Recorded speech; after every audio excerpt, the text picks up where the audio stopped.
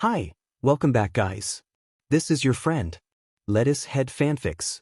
Back with amazing fanfiction. This is the series of What If Deku Had Titan Bond Quirk.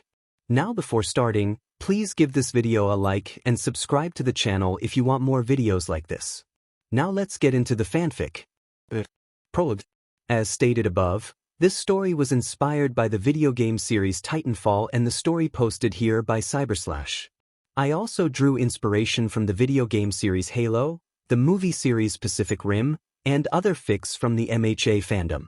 I do not claim to own or have any intentions of claiming to own the works and games listed above. I is poor college BOI. Sad face. Alright, so slight introduction before I start this. Posting times will likely be twice a week, if not at least once a week. However, my other story, Folded Wings That Used to Fly, will be posted on Mondays for the next 6-ish weeks. Regular schedule will commence after that, and I hope to be finished somewhere around August 20th. I've got one summer to write this. Story info. Izuku has no one left at the age of 7. His mother couldn't handle the pain of seeing her son hurt by others and unfortunately leaves him with no one. That is until the age of 10, where our favorite bear, mouse, thing, takes him in. Yet, their relationship is troubled at best, with Izuku not believing he's worthy of the man's attention. School isn't much better for the greenette. Apparently that's not a word. He's bullied by a lower-classman and seen as less than human by those around him. All because he is diagnosed as quirkless. However, Izuku has the hidden Quirk-Titan bond, which allows him to not only communicate but also call upon the help of his Titan named BT-7274, or simply referred to as BT. With the help of his Titan, Izuku will become the symbol of justice. Darkness, the feeling of void space drifting in an endless abyss, was all he could feel and visualize. The world around him was cold, dark, and unmoving. Where am I? Came his first cognitive thoughts, followed by such thoughts as, what's going on? Why is it so dark? Where am I? Still nothing came, nothing responded to the boy's cries for answers. There was nothing in the dark void he found himself in. Soon enough, he grew colder, no light nor objects pierced his visions of the world before him. But then, just when hope seemed dark, something did burst through the abyss. Pilot, can you hear me? Jack, are you there? Pilot, respond if you can hear me. Came the loud voice of what Izuku could only presume to be that of an AI or robots. There was no emotion behind the words, nor did the voice waver in any capacity. Hello? Who's there? Came Izuku's frightened voice. State your name, stranger? Came the almost foreboding words of the other being. Izuku Midoriya. His voice was hoarse and barely above a whisper, but the others seemed to still hear it. System override initiated, data transfer complete, connection established. The voice's mechanical side showed through as it called out different orders to itself. Going through a process to perform something. Are you my Quirk? His voice was never rising above a whisper as Izuku continued to look out into the abyss, trying to understand what was happening. Quirk. A moment passed before. A quirk, formerly known as a meta ability, is a superhuman ability that a person can possess. Along with being unique to each user, quirks are sorted into multiple categories. Quirk users are also limited to one ability and are thus unable to achieve any other. The being thought for a moment, as of course this process was unknown to the boy, but it did cognitively think to itself. Processing what was happening. I must assume that what you call a quirk in this dimension is an ability passed on to a person? If so, then I am likely your quirk. But how that came to be is difficult for me to process. My data records show that my last mission, Operation Broadsword, where I was destroyed, ended in a success. However, I do not know how I am now here. In the mind of a child, it is difficult to calculate or perceive. The voice seemed perplexed, unable to process the events. So, what do we do? Izuku asked the ominous voice. My protocol has been updated. Not by me nor my command. Protocol states link to pilot. Protect the pilot. Train the pilot. The voice's flat tone came through Izuku's head with such force that he was now more unsure than before. Am I the pilot? Pilot of what? It seems that my records state that you are now my pilot, Midoriya. The voice permeated through Izuku's head, diving deep into his thoughts. What am I training F for? Izuku still only spoke above a whisper. The voice didn't respond. The abyss and void began to fade as the world around him changed. Izuku awoke to his room, All Might merch and hero analysis books scattered throughout. His alarm clock reading roughly 6:45 in the morning. Izuku had been bullied for much of his early life, and the punishment had only gotten worse in the past few months. Kaken had been getting strong as of lately, and the teachers had been paying less and less attention to the boy's antics. On the steps of the school stood Kaken and his lackeys, waiting for their favorite punching bag to show up. Oi Deku, the quirkless loser, finally showing up to school. Called the stronger class member. Hey Kaken, came Izuku's voice as he tried to move past the boy. However, he should have known that wasn't going to work. Did you finish the homework for last night, nerd? He nodded. If he lied it would only be worse. Give it here. Izuku pulled the paper from his bag and handed it to Kaken. The hot-headed boy smiled as he passed it off to the winged child. He studied it and soon nodded to Kaken.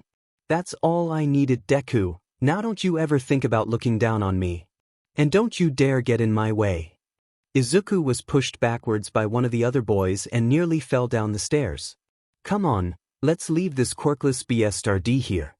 The other boys nodded and walked off. It had become normal for Kaken and his friends to do that sort of thing often. Izuku had resorted to making copies of the homework and stashing them in his bag. At least he wouldn't fail class. The greenette made his way into the school building and headed towards his class. Many of his fellow students looked at him in disgust. The quirkless loser. He could hear them, always heard them saying that even if they didn't speak. He knew it was true. Diagnosed at the age of 4, he was by most margins likely quirkless. And then he hadn't developed a quirk by the age of 5 and everyone just assumed he was in fact quirkless. So, no one ever saw the need to teach him the same as others.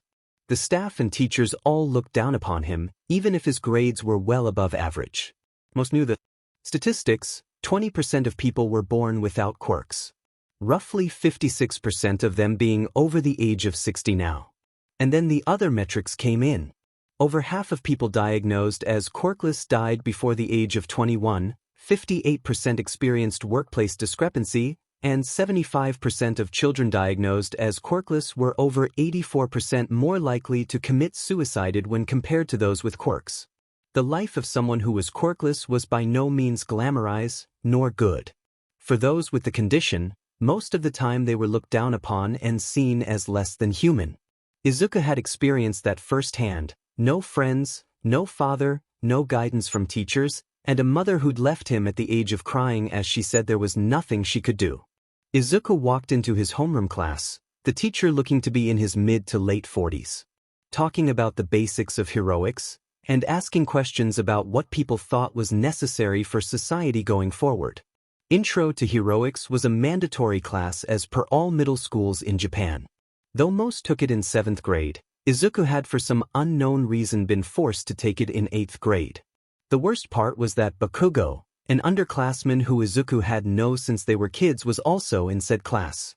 The morning discussion board, as the teacher had called it, was there to help students express their own ideas. It also set the pace for the day ahead. However, it served more as a reminder that Izuku was quirkless.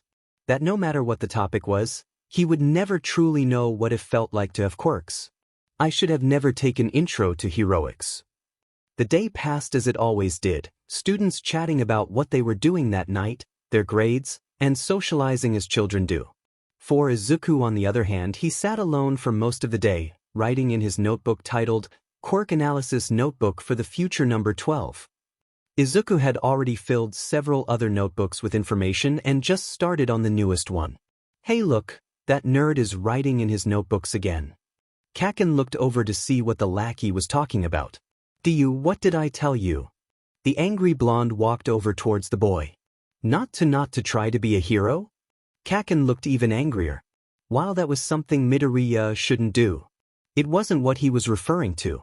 Not to get in my way, you useless extra. Kaken shoved the boy.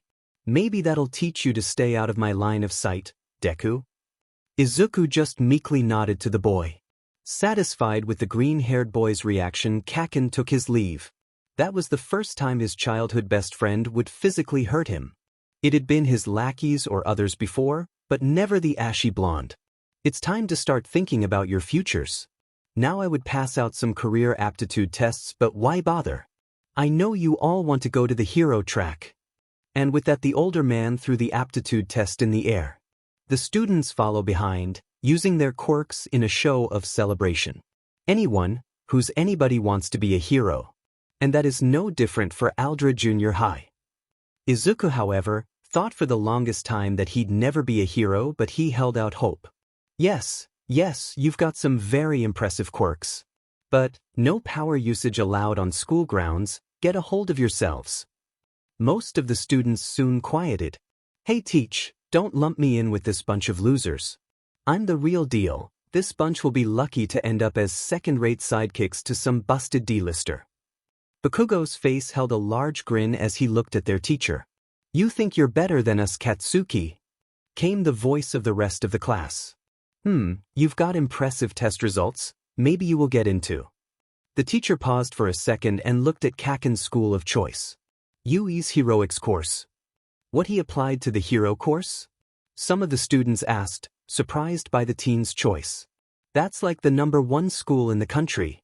Bakugo just smiled at the praise. I've got the test scores to back it up, and I will end up better than even All Might himself. Yelled the blonde teen, and once again the classes erupted into questions and thoughts. Oh yeah, didn't you also want to go to Yuuie Midoriya? Asked the older teacher, and with that the smile fell from the ashy blonde's head. Anger bubbled under his toothy grin. The class began to laugh. They laughed at Izuku's inability to produce a quirk and at the thought of a quirkless nobody even trying to get into Yuuie. Damn it, Deku. You're even worse than these DMN rejects. You're a quirkless nobody who would only burden others. You think they'd choose you over me? Answer me, do you? Izuku looked up to the boy who was now in front of him. Of course not, Kaken. I wasn't trying to compete against you. You've got to believe me, I just that I wanted to be a hero since I was little, and I may not have a quirk, but I can still try my hardest. Izuku looked up to the blonde before him. A murderous glint in his eyes. Bakugo smiled. You die in the exams, you quirkless loser, just give up. Izuku would have done just that if it wasn't for his want to help and the voice in the back of head. Pilot, do not take his words to heart. You are not quirkless. 12 minutes, 21 seconds after end of class. I better write down some notes from that fight this morning before I forget anything. Izuku pulled out volume .12 from his backpack along with a pin. I don't know what you think you're doing, Deku. But we're not done. Bakugo stood above the green-headed boy. 2 lackeys walked up behind him as well. What's that? His diary or something? Asked one of them.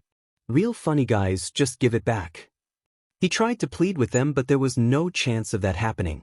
And as he tried to reach for the stolen notebook, fire sparked from the ash blonde's hand, the notebook beginning to smolder as he smiled back at Izuku. To add insult to injury, Bakugo then threw the book out the open window. Most show potential early on, people just look at them and know they're destined for great things.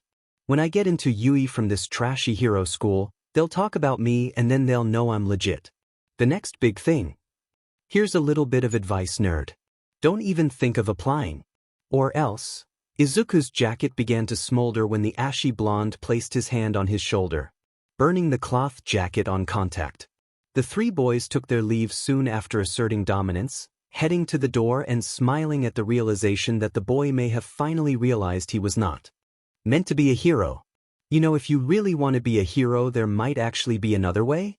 Just pray that you'll be born with a quirk in your next life and take a swan dive off the roof of the building. Anger flashed in Izuku's eyes. Some would call it bloody murder, others would say the dying light of a dream that wasn't obtainable. Izuku would say it was the spark of revenge. All Izuku's life he'd been told he couldn't be a hero, that he was just a quirkless nobody. His father, doctors, and even his own mother had given up on his dream, telling him he wasn't good enough, that he needed to be realistic with his dreams. But it's okay to dream, is it not? Izuku asked himself. His mother had wished that things were different, that he'd had a quirk, but that wasn't what the boy thought he needed to hear. It wasn't what he needed to hear in that moment. Izuku had lived his life knowing that he was a failure, that he was just a quirkless Deku. Soon after leaving Aldra Junior High for the day, Izuku made his way out to the small stream that ran past the school, fetching his notebook that was drifting along as koi fish nibbled at the pages.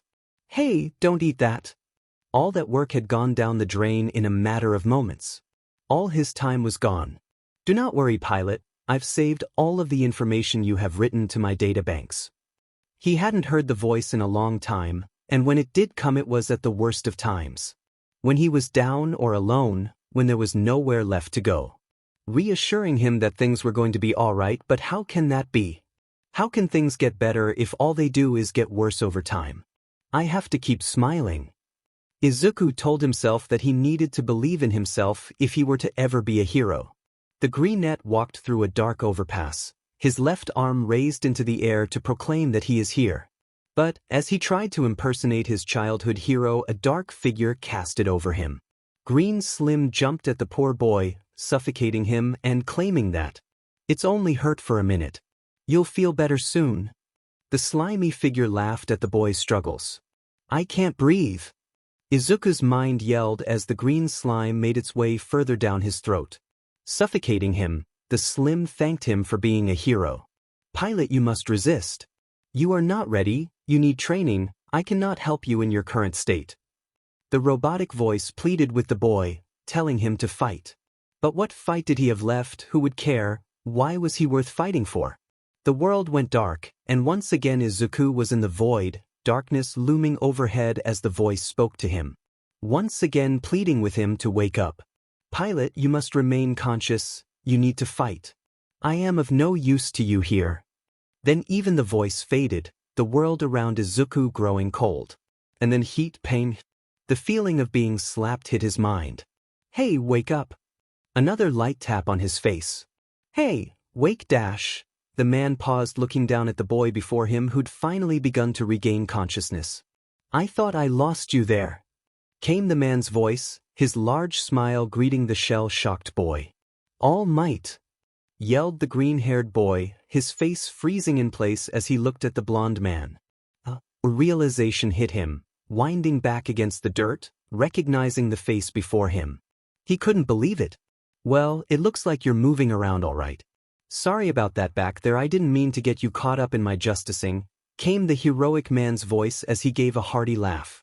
"I've captured the evil doer in this bottle," the man proclaimed as he moved forth a bottle of the captured Slim Man. Izuku quickly realized that the man before him was for real, All Might, and grabbed his notebook from the ground. "Please, All Might sir, sign my notebook." The man gladly accepted the book and quickly signed. "Well, I have to get this guy to the police so they can book him. See you around, young man." Izuku's mind raced. He had to know. Wait, I need to know. Can someone without a useful quirk be a hero? I have a sentient AI that gives me info and data on different things, but I can't control when or how I talk to it. I'm a normal kid without any real power. Could I ever hope to be someone like you? The man looked behind him, eyeing the teen. The pressure is high, young man, and this job isn't easy. Pro heroes are always risking their lives. Some villains just can't be beaten without real power, so honestly. No, I don't think you can become a hero without a quirk that helps you physically. Unless it can predict the future or help you in some larger way, then there is no way you can be a hero.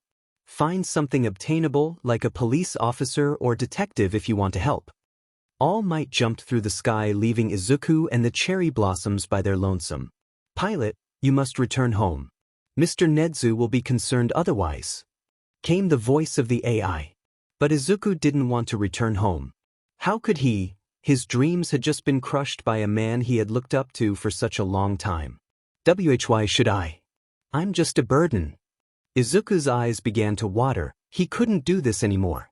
"Sir, you are not much of a burden. You only weigh 70 kgs, 150-ish pounds. More importantly, I have realized that your training can wait no longer. Our Titan link is still weak, but we must continue to strengthen our bond and your body. I will create a schedule and a meal plan for you." "What's the point? I can't be a hero, why should I?" "Pilot, You must trust me. Your quirk is very strong, but it will take time to build its strength. Izuku still couldn't hear what the AI was saying, didn't want to listen. He'd been told by his idol that he couldn't be a hero. Izuku Midoriya would be something else, and would face those who'd looked down upon him with a hero's smile. He would be the world's next symbol, the symbol of justice. I want my mom, yelled a young boy, no older than 8 at the time. I'm sorry, but you can't see her, responded the caregiver, trying to not disappoint the boy. Tears welled in the boy's eyes as he looked towards her. Why not?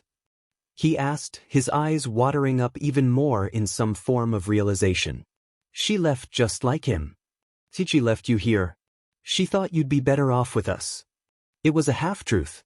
The green-haired woman that had given the boy to the foster home had stated that, I just can't do it anymore. The way people look at me with such sorriness for me and the way they look at him. It ruined my marriage and it's ruining my life.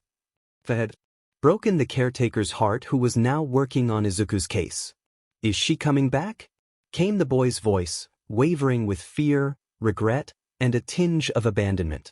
No, she left you with us, permanently. She could not lie to a child, even if her entire body told her to do so. She just couldn't lie to a boy who looked to hold the weight of the world on his shoulders. I guess I really am a Deku. What?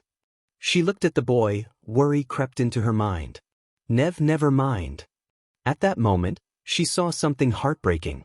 The light in his eyes fizzling out, replaced by darkness.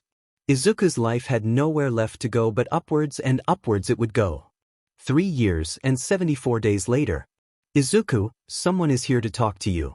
The green-haired boy looked up from his 6th notebook. He had been writing about the new hero, Hawks, along with fixing a few of the other pages that had been damaged at school the week before. One of Kaken's lackeys had gotten handsy, stepping out into the hallway of the group home he'd been given to. Izuku noticed 2 things, the blonde-haired girl who had come to be his main caretaker. She looks rather worried.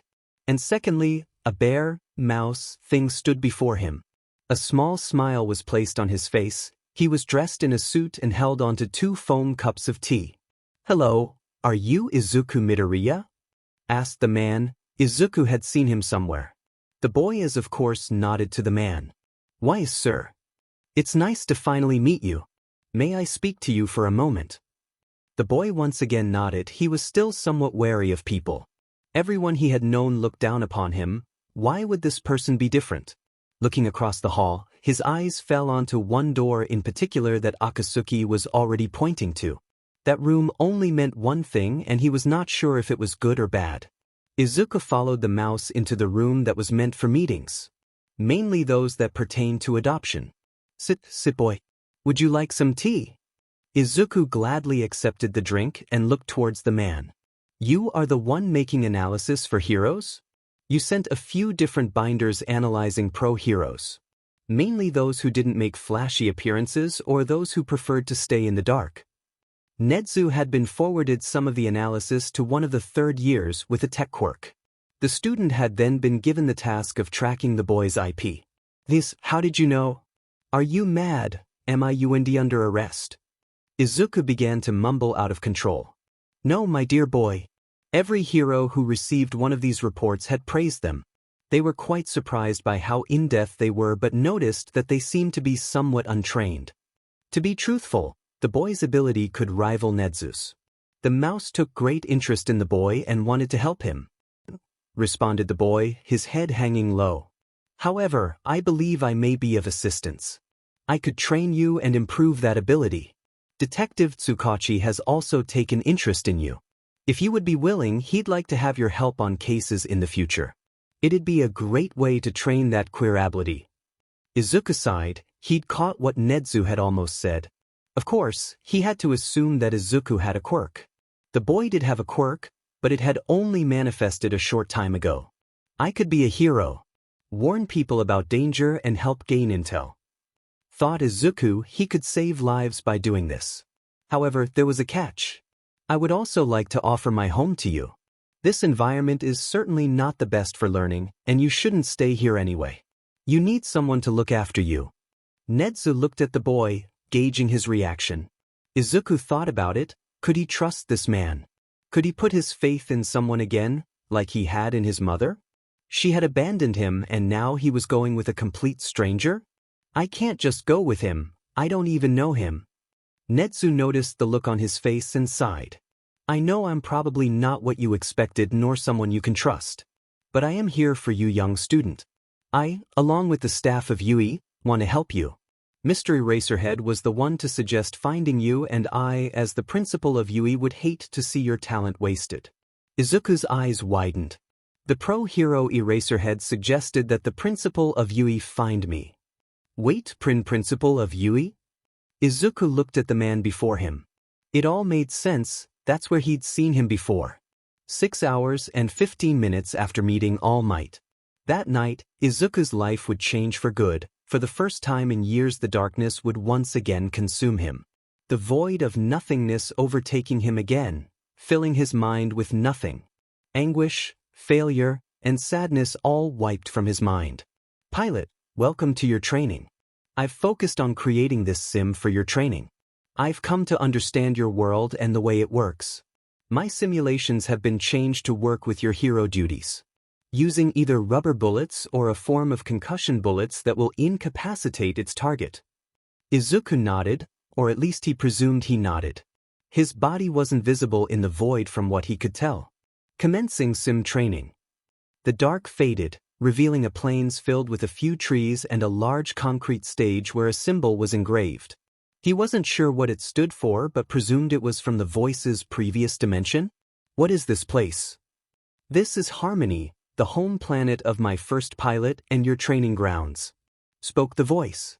Far off in the distance, the sounds of mechanical whining began to clear, getting louder and louder as something grew closer. My mission now is to train you and to help you reach your full potential. But first, we must go over your regiment. I will inform you tomorrow morning of what your diet should consist of and how much time you should spend exercising and strengthening your muscles. Your body has been enhanced the same as any other pilot.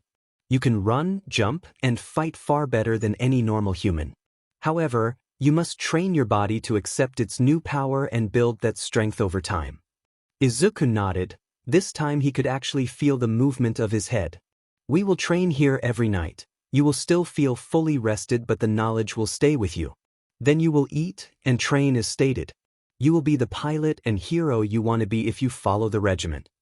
The whining was even closer now. It had been somewhat faint when it first started and now seemed even louder than before. But that meant it was closer than before. Now, I believe it is time you start. Your training as a pilot. A hulking form came over the horizon, a metal machine towering over Izuku looking down upon the boy. I am Bravo Tango 7274 or BT, however, my unofficial designation as per my last two pilots was simply BT. I am a Vanguard-class Titan of the Frontier Militia's Special Recon Squadron or SRS. And now, I am a part of your Quirk Izuku Midoriya, and you are my pilot. Come now, your training is about to begin. Izuku's eyes widened as he looked up towards the hulking shape before him. A Titan, he presumed, made of metal and 4 times his own height of 170 cms. You're a part of my Quirk? Izuku looked up to the form before him. Its blue eye looking down on him, passively studying him as it debated the question. I am your Quirk Izuku Midoriya, or at least part of it. And you are my pilot, my mission. Izuku was at a loss for words as the world of Harmony began to fade, and a training area replaced the plains area. This is the standard training area for all SRS pilots. My original pilot will be your guide through this. Izuku nodded to BT's hulking form. Is he for real? BT's physical body began to dissipate in front of the boy, his voice trailing off as the last of him vanished. Replacing him was a man dressed in advanced combat gear. His face was rough, burned, and scarred by what Izuku couldn't only presume to be combat-related injuries. Ah, welcome soldier, I see you've made it through the Neurolink. Your training is now starting. Follow me and you'll be just fine. Izuku nodded to the man, who wasn't real. Or was he? Izuku truly wasn't sure. Now pilot, get a running start and perform a wall run. Izuku looked at the wall and his eyes nearly bulged. How was he supposed to do that? He wasn't even strong enough to do a few push-ups. How could he run on a wall? Come on now, pilot. Izuku nodded to the man, not wanting to fail the dead man. He ran at the wall and shifted to land somewhat sideways onto the wall. His feet made contact with the wall and moved across the wall's surface. Izuku nearly fell by the end, but he had done it. Training would continue, easing him into different tests, from learning how to aim and shoot to how to use an ability provided by his suit called phase shifting. It was something that not many had been able to use. Some pilots couldn't handle the effects on their nervous and cardiovascular systems. Shifting in and out of planes of existence was very difficult to control, and while the technology had been perfected over time, it was still somewhat risky. After progressing through the first part of his intro training, BT came back. He'd been gone since the start, allowing Captain Lastimosa to teach him. Pilot, now it is time for the next part of your training. The Gauntlet is a training course that was used during the war to train a pilot's reaction time. The usual par is around 2 minutes. However, you must receive a score of 50 seconds to move on. Izuku's mind raced as he looked at the board beside him.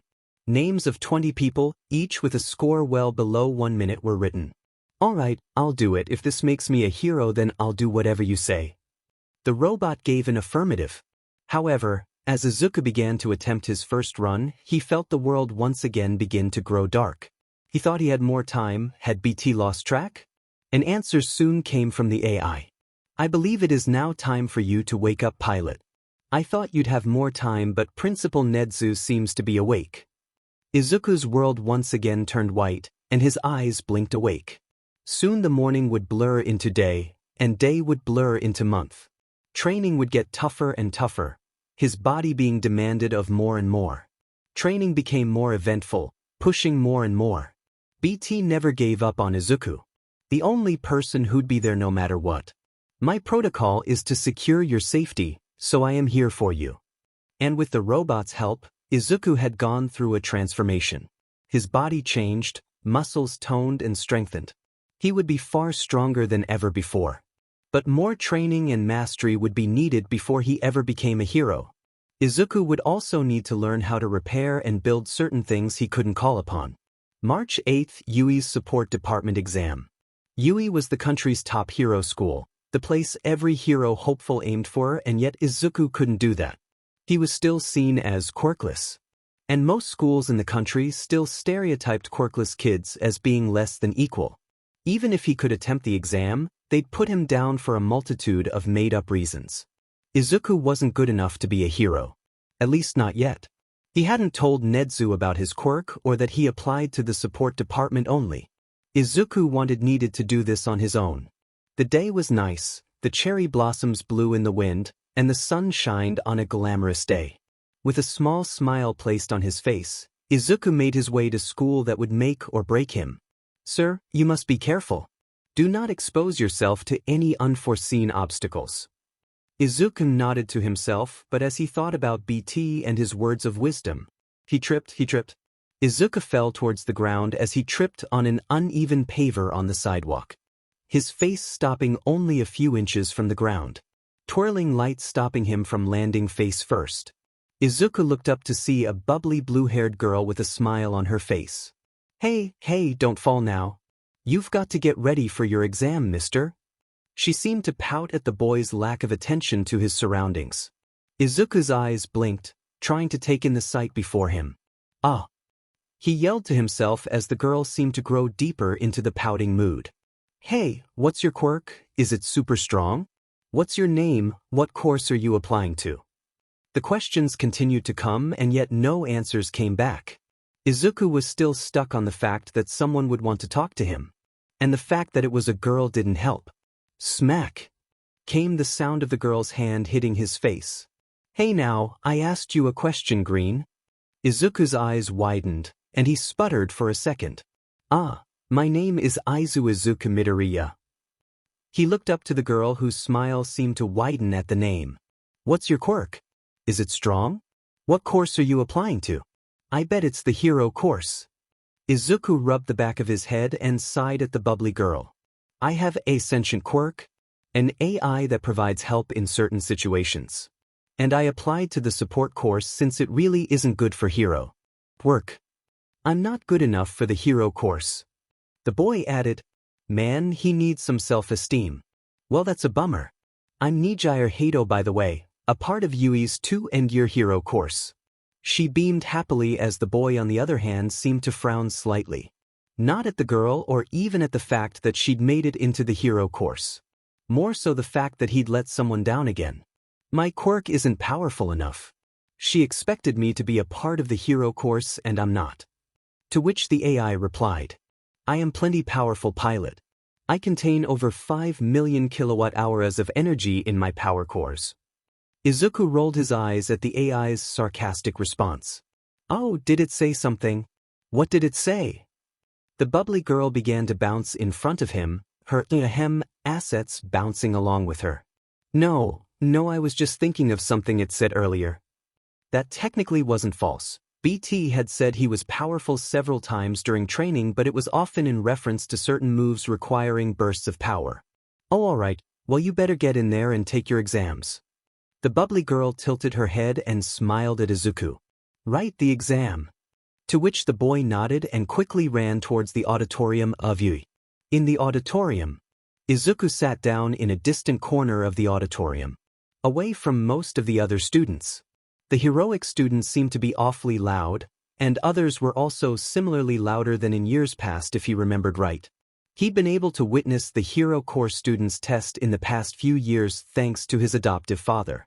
Even if their relationship was strained at best. Izuku had a good idea of what was expected from hero course students but never believed he could be one. His quirk wasn't good enough to be a hero, even though he was surrounded by heroes and hero course students. Welcome to Yuuie's entrance exam, listeners. We're going to start off with a written exam and then move on to the practical. Hero course students, you will report to ground beta. Support course students, you will follow Power Loader into one of the labs reserved for testing, and business course students, you will head to another room reserved for another round of testing. And so, the loud hero continued to inform and congratulate the students on making it through the admissions approval process. Soon enough the regular testing started and even sooner it seemed to be finished. Izuku hadn't expected much from the written test, especially with a very helpful cheat sheet from his quirk. It's not cheating when you're using your quirk. However, he found that BT wasn't necessary for the test. The AI never interrupted him once during the process and Izuku was somewhat grateful for it. Alright, support department hopefuls, follow me. A gruff man in a large metal suit waved for the few who had applied to follow him. Izuku was one of the last to follow, seeing as he was at the back of the room. The heroics course had already left, and less than 20 people had applied to the support department course, many of which looked to be less than happy with their choice. Izuku assumed many were here due to the same reason as him, believing that they could never make it as a hero and thus settling for the next best thing. He pitied the poor instructor who seemed to notice the mood as well. You have 1 hour to make something functional for heroics. Anything within the lab is free for you to use. Start! The man yelled, smirking as most of the students seemed stunned by the sudden outburst. What to build, what to build? BT and suggestions? He continued to mumble to the world without realizing that he was doing so. It was something he'd picked up when he was younger. However, when a fellow student went to ask Izuku to stop, Power Loader pulled them away. Power Loader had met and loved the kid from first sight. Izuku had effectively been considered Yuuie's kid and all staff took on the role of parenting the child. While most of the students would never meet the boy, all staff knew of and helped with the child.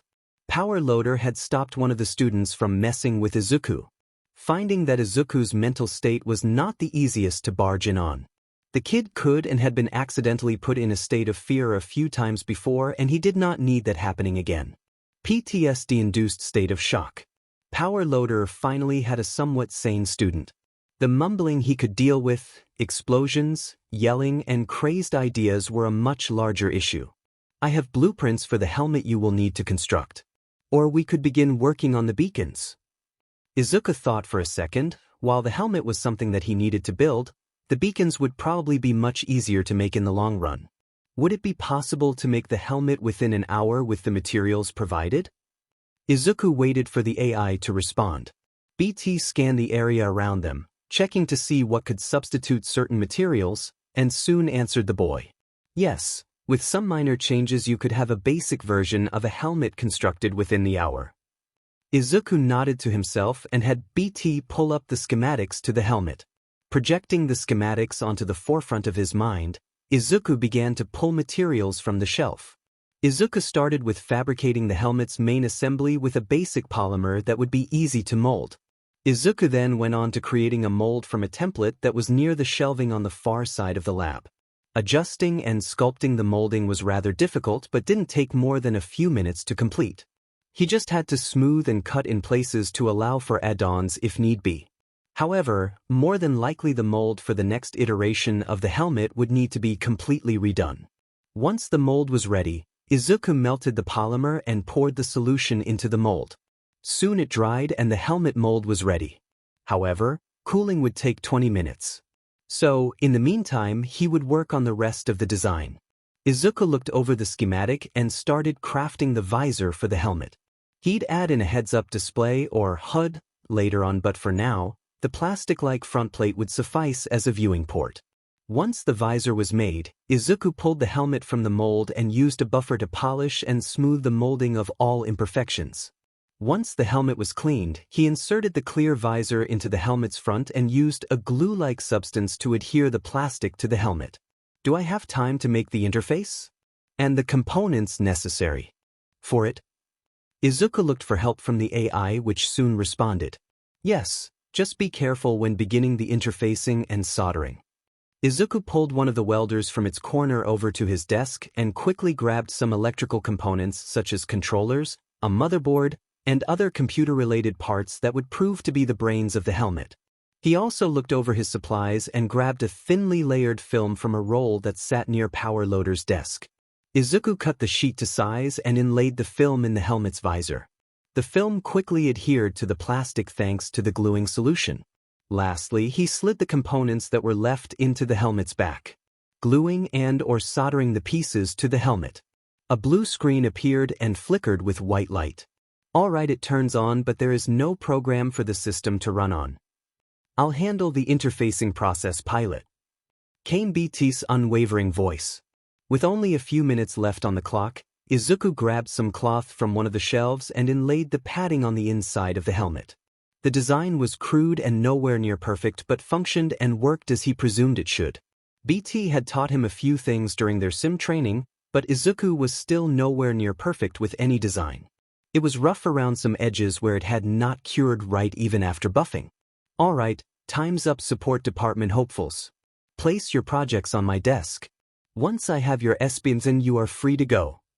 The class all went up to the large man's desk and placed their different projects. One had a hoverboard that Izuku presumed would be for those who needed to get into taller areas. Another project was shoes that had what looked to rocket in them to allow for faster movement. A student even had a capture device that would shock and incapacitate a villain. Everything seemed really cool to Izuku, and he worried he wouldn't stack up to the competition. Izuku was the last person to present, smiling at the man that stood before him. The man doing the same and whispering a small greeting. Hey kid. His voice was cheerful at seeing his self-proclaimed nephew. Hi Mr. Power Loader, sir. The man smirked at the boy's nervousness. He'd seen Izuku working on his project vigorously and had been quite impressed by the boy's aptitude. While the helmet was somewhat crude, it was expected when given limited materials. Oh, I forgot. Do you mind if I touch the helmet for a sec? Power Loader thought for a second. He saw no reason for why the boy could not touch the helmet. While it was an odd request, he was sure there was another reason for it. Izuku picked up the helmet and BT quickly transferred a part of himself into the helmet. The transfer wouldn't affect him in any capacity, it would just supply an operating system for the helmet for the time being. Transfer complete, the AI stated, and with that Izuku left the room. Worry was still at the back of his mind, but for now, he just had to have hope for the future. 15 days, 4 hours, and 12 minutes after entrance exam completion. Izuku was sitting in his room when the letter came.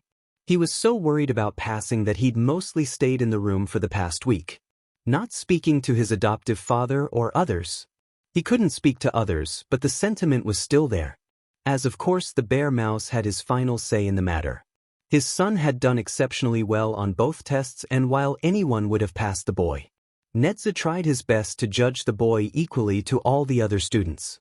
Izuku, your letter is here. The bear mouse thing's voice calmly came. Nedu waited for the boy to come out of his room, which was now void of all might merch, taken over by different blueprints and ideas that could be used. Coming! Izuku rushed out of his room, his face still somewhat depressed and fear-filled from the fact that he could fail, that his dream could be so easily crushed. Izuku took the letter from his adoptive father and let out a shaky sigh. He was scared, and even the mouse could see it. It's all right, Izuku. The mouse man tried to comfort the child. Izuku nodded and tore open the letter. A metal disc dropped onto his lap. He looked at the bear mouse thing that stood next to him. Go on, Midoriya.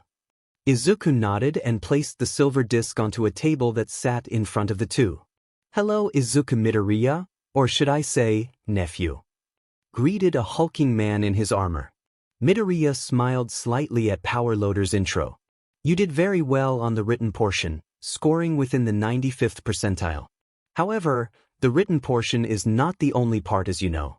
You were scored on several factors: usability, durability, safety, cost, and refinement. I, along with several other former support department students, graded these designs, and I was quite surprised by your project.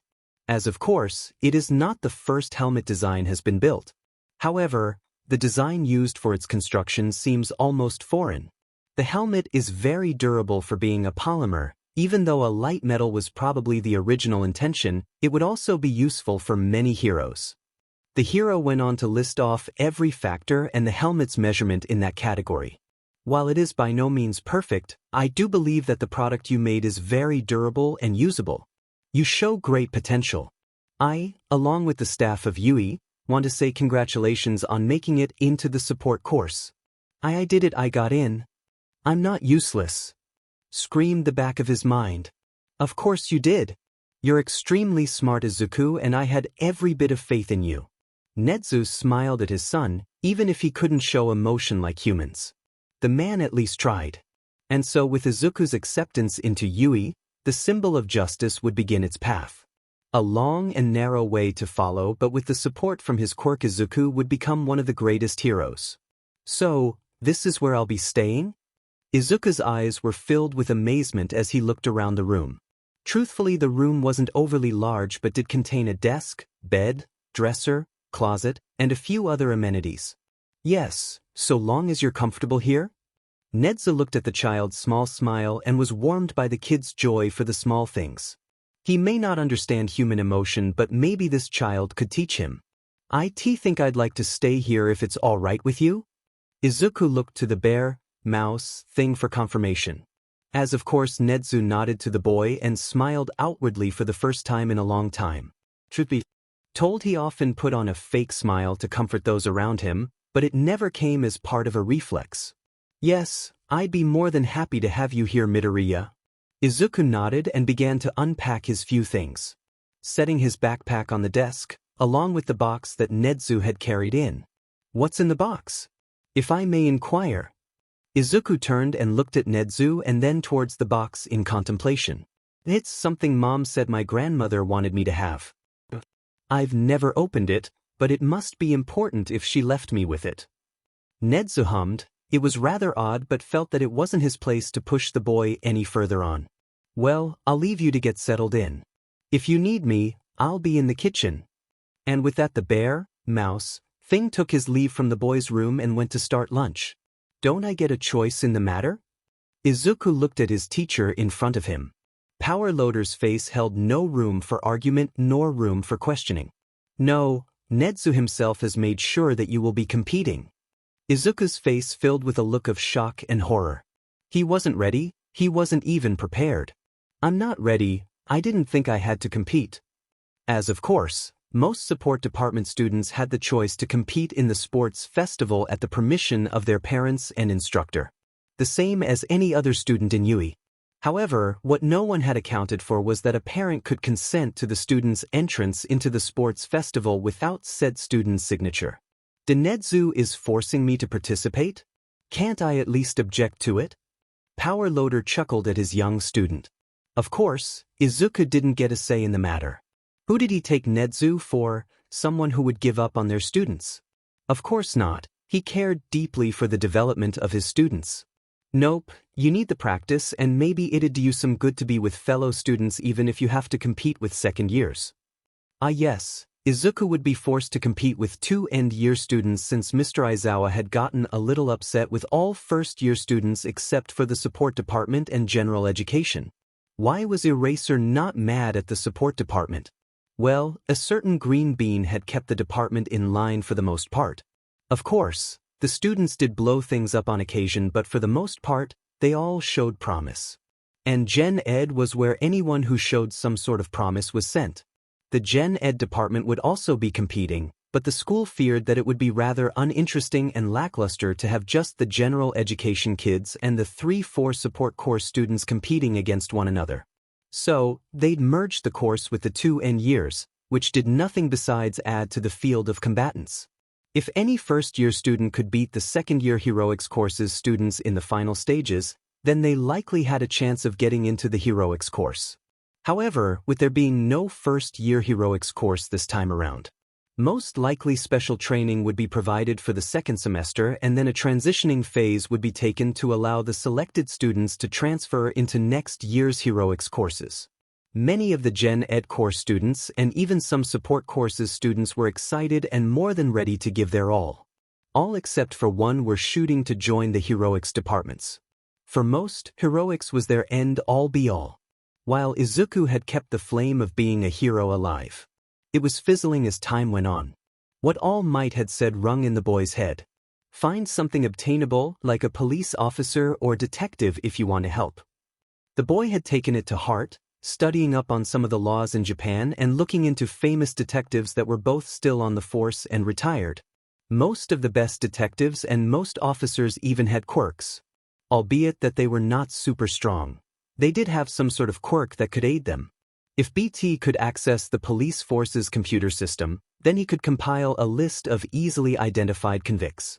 While Izuku's heart for the longest of time had wished to be nothing more than a hero, it seemed near impossible, and so the flame of heroic action was slowly glowing less and less.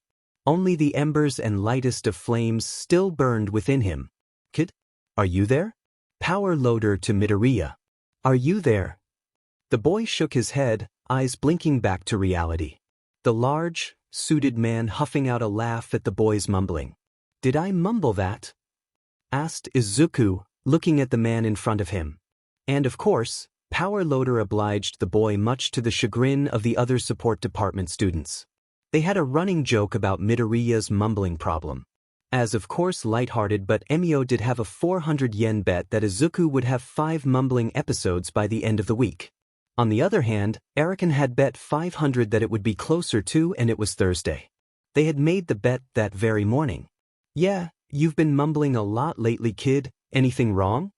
Power Loader quirked his head at the boy, trying to gauge what the boy was trying to process in his mind. Izuku had been mumbling more often, mainly BT's fault if Izuku had anything to say about the matter, but he was mumbling far more often. He'd started doing it after BT had become more vocal with him, going from in times of crisis to small questions and aid to everyday conversations on what needs to be worked on and what they'd practiced that night. Izuku had nearly strong-armed the robot into allowing him to run the simulation during school hours, stating that, English is not that important, BT, plus you could always teach me if I struggle. However, no matter how much Izuku tried, the AI never budged. Yeah, everything's fine. Never better even. Izuku gave a false smile to the man and sighed. They'd been talking about the sports festival, right?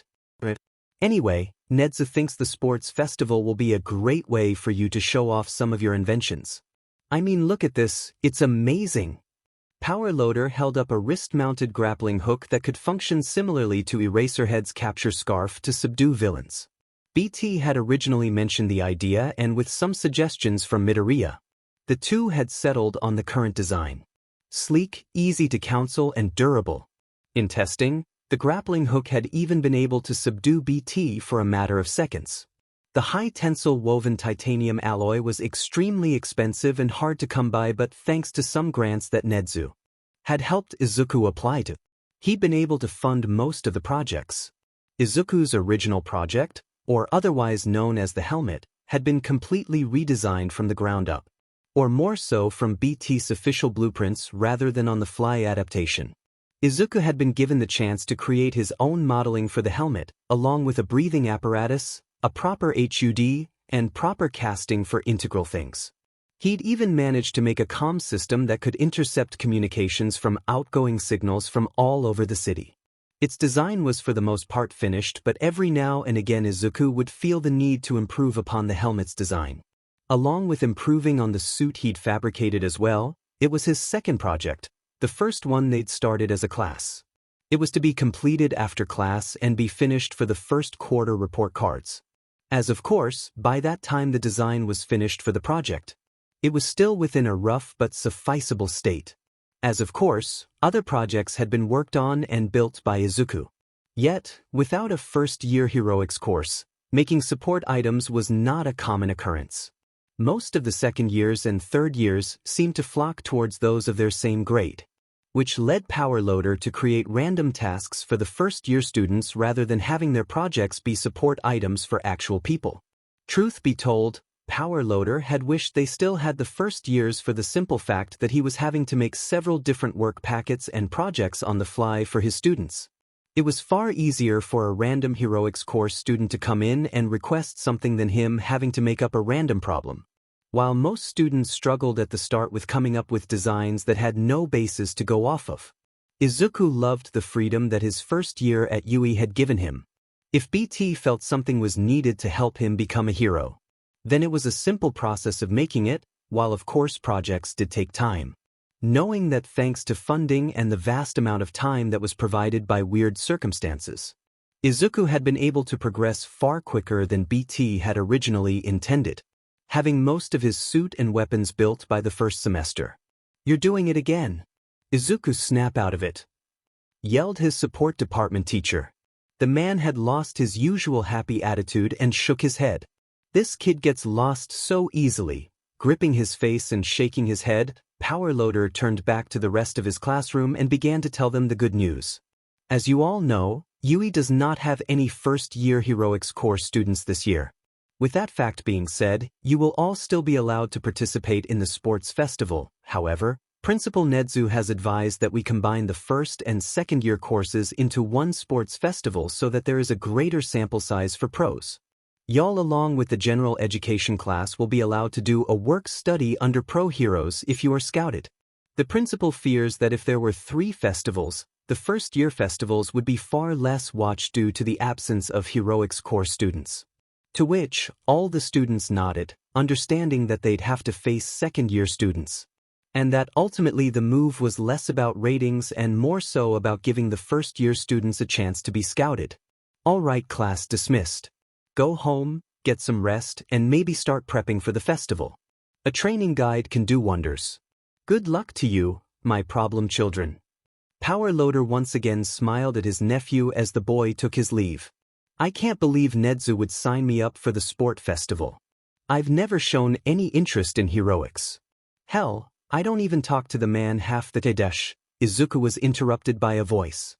Midoriya, did you just get out of class? Have you heard the news? You've got to be so excited about it. We get to compete against one another. A bubbly blue-haired girl appeared in front of Izuku, her smile wide as ever, and her face showing no malice or hate for anyone or anything. Hey Hado! Izuku greeted the overly rambunctious girl, her smile diminishing only slightly at not getting the answer she wanted. Midori, what's wrong? You seem upset about something. Is it one of your projects? No, it has to be about something else. What is it? The girl continued to ask questions and Izuku couldn't help but slightly smile back at her. It's nothing, Hado. I just wasn't expecting to compete in the sport festival. You know my quirk isn't very powerful. Hado's smile diminished even further. How dare her friend think badly of himself? Nonsense Izuku, your quirk is amazing, just look at all the things you've made. You even helped improve my costume. Izuku smiled. He had been able to improvise a much stronger elastic suit for the girl as a bit of a thank you gift for not letting him fall face first into concrete on his first day. It was nothing really. Izuku scratched the back of his neck as Nijire continued to convince the boy he was wrong. And how it was super nice and really great that he'd helped her. She felt special because no one else had been able to get the boy's support items. 0-0. Are you bothering him again, Nijire? Mirio walked up beside the two, his signature smile shining as always on his face. Looking as if it belongs more than anything to be there. Of course not, Izuku loves my questions. Don't you, Izuku? The girl moved closer to Izuku, trying to gauge his reaction, and judging by his slightly reddened face, her tactics had worked. Sure, I don't mind at all. Izuku stammered as he tried to get the words out. Was he supposed to feel like this? Like he belonged? No, it wasn't about Mirio, it was Nijire in particular. Anyways, me and Tamaki are going to that new sushi place today, and we thought we'd invite you too if you're interested. Before Izuku could even answer, he was being dragged by Nair, who'd voluntold him that he was in fact going. Come on Izuku, it'll be great. We can try out all the new food and then we could all go to the arcade, or the beach, or even that little dessert shop a few blocks down. Izuku sighed. He had accepted that he was now adopted by extroverts. I guess I know how Amajiki feels now. The two end years gave their first year a knowing look. They loved him though, and that's all that matters. 5 hours, 36 minutes after meeting with companions. Izuku sat in bed, tired from the day's outing with his so-called friends. It had truthfully been great. They'd all enjoyed themselves and had a great time walking on the boardwalk and even trying out some of the sushi. However, a realization had hit Izuku. Wait, I don't have. His brain went crazy trying to accept the newfound feeling, or more so the feeling that had been bubbling under the surface since the start of the year. You do in fact show signs of heightened oxytocin. Came the voice of Izuku's oh-so-favorited sarcastic BTI. Sorry BT, I love you. I like Nijire. Like Nijire. Yes, the male brain is always a bit sluggish, but it gets there in the end. Give it time, signs, and possibly a bit too much contact. The sports festival came faster than anyone would ever expect. Izuku had been training, the same as he'd always done, along with designing the final parts to his suit. All that was left for Izuku to do was work on a few of the requested projects from the second years. As of course support items couldn't be used in the festival by Heroics Core students, but his father had specifically asked that Izuku make something for Tagata.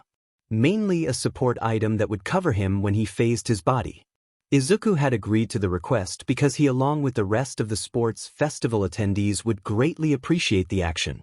The process of making a pair of boxers and a Yuuie tracksuit wasn't very difficult. However, blending the cotton and nylon with Mirio's DNA was rather tedious.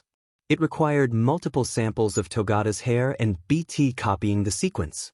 Once everything was copied, Izuku had to add a solution of the blonde's DNA and other particles into the cotton and hope that everything adhered to the cotton properly. Then it was a simple matter of cleaning and testing the suit with Mirio, which had gone well enough for the track suit to be approved, mainly because the boy's suit had stayed on his body. Yuuie would thank Izuku tremendously for the work. He also worked on a few other projects for the sports festival for those who had specific necessities like Mirio. Another person had a fire quirk that engulfed their entire body, so they needed a suit that could withstand heavy heating. And of course, the Green Bean was more than happy to help. But with the improvements to several gym uniforms and improvements to his own projects, Izuku and the classes of Yuuie were ready for the sports festival. The day of the sports festival came, and with it came Izuku's chance to prove to the world he was here. The sports festival started like any other. Present Mike was the announcer like any other year, along with Eraserhead, who'd been forced into the booth last minute as Vlad unfortunately had something to attend to. Welcome to Yuuie's annual sports festival, folks.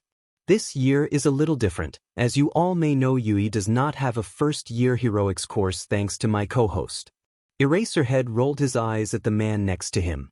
And thanks to Eraserhead, The remaining first-year courses will have to compete against the second years. So, pay close attention to the improvements of the second years and to the first-year course. A lot is being asked of them, but I'm sure they will give their all. Present Mike was yelling by the end of his speech. The sports festival always starts with an obstacle race around the stadium. So, I'll have to at least come in 40th place. I don't need to try my absolute hardest, I just need to make the top 50. Izuku mulled over his plan as Present Mike began to list the rules for the first race. Hey Izuku? Are you ready? I'm so excited.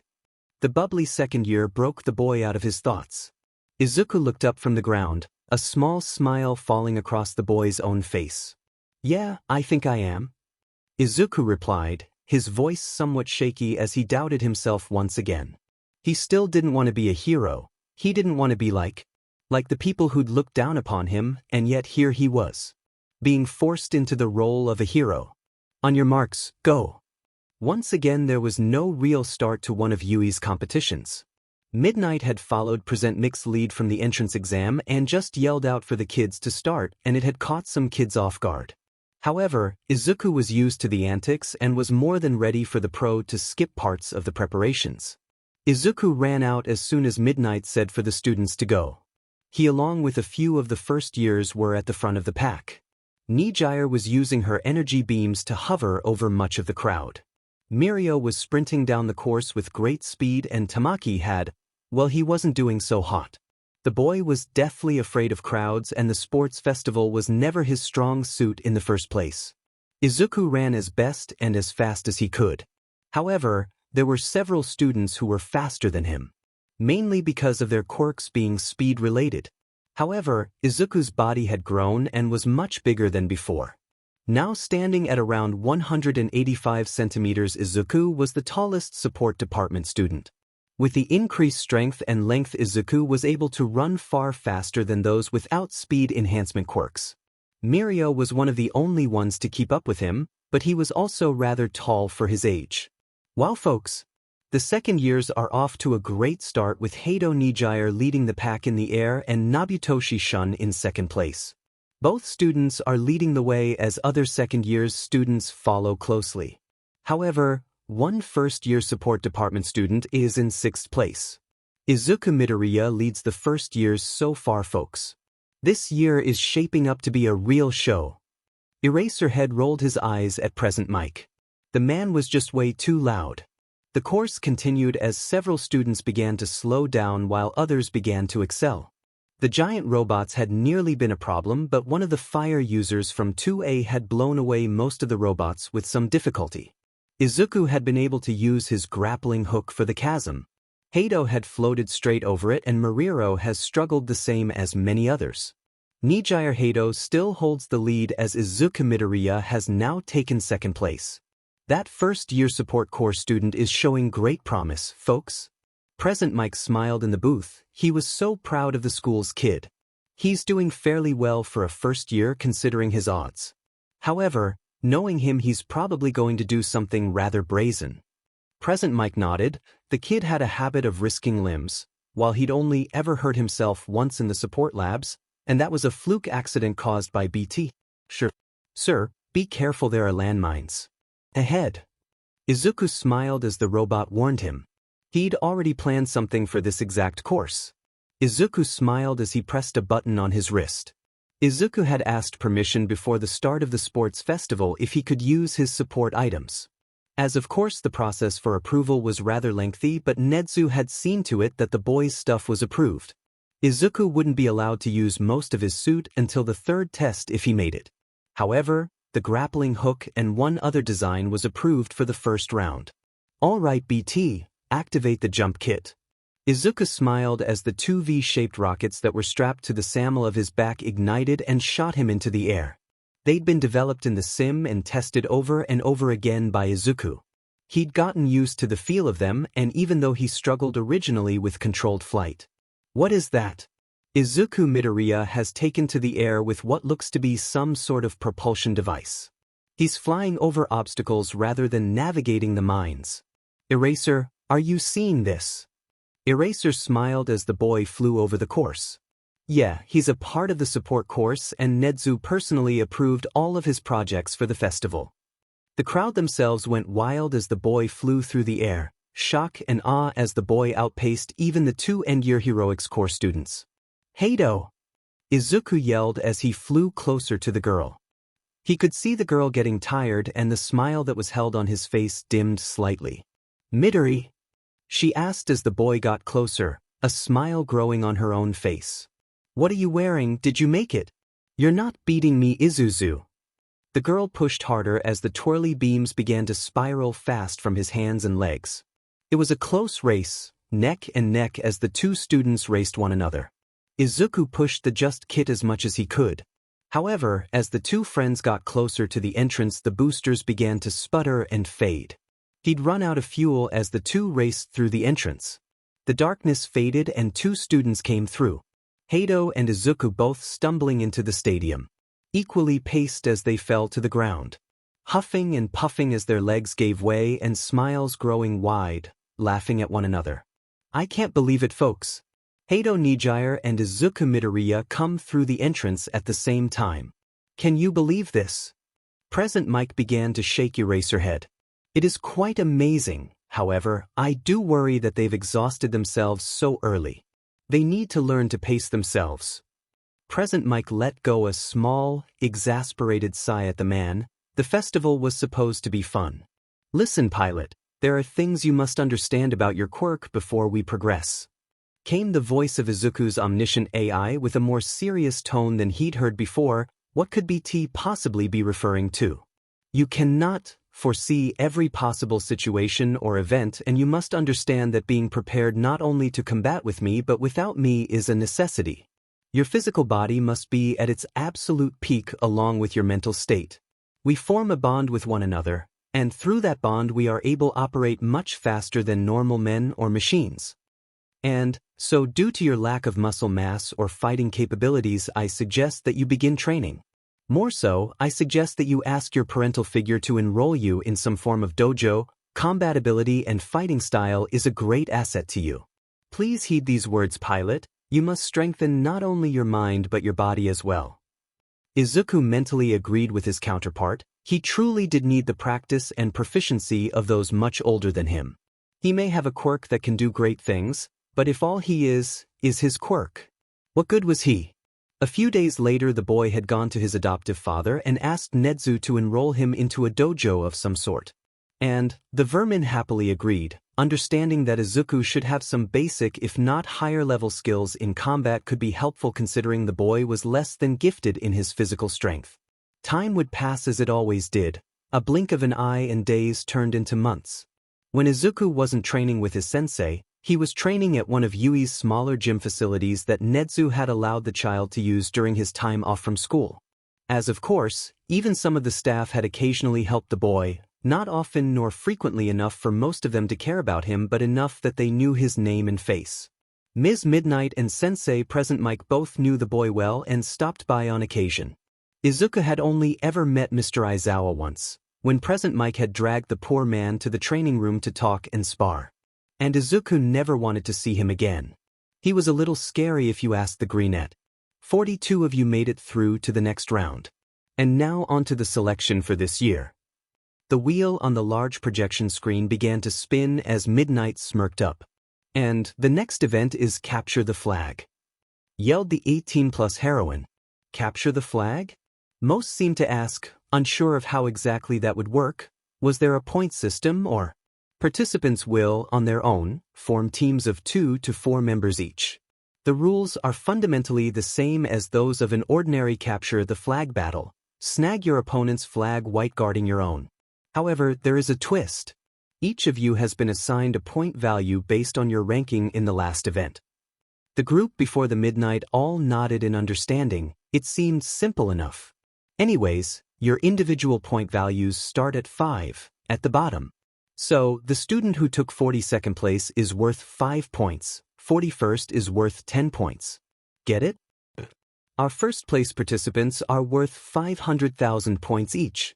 And all eyes immediately landed on Izuku and Heido. They were doomed. The higher ranked students are the ones to aim for. This survival game is a chance for a comeback. It's anyone's game, yelled the announcer one more time as the crowded stadium once again cheered for the show. Most murmured amongst themselves in the stands, wondering if the first and second place students would work together or against one another. It seems that they would dislike each other due to the battle they'd had just beforehand. The match will last 15 minutes. Each team's points are determined by its members. Your flag will display your point value, and whichever team has the most flags points at the end will win. Cheers still followed as the students split off to form groups. Izuku shook with fear. This was not what he wanted. Who would want to team with him? He hadn't even used his quirk in the first match and everyone else wouldn't think that he'd be of use. He was a walking target. As teams were formed, Izuku began to make observations.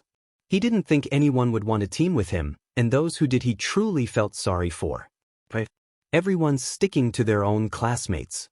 I've got to figure something out, but who would want to dash? The boy was cut off mid-sentence.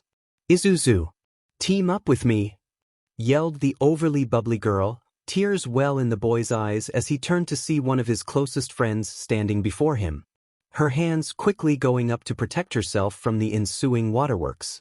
Yo, you mean it? Everyone's gonna come after me for the 500,000 points and dash? Hato let go a small laugh and shook her head. Oh, come on silly, we tied and I'd rather work with my friends than someone I didn't know or trust. Izuku nodded. That seemed more than reasonable. Hey, can we join you as well? Asked Tagata, with Amajiki standing right beside him, a small smile placed on his face. Izuku nodded but was surprised to see that Amajiki had made it to the second round. Wasn't he still at the starting line? How'd Amajiki manage to make it into the second round? Izuku asked, earning a small chuckle from Hato. Well, Miria went back for him. He did the same thing last year. Tagata smiled slightly and let go of his own chuckle. Yeah, I went back for him and carried him piggyback all the way here. Then all four let go their own laughs. Of course Miria would go back for their friend. The poor kitten was so deathly afraid of crowds. Alright, so we need to form a plan. What is likely best for us to do is to stay by our flag at all times. If we can just hold it, then we'll win. The group nodded. They had all the points they'd likely need to win already. And if our flag gets taken, then we'll split up into teams. Me and Hato, and you, and Amajiki. The blonde nodded, and so they all were set to start the second phase of the sports festival. As the groups were beginning to form, Power Loader Sensei walked over to Midoriya and held a small smile towards the boy. I've brought some of the things you've requested. It's not everything, but you'll get the rest if you advance. Izuku nodded. He noticed his pistol hadn't been included and the two knives he'd forged were also missing. A bummer, but what could he do? What Izuku did have were a few of the more important things that he'd made. Most importantly, his smoke grenades and his beacons had been approved, which meant if things got really dicey, he could call for help. Would it be wise to call for help at a time like this? No, not really. BT was his ace in the hole. If he was captured or hurt by a villain, he could call upon his mech to save his skin. But if it meant he could transfer into the heroics course, maybe, just maybe it was worth calling upon his metal friend. What are those, Midori? Hato asked, pointing to the beacons that he was strapping into his utility belt. Thankfully that had been glanced over without need for approval. Izuku smirked. They weren't something that he should talk about, but a part of him felt she deserved to know. If things get really bad out there, then I'll use this for a little assistance. She nodded, still rather unsure of what that could even mean. Alright, let's get this thing started. Let the capture the flag game begin, yelled Present Mike from the booth above. Eraserhead just let out a flabbergasted sigh. It was too early for mixed loudness even if the man was used to it. And with the announcement of the start, all sides seemed to rush towards the group of four. Students from every class ran towards Izuku and his team. This is really just a battle for the 1 million and everyone knows it, cried one team leader while others cackled, calling out to the team. We're coming for that 1 million, Hato. We've got 2 inbound. Amajiki, can you get them with your tentacles? Asked Izuku as the 2 group of 4 rushed towards the friend group.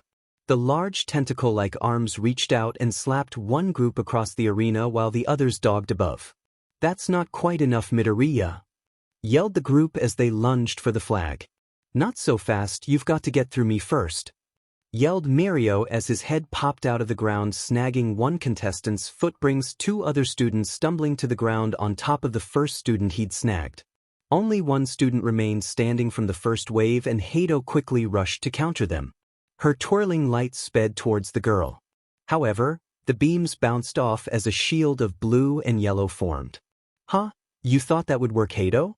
You should know better than that, she yelled, and then as she finished laughing, Amajiki's tentacle-like hand slammed into her backside, sending her to ground as well. As the two teams who'd been knocked to the ground once again got up to fight, more teams seemed to form around the 1 million points team. A few teams were still trying to snag other people's flags. But the brunt of the students were attacking Izuku's group, trying to win with one concise move.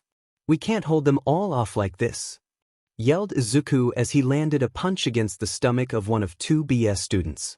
Hato and Amajiki were dealing with another team, trying to stop them from reaching the flag, and Mirio was taking on two teams at once. They all were being pushed closer to their flag, losing ground as they fought valiantly against the group. Come on, you guys can attack each other, you know, Hato complained as her twirling light once again sped off towards another group of students who weren't as lucky as Fuwa had been. They continued like this for some time, fighting tooth and nail to keep the groups away from them, but every time they'd win against one, another would come at them, trying and winning ground. They were only a few feet from their flag, and they couldn't stop the onslaught of teams. Guys, we need to think of something fast. Izuku, can you use that thing you were talking about earlier? Called Hato as she nearly dropped to the ground. She'd used too much energy on the last group and was running low on everything. I can't go on for much longer. Are you sure we can't win this? He asked. He couldn't use it, it wasn't time, wasn't right to use it now. It felt so wrong to use BT here against his peers. You have to. I don't know what else we can do. Izuku thought hard about it. BT was not meant to be used for these types of situations.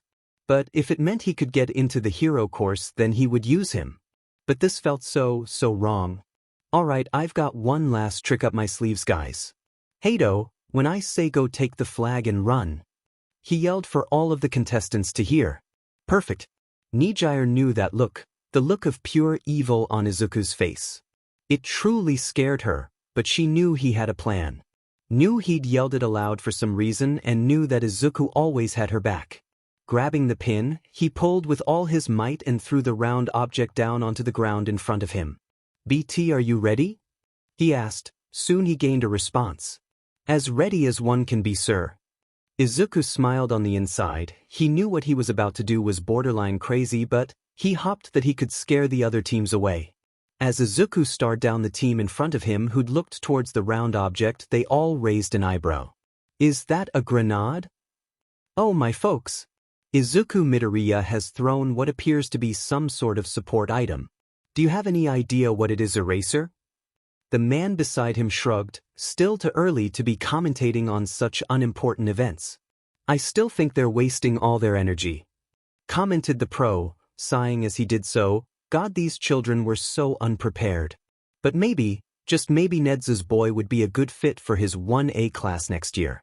The battle continued as the crowd cheered for the teams. It was truly shaping up to be a round to remembered. And as Izuku smirked at the team in front of him, smoke began to flow from the grenade, fizzling loudly as more smoke poured from the object. Where'd they go? Yelled one of the teams. Another soon followed. I think that's them over there. Pointing off in a random direction, one could see a team of 4 trying to move through the smoke. Multiple teams jumped on the group, trying to subdue them so they could be the ones to get the 1 million points. As the students did this, our group of 4 split off, each going their own separate ways. Hiding amongst the smoke, Izuku managed to wander over to another team and take their flag without being noticed. Hey, there's Midoriya, he's got their flag, yelled one group as the smog began to clear. Izuku's green eyes deepened as he tried to dash off to another part of the stadium. Not so fast, yelled Fa's group as she and her 3 teammates leapt towards the boy. Izuku was slammed against the hard dirt floor of the arena as he and the group of 4 resulted for the flag. "No, I won't let you take it," he yelled, trying to convey as much worry as possible. He was a great actor in times of stress. "It is nearly time, folks. Only 30 seconds left." The crowd began to count down as the group battle against each other. "Hey, the 1 million points are gone." "Who had them?" yelled a 2B group. "Midoriya has it." Another group yelled, turning to try and catch the green-eyed boy. "No, he doesn't." "You fools, that's a different team's flag," yelled yet another group who'd managed to focus on other foes for once. They'd amassed 3 different flags and were likely the second-place victors. "Then where's the million-point flag?" yelled several groups as one. They'd been cheated. "And with only 5 seconds to go, folks, it seems the 1 million-point flag has been misplaced." "Where could it have gone?" yelled Present Mike from the stadium's broadcasting room. Fans roared as they too did not know where the flag had gone. "Are you looking for this?" yelled Hato as she floated back down to the ground, having been missing from the fight since the smoke had cleared. She placed the flag back into its proper place as Mike counted down at the last second. "I can't believe it, folks. Hato Nijire has once again reclaimed the 1 million points flag. That means Team Hato and Midoriya are the first-place team, followed by Team Hirano, Team Fawa, and Team Kenranzuki. Can you believe it, folks? That was a sight to behold." "We'll be back right after the 1-hour-long lunch break. We'll see you folks for the afternoon portion in just a short while." Present Mike called to the fans as they cheered for the show they'd just been given. It was unbelievable. And with that, the second round was finished, onto the third and final round. Soon lunch was over. The 4 friends had all sat together as they conversed about the upcoming battle. They hadn't discussed strategy or anything of that matter. Rather, smaller topics about what they were going to do over the coming weekend or who they'd intern for after the sports festival. Izuku truthfully didn't expect to intern for anyone, having thought that he wouldn't have made it to the 3rd round. But now, as he considered his options, if he was given the choice to choose his internship, it'd likely be with someone who fought mostly quirkless, seeing as Izuku for the most part was quirkless. Sure, BT was incredibly strong and great in a pinch. Yet, he couldn't be used in a lot of situations revolving around petty theft or minor crime. BT was essentially an ace in the hole if things got hairy, but any other time there wasn't really much use to call upon him. Far too cumbersome and woefully noisy to perform smaller situations. So, it made the most sense to intern under someone who'd be similar to Izuku in that manner. Izuku had considered Sir Night Eye originally, noting that the man for the most part was quirkless, especially in larger situations. However, Izuku knew that Mirio was Night Eye's intern and would likely not be putting out a request for another student this year. Hato had interned under Ryukyu and was planning to do the same. Emijiki, on the other hand, had unfortunately been unable to resecure another work-study this go-around. However, he was pessimistic about going with another agency, seeing as the last one had been so abrasive. They hadn't been too kind to the poor boy due to his inability to form some sense of self-confidence. But none of that was neither here nor there. They'd all hopefully find heroes to intern under soon enough. Hato had also gone on and on about questioning the poor Greenette about what the weapons he'd used in the second match were. Izuku had for the most part not given any info, stating that they'd likely find out more as time went on and that he'd tell her afterwards, which garnered a small frown from the overly rambunctious puppy that was Nijire Hato. Lunch soon came to an end, and the 16 students who'd made it through the second match were welcomed into the stadium. Cheers once again filled the stands as the announcer, and students came to stand in the center. It is now time for the 3rd and final round. As per all Yuuie sports festivals, a tournament is in order. The matchups will be decided by drawing lots. Once that's settled, we'll move on to the tournament itself.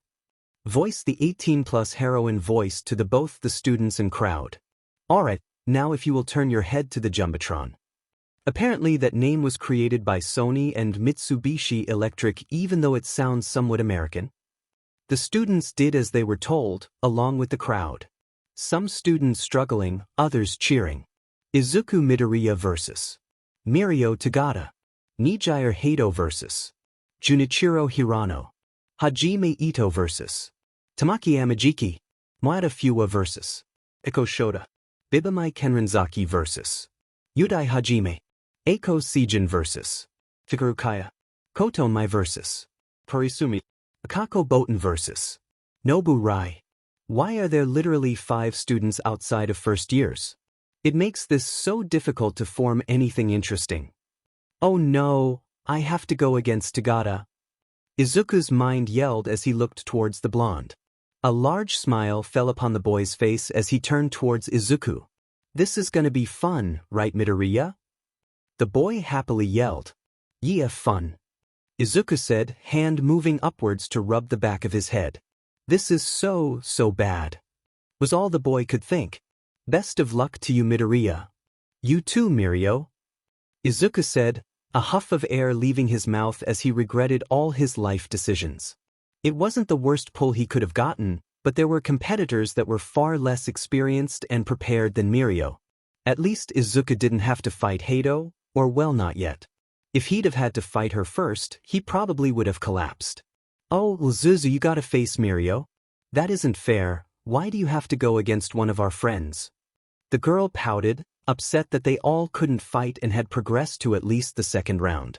It's alright Hato, I'm sure me and Midoriya will have a great match. The boy smiled from ear to ear as he looked at the 2 students before him. Amajik would soon come over and converse on his displeasure of having to be in front of such a large crowd. Why did you have to go back for me? I just wanted to go home, he pouted, and Mirio could only smirk at his best friend. Alright, everyone, please head to the stands, the first match will begin in a few moments. Midnight announced with a crack of her whip. Where'd she get that from? As the students cleared out, all heading to claim a seat in the stands amount the cheering crowd. Izuku and Mirio both head to the reserved rooms to catch a small breath and strategize. Izuku had ran into the sensei power loader on his way dressing room B. I've got your approved items Midoriya. Izuku nodded, accepting the case from his teacher and opening the door to the dressing room with a small wave goodbye to his sensei. The man nodded and gave a small, good luck, make us proud kid. Izuku let go a small huff as the door closed behind him. He laid the metal case on a table that sat in one of the chairs in the room, flicking open the case's locks he smiled. His suit had been for the most part perfected over the past 2 months. Its design full realized for the first iterations and all components were completed. Izuku changed, shedding his Yuuie uniform and donning the helmet and suit, its HUD coming to life. Heat rate, power level and temperatures all came on screen as did his fuel level for the jump kit. Izuku let go one last long-winded sigh as his hands tightened into fist, his grip tensing as he did so. I have to do this, I need to prove to the world that I am here. And to myself that I can be a hero. However, there was always that side of him, that small voice that told him he was nothing, he was useless, quirkless, a Deku. And yet, he wanted to try, wanted to be the hero he always dreamt of being. The spark within him may be nothing but embers now, but in time they would once again consume the forest, turning the world around him. The ones who told him he couldn't be a hero to ash. I can do this. He reassured himself, still worried that he wouldn't be enough, wouldn't leave an impression on anyone because he was quirkless status. Or at least, that's what everyone thought he was other than Hato, Amajik, and Mirio. He'd told them, Hato had known since the start, but he'd allowed the 2 boys to know soon after meeting them. They deserved to know, he trusted them more than anyone else, he cared for his friends. For the people who cared for him like family. And so, they deserved to know he had a quirk that could help him be a hero. Time's up, the 3rd event is starting Midoriya. Called one of the teachers, Izuku assumed that it had been Cementos, since he was overseeing the match as a referee. Once on the field, Izuku felt small, like he didn't belong being watched by thousands of people. And yet, here he was, standing before them with his head held high. He once again clenched his fist and strengthened his resolve. The first match, making a weird face despite his excellent performance, it's Izuku Midoriya from the support course. Versus 2, as Golden Boy, the boy who can't seem to keep his pants on despite his best efforts, Mirio Tagata. The rules are simple. Win by knocking your opponent out of the ring, immobilizing them or getting them to say, I give up. Bring the pain, we've got our good old recovery girl on standby. And fight dirty if you must. Ethics have no meaning here. Present Mike cackled from his seat in the booth, while Eraser just rolled his eyes at his husband's antics. How dare Mike challenge Izuku to bring on the pain, especially with recovery girl on standby? Well, of course, going for the kill is a no-no. You'll be disqualified. Because a true hero's fists fly only when in the pursuit of villains. Voiced the animated cement block of a teacher, man quirks are weird. Come on Midoriya, let's give it our all. Yelled the blonde. Izuku nodded. The helmet showed no emotion, but if one could see hesitation, one would see it written in the boy's movements. Izuku's mind raced, trying to think of strategy. He'd have to fight Mirio dirty. The boy's quirk was too powerful to fight fair and square. All right, let the match begin, yelled Cementos as he finally sat in his chair. Mirio moved first, practiced strides as moved across the battlefield. Izuku quickly moved, matching his pace as he got closer to the boy. He needed to get his bearings, to understand where exactly the playing field was. Sure, the white lines signify the edge, but one could easily forget where they were if they failed to pay attention. Izuku couldn't lose on a technicality. He wanted to do his best and at the very least put on a good show. Mirio's hand swung quickly, moving to connect with Izuku's right shoulder, and it did as intended. He landed the first hit, sending the boy back a step. Mirio followed with a left hook, aiming for Izuku's head, but was quickly dodged. Izuku heaved a heavy breath as his head rose once more. Staring the blue-eyed boy down, Izuku swung his first punch, trying to hit Mirio in the chest. But before it could connect, his hand flew through his chest. Ah! The boy laughed as Izuku shook his head. He should have known better than to think he could outspeed Mirio's permeation. Mirio smiled as he threw back another punch, this time aiming for Izuku's stomach. He'd been able to accomplish multiple takedowns by aiming for the abdomen. Too bad Izuku would only be added to that dash. As the blonde threw his third punch, it didn't connect either. There was nothing there. The blonde looked in front of him. The crowd gasped as the boy in green vanished. Bluish-white light surrounded him, and then there was nothing. Izuku Midoriya has disappeared. Eraser, can you believe it? Mike looked over to his less-than-happy friend who'd simply rolled his eyes. The world had gone white for Izuku, a dual dark gray, and only the outline of the Colosseum could be seen. The dirt under his feet became much coarser and his senses seemed to jumped to a higher level. Tagata, along with the crowd, disappeared. They were gone, and Izuku smirked. He didn't have much time, maybe 10 seconds at the most. He needed to make the most of it. He quickly moved, weaving around where Mirio had once stood and coming around to his backside. Winding his fist back, the world once again saturated with color and people once again populated his eyes' sight.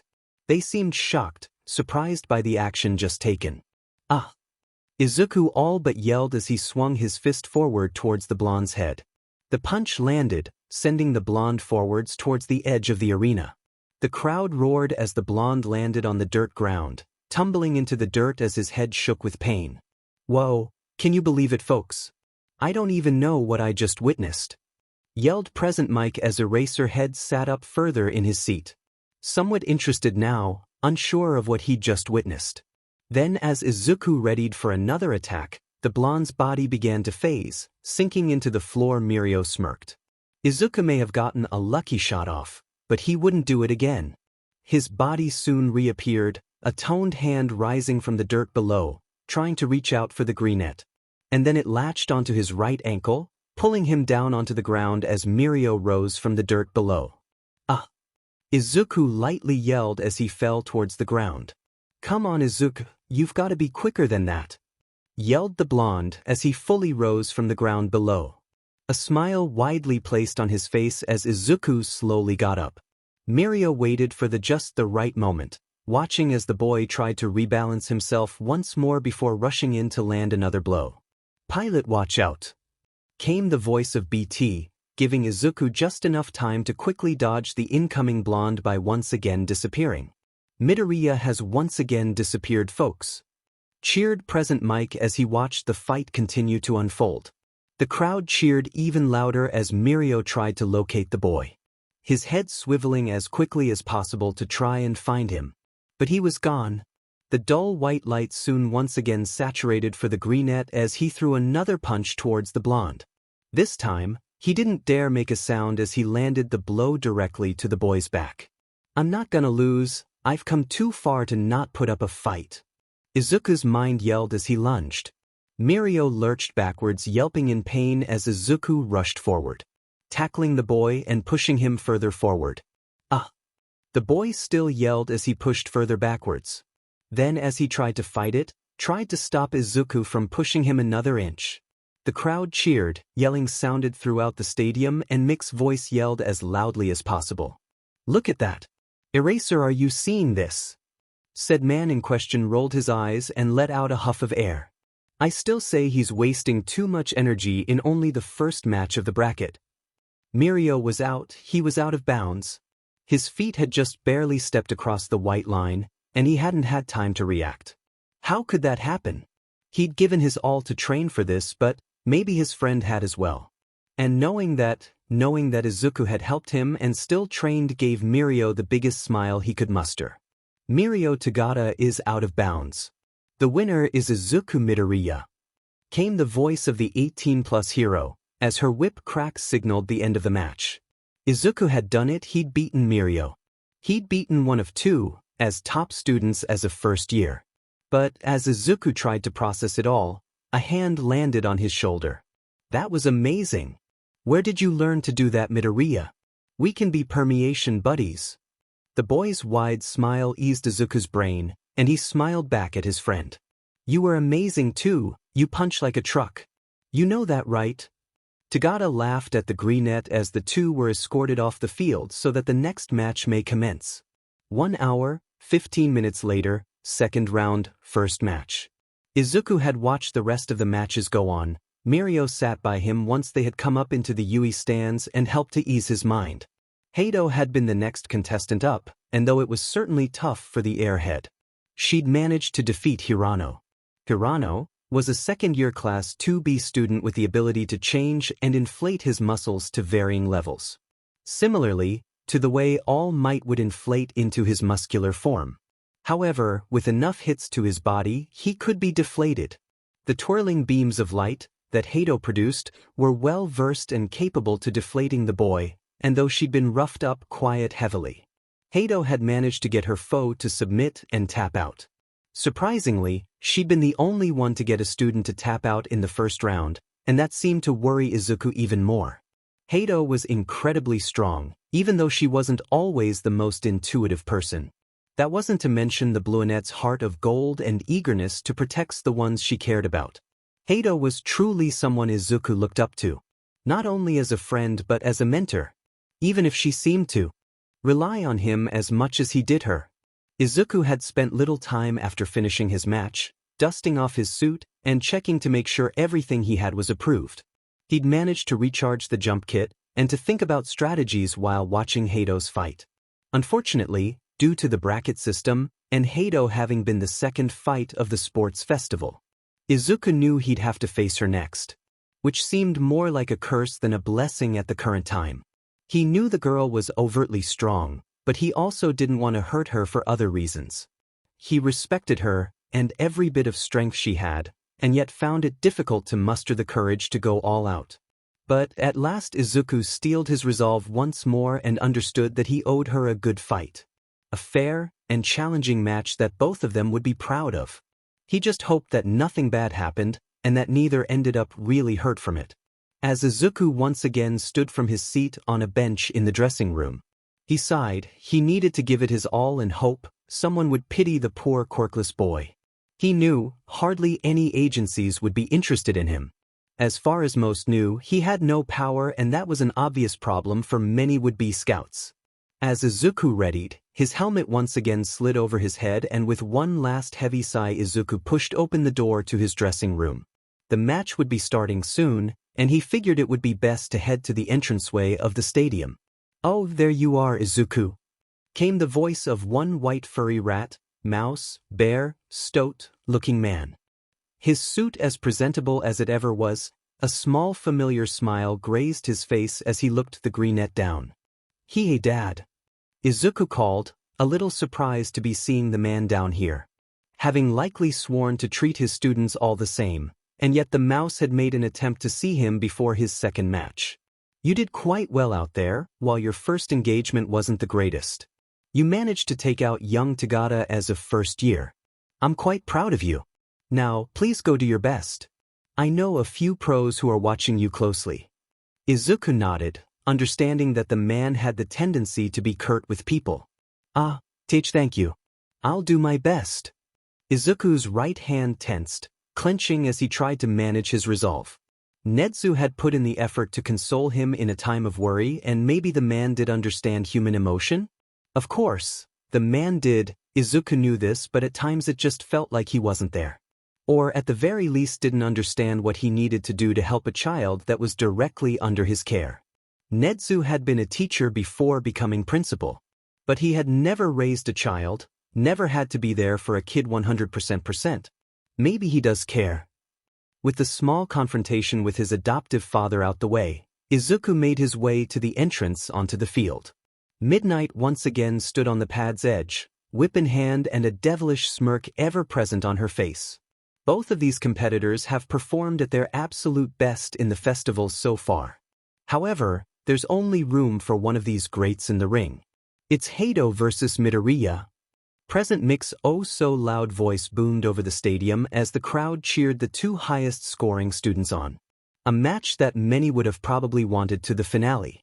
And yet, here they were, in only the second round. Start!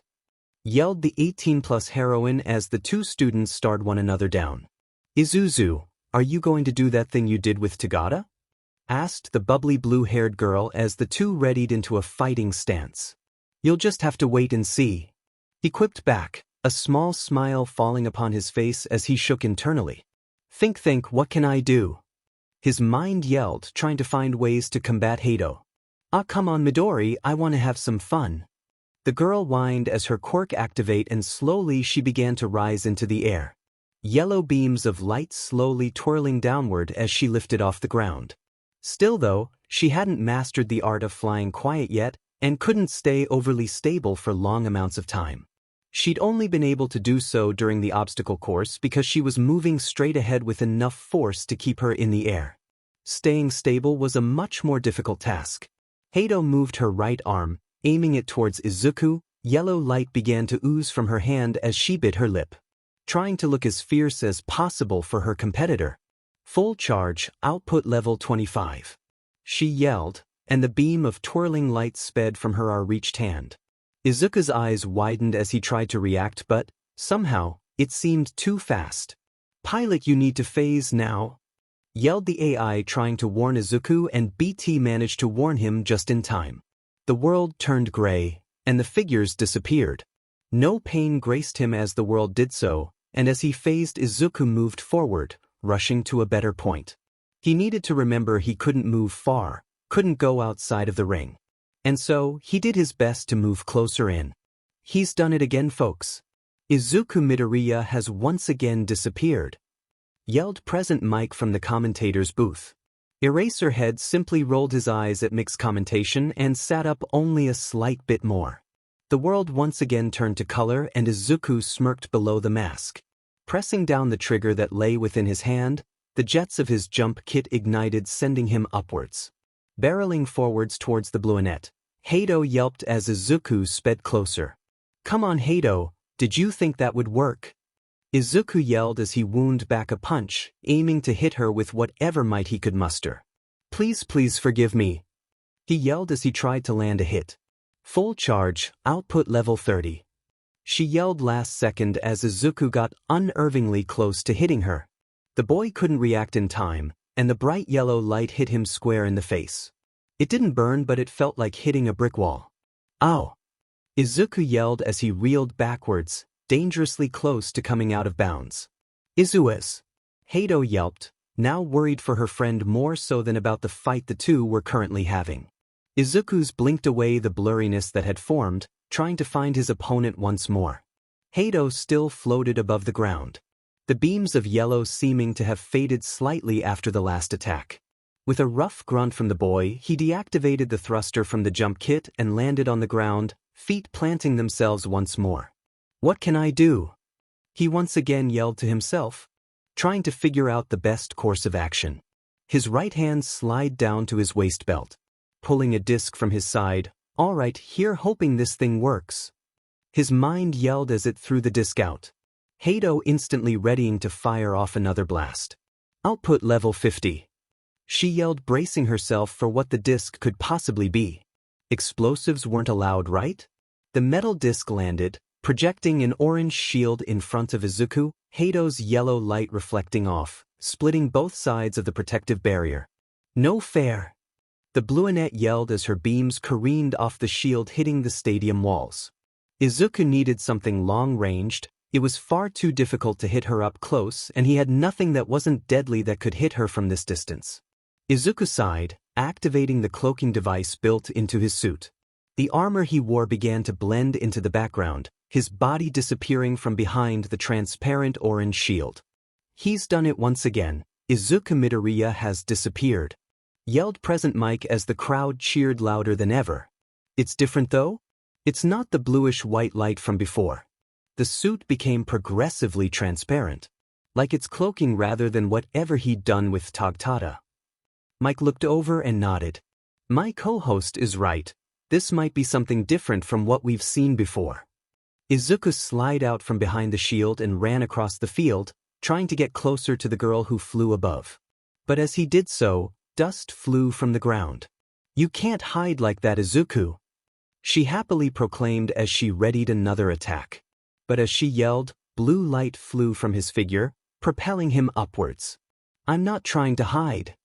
The cloaking fell and revealed Izuku, with his fist pulled back, hoping to land a hit on the Blueonette. No! She yelled as twirling light once again flew from her hands and landed square in the boy's chest. Izuku flew backwards, his vision blurred more than the last time, and he could only register the thought of falling. The wind and air as it rushed past him. Then with a thud his body hit the dirt floor of the arena. The crowd cheered as he flew through the air. Hato's world shrunk as she watched her friend fall, her own eyes darkening. The world became very still and motionless. Ah! Izuku yelled as he made contact. It hurt so bad to have landed on his back, but he watched as his friend's body fell from the sky. He watched as she careened towards the dirt the same as he did. Izuku's mind stopped, worry set in as his friend fell. His body moving on its own, jet igniting as all he could register was the fall he was watching take place. His limp body, head first falling towards the stadium floor. Hato! He yelled as he flew closer, arm outreached as he felt the weight and pressure hit him. Catching her within his arms, she was safe. She hadn't landed wrong, or hard, or accidentally broken anything. When he'd seen her fall like that, motionless, worry raced through him. Izuzu? She asked, eyes slowly widening. Yeah, I've got you, he replied, still worried that his friend had pushed herself far too hard. That's good. You're kinda comfy, she murmured, as Izuku's face lit with red, and the implications that he was currently holding Nijire. Izuku Midoriya is out of bounds. Nijire Hato is the winner, called Cementos as he stood from his cement chair. Izuku had lost, but at least Hato was okay.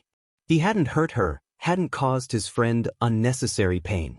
He was thankful for the fact that he'd made it through the sports festival, shown promises to the world, claiming that he was here. And one person in particular took notice, their posture far straighter than it had been moments prior. Maybe there was some promise in the first years after all. A few days had passed since the end of the sports festival.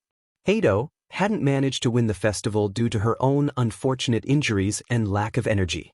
She had, however, managed to make it to the finals, facing off one of the other 2A class members. Afterwards, things went back to normal. Izuku was training the same as he always did. But there was an air of calmness around Yuuie, like things had finally settled back to where they were before the sports festival.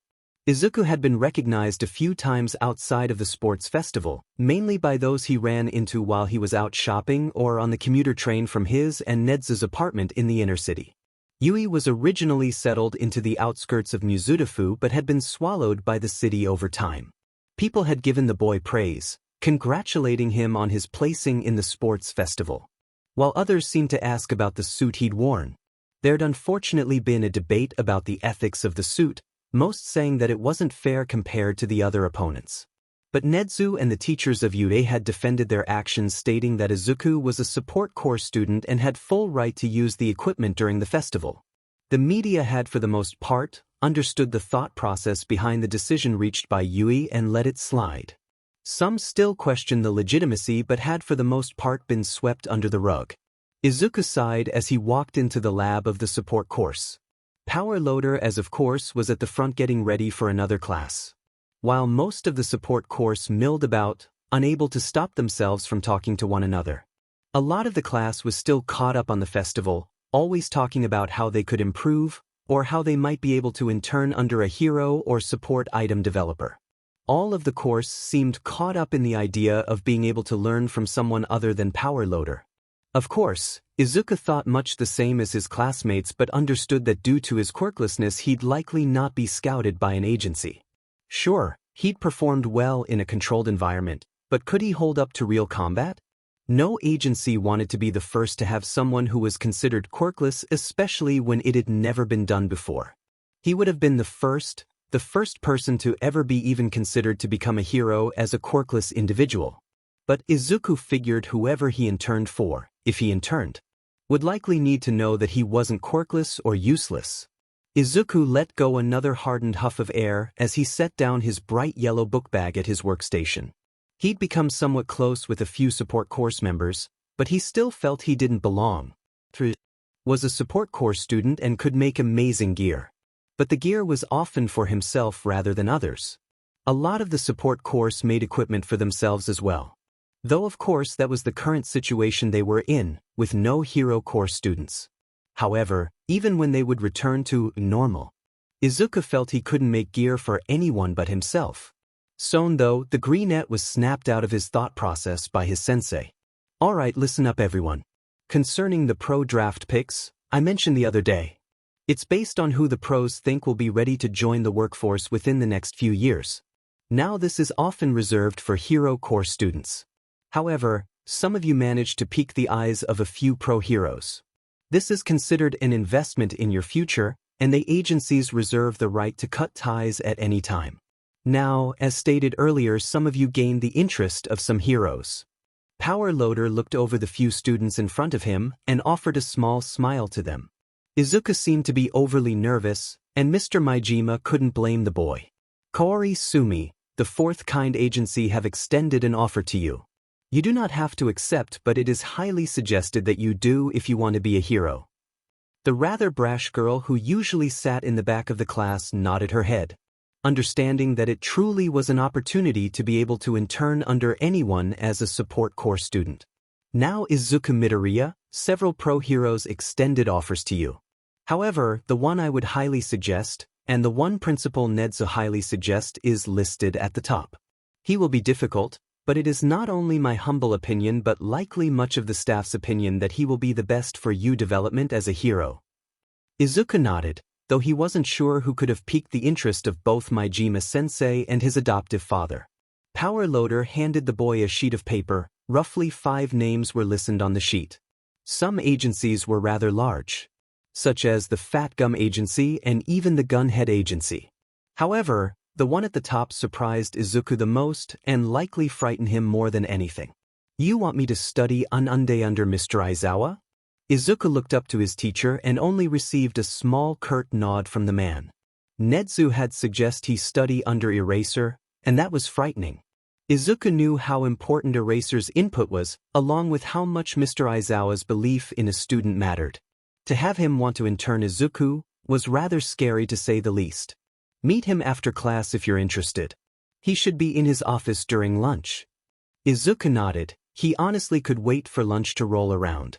Mr. Aizawa could be rather terrifying at times if you asked Izuku. Class would soon come to an end, with Power Loader assigning another small project for the class to complete by the end of week. Izuku as of course already formulating a plan for what to make next. Though the young students didn't know much about Aizawa-sensei, he did know the man had a habit of expelling students and an eye for what he considered talent. Though, Izuku wasn't sure if he met any criteria the man looked for. After grabbing lunch from the cafeteria and a small chat with Lunch Rush, Izuku would make his way to the office space of Yuuie. A place he'd been in only once or twice in his entire time at Yuuie as both a student and son of Nedu. Izuku tried not to remember the first time or the last that he'd met Mr. Aizawa. The man always seemed to be so unhappy about something or another and sleep-deprived. Thankfully Yamada had suggested Izuku get coffee from Lunch Rush for the poor teacher.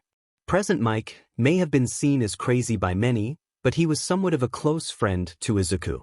They weren't super close like Present Mike was with Ms. Midnight, but they talked often enough. The voice hero did look out for his favorite student. Even if he claimed there was no such thing as favorites at Yuuie. Izuku knocked on the wooden door that led to Aizawa's office. A gruff, "Come in," could be heard from the other side. Izuku pushed the door open, revealing a man huddled in a yellow sleeping bag. A rather displeased frown on his face and tiredness rampant throughout his features. Izuku smiled lightly at the sight but soon dropped the facade and settled for worry instead. "I was told to meet you here, Mr. Aizawa?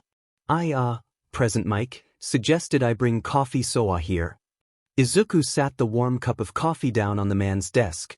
Said cloaked man didn't bother paying attention to the fresh beverage, though he was quite thankful for it. Before Izuku could question the man or anything else, he was met with the man's harsh voice. "Midoriya, I requested you for the work study.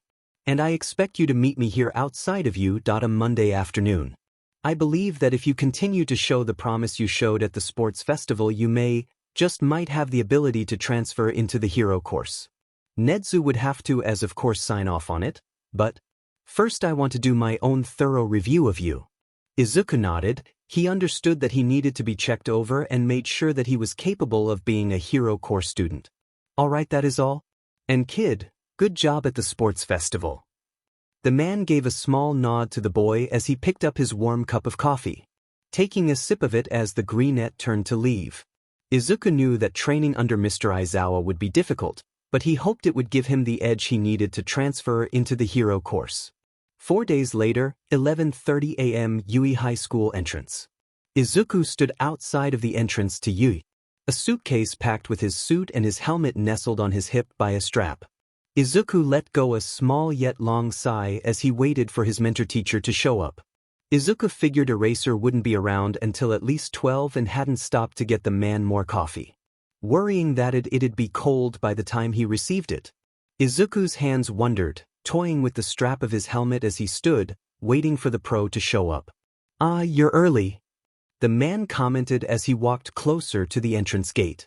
Izuku nodded. Nedu had drilled into him the need for punctuality from a young age, and it served him well. "Yes, sir. What do I call you, Mr. Aizawa?" Izuku knew that since this wasn't a school-related matter, that most pros preferred their hero name. But the Erasure hero was always a little weird. Eraserhead is fine in public, but on Yuuie school grounds, Mr. Aizawa is fine kid. Izuku nodded, understanding the wishes of the pro in front of him. "I assume we're heading to the training area I usually use?" "Yeah, that's fine. Nedu said we were clear to use it any time." Izuku nodded as he followed behind the man cloaked in his usual black clothes and white capture scarf. The two stepped into the small building, Gym Gamma, if Izuku remembered correctly from his tour several years ago. It had been used for small group sessions and training for Yuuie students, but as of his time under Nedu's tutelage, it had served more for his own private use than anything. As of course, Izuku didn't know this, nor would he likely come to find this out until far after he'd graduated. But the mouse had reserved the gym for his son's private use. He knew Izuku wanted to be a hero. Of course, the green bean still hadn't told his father such a thing, nor had the boy told Nedu about his quirk. But it was hard not to know such things as one of the smartest people in the world. "All right, so, firstly I want to know what you can do?" The teacher instructed, needing to understand the basics of his students before truly pushing him. "Well, when I was 10, I enrolled in a judo class to help widen my understanding of martial arts. I've trained here since I was 10 as well. You probably already know that though." Plus, I've spent 3,000 hours in a sim specialty tailored to me and my quirk. He added the last part for himself.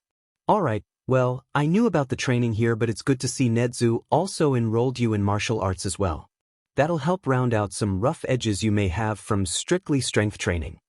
Izuku nodded. That had been the reason he'd taken the classes in the first place. He needed to be able to move and flow through a fight rather than be stiff and brittle. Alright, now I want you to tell me about your suit. I noticed quite a lot from the sports festival, but there was a lot you didn't use.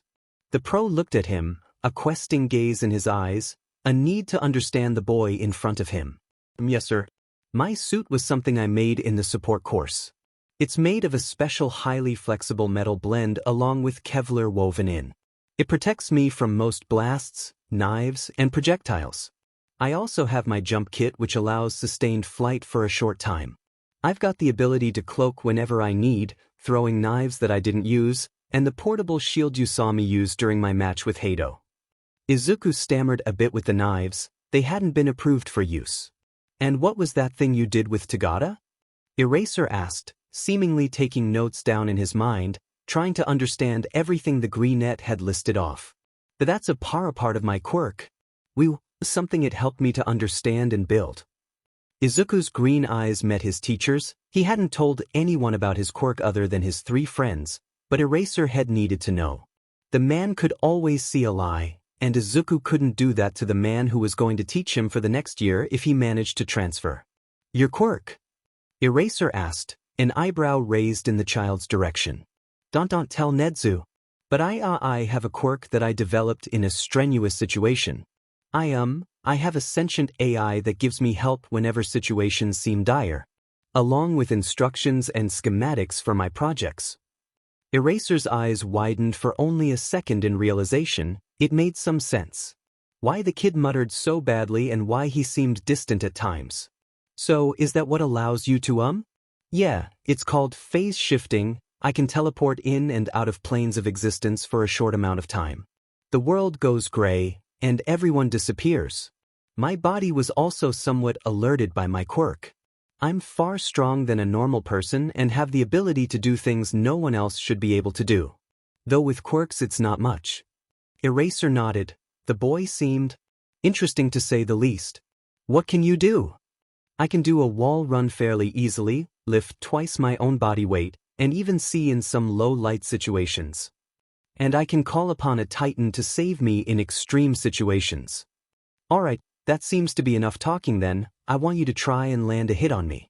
Use whatever you can to do so, though no knives. Please. The man said dryly, though still somewhat more interested than he had been in several months. Okay, sir, when do we dash? And Izuku was cut off as his mentor leapt forward. I guess they start now. Next time on Symbol of Justice, Izuku Midoriya goes on his first real patrol.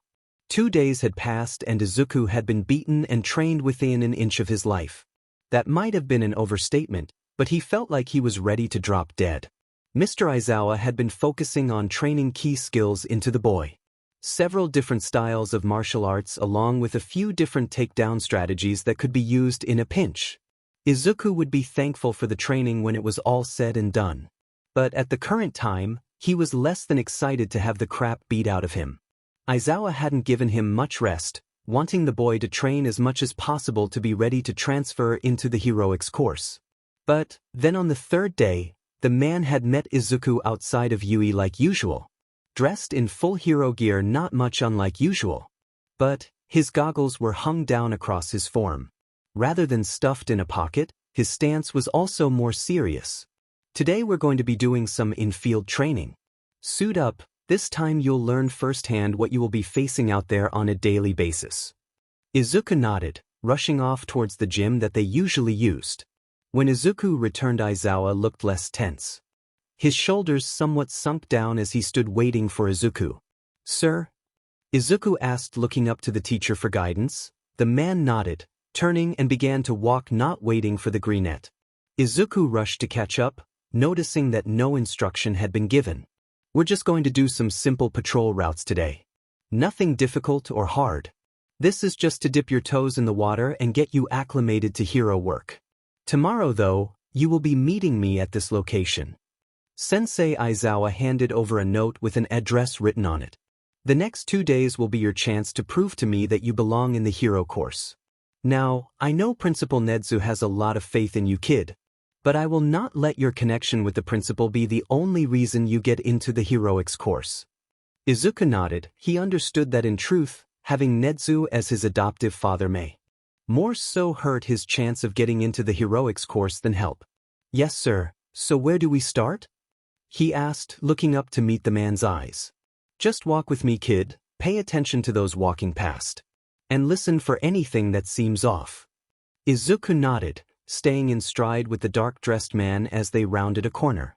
Mr. Aizawa didn't talk that much to Izuku, much happier to enjoy the quiet of everything.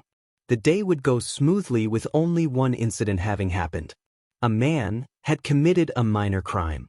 Attempting to steal a woman's purse, he'd run off and bumped into several people as he did so, knocking some to the ground while others simply gripped about having been bumped. Mr. Aizawa would quickly capture the man with his scarf. The man himself would gripe at the pro-hero, yelling about how he couldn't use his quirk and how unfair it was. Yuuie wouldn't offer a response to the man, simply typing on his phone for the police to move in on the area. They'd already been on their way, having received a call from the woman who'd had her purse stolen. The man had been taken into custody. Aizawa gave a short statement, and the woman was reunited with her purse. From there, the two had made their way to a small restaurant, getting lunch and settling outside on a bench. Izuku wasn't sure what to say, but there was one thing that was still on his mind through all of the training, all of the work he'd already put in. Why me? Aizawa turned to look at the boy, his eyes seeming to look him over, trying to figure out what best to say to the greenette that sat before him. Soon he came to a conclusion and answered his voice, never wavering as he did so. Because you have potential, with or without a quirk, I believe that you could be a hero. But first, you need to prove to me that you can be a hero. Izuku nodded, still unsure that he could even be a hero. If Mr. Aizawa thinks I can be a hero, then maybe I really can be. The two would finish their lunches soon after, the man leading the way as they once again walked the patrol route Aizawa had laid out the night before. Half asleep as he picked the route. Why'd he have to take on a work-study student? Izuku sighed as they rounded a corner, once again happy to be nearing Yuuie. Though he hadn't seen much action in his first real day of his internship, he had gained some experience, understanding that there was often a lot of waiting. It seemed to drag on for much of the day as well. Is there always so much waiting? Izuku asked, looking to his mentor for an answer. For the most part, we're usually busier than this. Though being near Yuuie keeps the crime rate down. Don't expect this every day. Some days are just slower than others. Izuku nodded, glad that hero work wasn't always so boring. The two would soon arrive back at the entrance of Yuuie. Splitting up, Aizawa headed towards his usual patrol route while Izuku turned towards the train station to head back to his and Nezu's home on the outskirts of UA's campus. The two would meet up the next day, on the far side of Mizudafu. Izuku wore his suit as instructed of all students who were given field training. He wouldn't have the ability to change elsewhere. Eraser nodded to his mentee and once again began walking as Izuku came within sight. Where are we headed today, Eraser? Izuku asked, looking up to meet the man's cold eyes. My usual patrol route. Stay vigilant, it's usually a little bit busier than what you saw yesterday. Izuku nodded to Eraser, understanding that it was certainly going to be busier than the Yuuie patrol route they'd taken yesterday. Eraser's route had always been busy, though never commented on by the news. Those who followed Hero News online knew that the man was incredibly busy when it came to patrols, even with how little information was available. Izuku pitied Eraser sometimes. Seeing him at work after a very long day was somewhat worrying. He'd once messaged Present Mike to get Mr. Aizawa a cup of coffee, noticing that he'd had a long day. To which the man responded that he'd already had 4 and an energy drink. That had truly scared the green bean. How can one man look so tired? But at last, Mr. Aizawa had always been grateful for the problem child's handouts of coffee. Though today, the handout was absent, the two could find a coffee place at some point and rest there for the time being. The two walked in unison, even if the greenette was a little bit out of step with the shorter man next to him. Izuku was fairly tall, all things considered. His quirk had not only given him BT but also the metabolism and alterations that pilots had. Alright, so we'll patrol for about 2 hours before a break. That sounds like a plan, problem child? Eraser looked slightly up, realizing that the boy had gotten taller than him. How had he not noticed that before? Yeah, whatever you think is the best, sir. Shoyuta nodded to the boy and continued walking. Nothing had come up yet, no purse snatchings, no cries for help. Not even a traffic accident. Things seemed odd if you asked him, it was never this quiet. Then as the two were getting close to where they would rest, a local shop that Aizawa frequented regularly, they even knew his regular drink and not to question him. There were people running down the street. Some screaming, some running as quickly as possible. Eraser pulled one man to the side, wearing a business suit with a briefcase in hand. Sir, what's going on? He asked, the man flinching for a moment before looking to Shuta's dark eyes. Bank robbery, north end of the street, across from the coffee shop. Eraser nodded and thanked the man before hurriedly telling him and the others who were running away to move along quickly. Turning back to his mentee, he sighed. This was not the type of in-field training he wanted. Nedu would skin him alive if a hair on the greenette's head was harmed, though the other staff would likely do the same as well. Alright, you guard the front exit of the bank, help anyone who comes out and keep civilians away. Got that? He asked, looking up to his student who had held no expression, though his eyes gave away worry and a slight hint of fear. Yes, sir. Take this. If you need help, just ask for it. I'll contact local authorities. Shoyuta nodded to the boy, accepting the earpiece from him before rushing up the steps of the bank. Its front entrance had been shut, and he couldn't see inside. Open the front door, I'll throw one of my knives in. The man looked at Izuku, eyes wide with something similar to worry and annoyance. You could hurt someone. He nearly yelled at the boy. Trust me, there is no one in the front lobby. My knives have a pulse function that emits a sonar wave. I can see everyone who's in the building. Now can I throw it? Asked the greenette in a similar whisper-yell voice. Back sass was never a good idea. Fine, but we will have a very long conversation about you using throwing knives after this. Izuku nodded. He knew the man carried a knife in his boot for such events. Izuku pulled one of his knives from its sheath and threw it ever so lightly, hoping to not make a noise. The blade landed in one of the far desks that a teller would usually stand at. A pulse emitted from the blade, and several different dots appeared on the HUD within Izuku's helmet. There's 4 of them, all in the back room. One hostage, it looks like. They're not moving, while the other 3 are walking around looking for something. Shoyuta nodded, and then breached the door, ducking for cover as soon as he could. Izuku, already on the line with the local authorities, breathed a sigh of relief when a woman, likely mid-20s, came out, rushing past him. Ma'am, could you please stay put until the authorities arrive? They'll need to question you. Her breath was shaky, worry filling her, but she nodded. Izuku let out a sigh of relief as the police soon arrived, and Eraser stepped out to wave the men in. All 3 of the robbers had been subdued for the meantime. Some cursed while others objected to their arrest. Here's your knife back and good work, problem child. Izuku sighed. He wished the man would stop giving him so much crap. He wasn't that much of a problem child. Lucky for the 2, the robbery would be the most eventful part of their day. The coffee shop owner would later come out and give the 2 drinks. Once again thanking Eraser for his work, while also questioning him on his new mentee. He's Ned's child and I'm just watching him, came the man's gruff voice as he rubbed his hand through the boy's hair. A mess as usual, especially after removing his helmet. The woman would smile, telling Shoyuta that he couldn't be just Ned's problem child if he was willing to take the kid on patrol. Which was fair. Shoyuta did care for the boy and fully believed he could be a hero. Alright, thanks Akio. Come on Midoriya, we've still got 3 hours of patrol left. The greenette nodded and followed his mentor as the man once again walled away. The 2 would go on to find more trouble, though nothing as considerable as the robbery. Izuku would be thankful for that, though his internship would come to a close. Mr. Aizawa would continue to train Izuku long after the internship was over. Knowing that if the boy was to be ready for the hero course, he would need more training. But something seemed off. The boy looked to know more than he let on. As if he'd been trained elsewhere other than just a gym or dojo. The spark in his eyes reminded Shoyuta of a pro hero's eyes who'd seen combat before. "Yo, you want me to take the what?" Izuku asked, looking to his 3 parental father figures. Power Loader, Mr. Aizawa, and Principal Nedu all stood in front of him outside of the support department labs. He'd been dragged out of class while he was working on improving the fuel usage of the jump kit. "We want you to take the Provisional Hero License exam in September. That gives you roughly 2 months to prepare," Nedu stated rather curtly if Izuku had to say. The other 2 nodded in confirmation once again. "Mr. Aizawa?" Izuku asked, turning to his mentor and teacher for guidance. "Nedu's right, I think you're ready for it.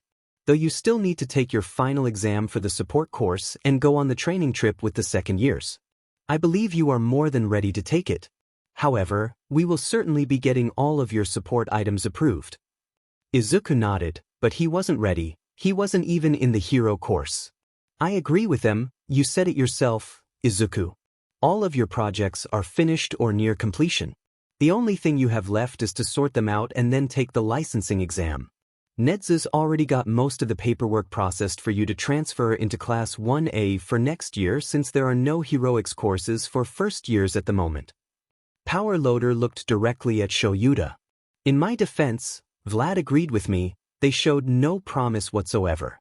There is more promise in your problem child than there was in all of them," voiced the now rather tired pro-hero.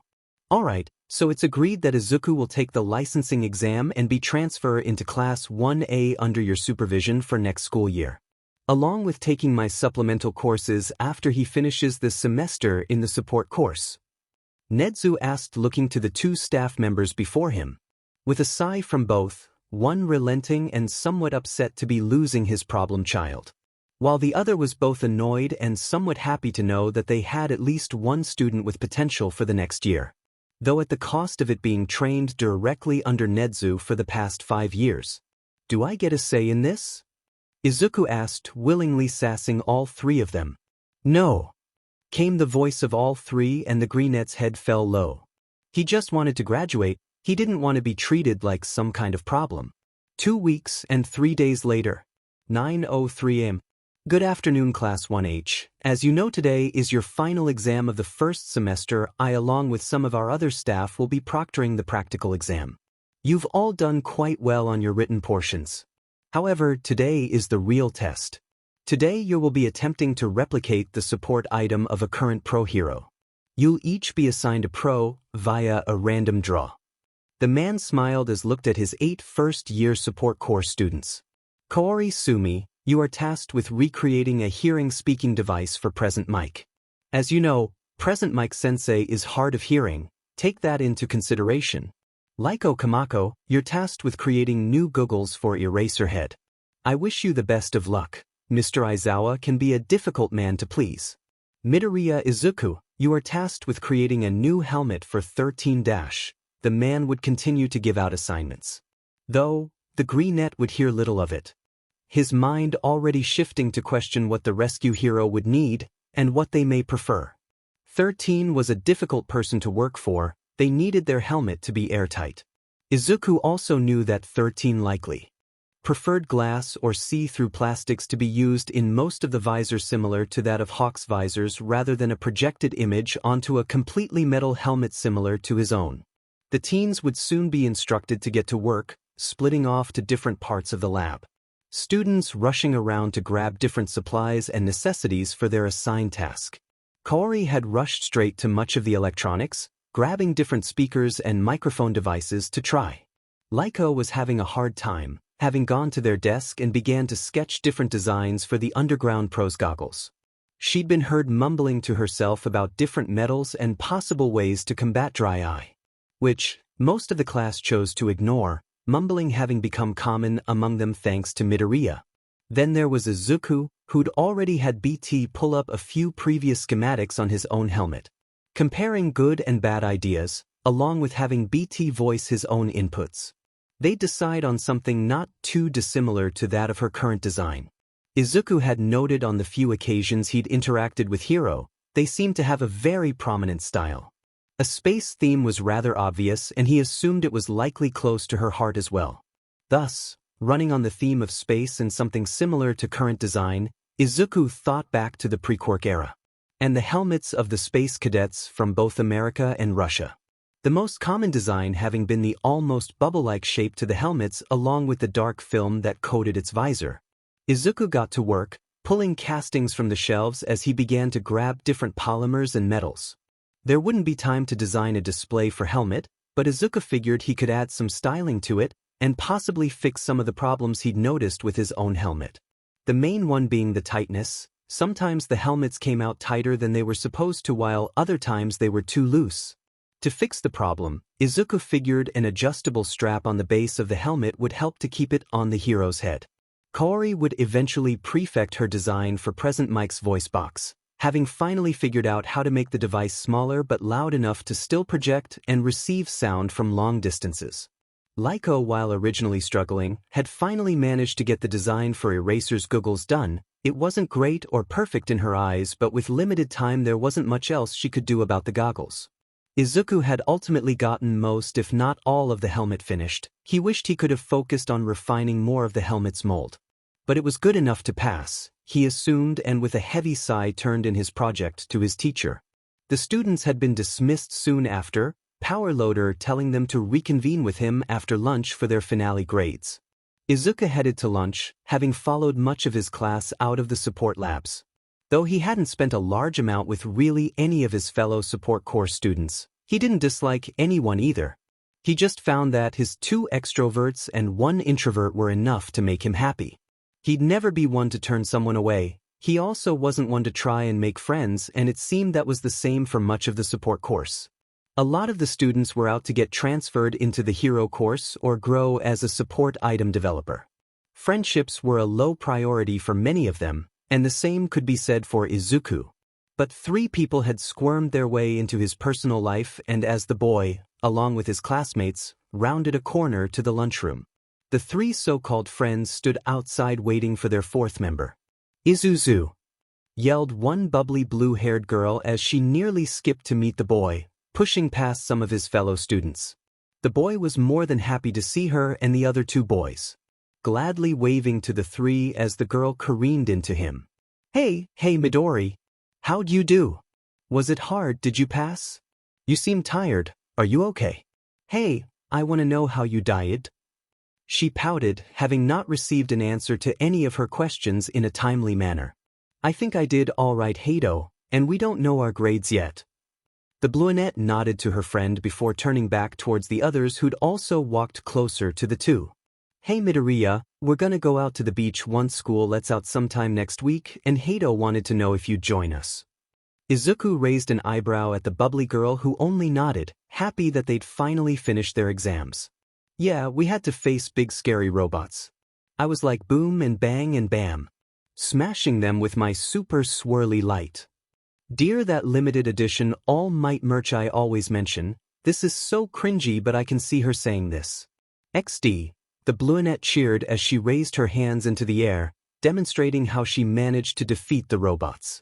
Izuku nodded, a small smile growing across his face as Hado explained how much fun the heroics exam was. "Yeah, it wasn't too bad, we were mostly graded on strategy rather than takedowns." Mirio added, and a nodded from Amajiki also confirmed what was said as true. "So, you'll go with us, right?" asked Nijire, finally snapping out of her starry-eyed retelling of the heroics exam. She smiled at the greenette, taking in his reddened face as he rubbed the back of his head. Had Hado always been this energetic? "Yeah. I'll go with you if that all right?" Izuku asked the 3, not wanting to impose on the 3 second years. "We'd love to have Midori." The bubbly girl cheered as she hooked her right arm around his neck. Mirio gave a nod of confirmation along with Amajiki. The 3 would soon step into the cafeteria, Mirio once again as always making some stupid joke that fell flat on its face but still managed to make Hado laugh. Amajiki would give a small smirk as Izuku couldn't help but smile at the blonde's antics. Hato and Amichiki would argue over who was better at some random arcade game. Though, Hato wouldn't admit it, she was rather bad at most games. Izuku and Hato would do something to make each other blush, causing the two other boys to give knowing looks at one another. His friends had always been a good distraction from school, and he was grateful for them. They'd been some of the few people he trusted, and maybe that was a good thing, placing his trust in others felt good, if Izuku had to sum it up in one word. Later that day Izuku would receive his test results, having gotten at least a B+. In most written exams. Power Loader would later reconvene with his support course 1H later in the day, handing out exam results and wishing them a good summer. Izuku had passed, though there were a few notes on what he could do better. He'd gotten a 91 out of a 100, which meant he placed in the top half of his class. Attached were several notes from Majima-sensei, Mr. Aizawa, and even one from his father, each outlining what he could improve on his development. Power Loader had congratulated the boy on his passing of the first semester while also telling him how to improve his support item development. Mr. Aizawa had instructed Izuku to focus on some different forms of martial arts along with a few different concepts he could practice over the summer before the usual training trip the Heroics course took. He'd been informed that he would be joining Heroics Course 2A for their summer retreat up north. Izuku knew the horror stories that students told, but, for the most part, hoped it was largely exaggerated. Next time on Symbol of Justice. Izuku Midoriya has a hard time not glowing bright red. Hato doesn't know what Izuku's problem is, and Mirio and Amajiki do nothing to help them. The filler chapter. I really enjoyed writing this TBH. Yuuie had let out a few days ago. Izuku had spent much of his time at home. Nedu having been happy to have the boys' company over the past few days, of course.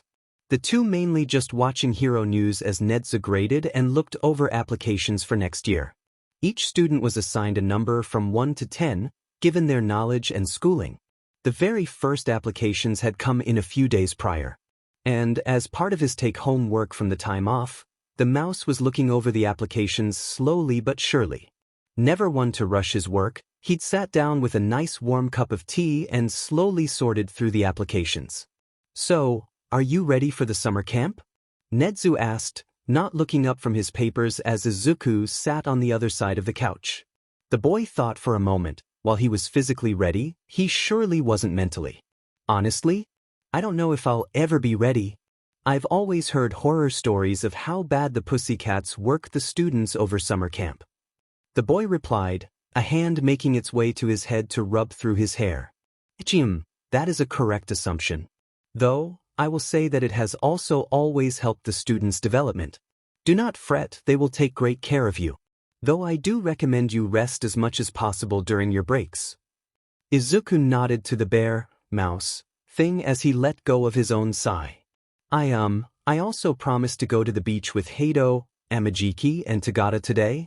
If that's all right? The boy looked at his father, having as of course always had the freedom to do whatever he wanted, but also sought the approval of the main father figure in his life. That is fine, Midoriya, just be home before 8 p.m. Izuku nodded to his adoptive father and quickly pulled out his phone, alerting the other three of his attendance.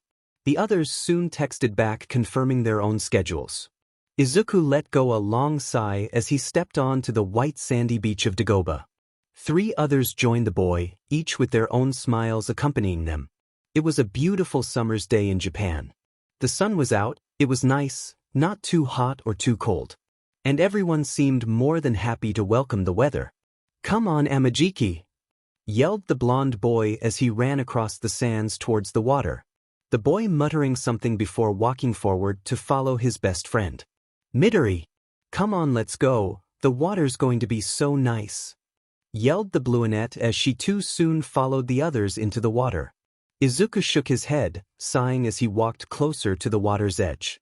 Izuku had carried much of the supplies of the group, knowing full well that none of them other than Amajiki could hold back. Though, even the raven-haired boy had run off, Izuku smiled. Glad to see his friends relaxing after the stress they'd likely gone through over the last semester. Nijire splashed in the water as the two tried to defend themselves with their hands, laughing all along the way. Mirio had done his best to get the blue-haired girl back, unleashing an even larger splash of water. No fair. There's two of you, Izuzu, get over here. She yelled back towards the water's edge. Izuku gave a thumbs up, setting down the beach towels along with the cooler they'd brought along. All right, I'll be there in a sec.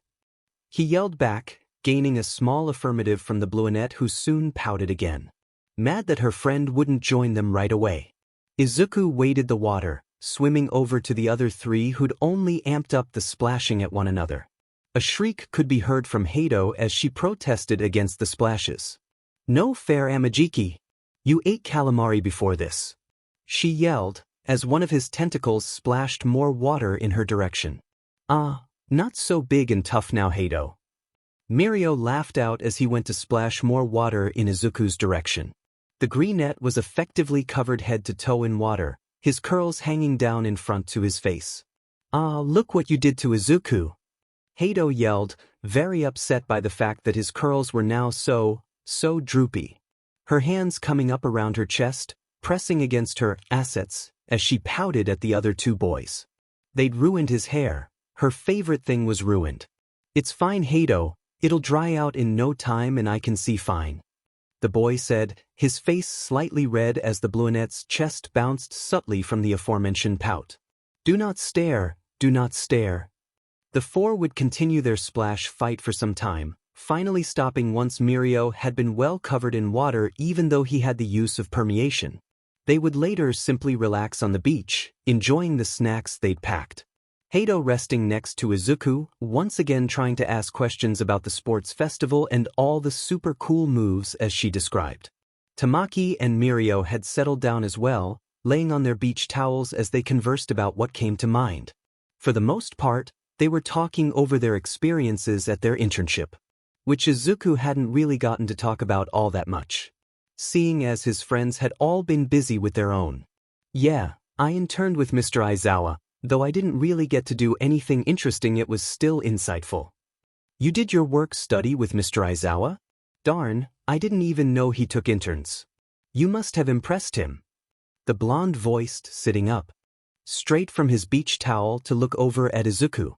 I don't know about that, Mr. Maijima, Mr. Aizawa, and my dad want me to transfer into the hero course next year. My dad has been pushing me to take the exam in August as well. I'm supposed to start one-on-one training with him in the new semester as well. The boy voiced, mumbling off the last bit as he grew self-conscious about everything. Your dad? Tagata asked, an eyebrow slightly quirked as he looked at the greenette. Oh, my adoptive father is how do I put this? Izuku stuttered, trying to think how best to say it. Unable to think of what his friends could possibly think of him once they knew Nedu was his adoptive father. What is Izuzu? Hato asked, leaning over to look at the boy, her own eyes wondering as she looked at him. Principal Nedu is my dad, adoptive father. The boy finally voiced, hands nearly going to cover his face like all the times he'd done so before with Bakugo. Oh wow, that's so cool. What's he like at home? Is he super scary or is he like a total fluffball? I bet he's kinda scary. The airhead of a best friend voiced as she started smiling giddily at the boy. That's really cool, I bet he thinks a lot of you, Midoriya. Voiced the raven-haired boy, giving a small smile to the greenette.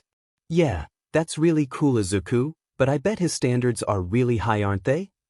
Mirio asked, knowing how much the man required out of his students.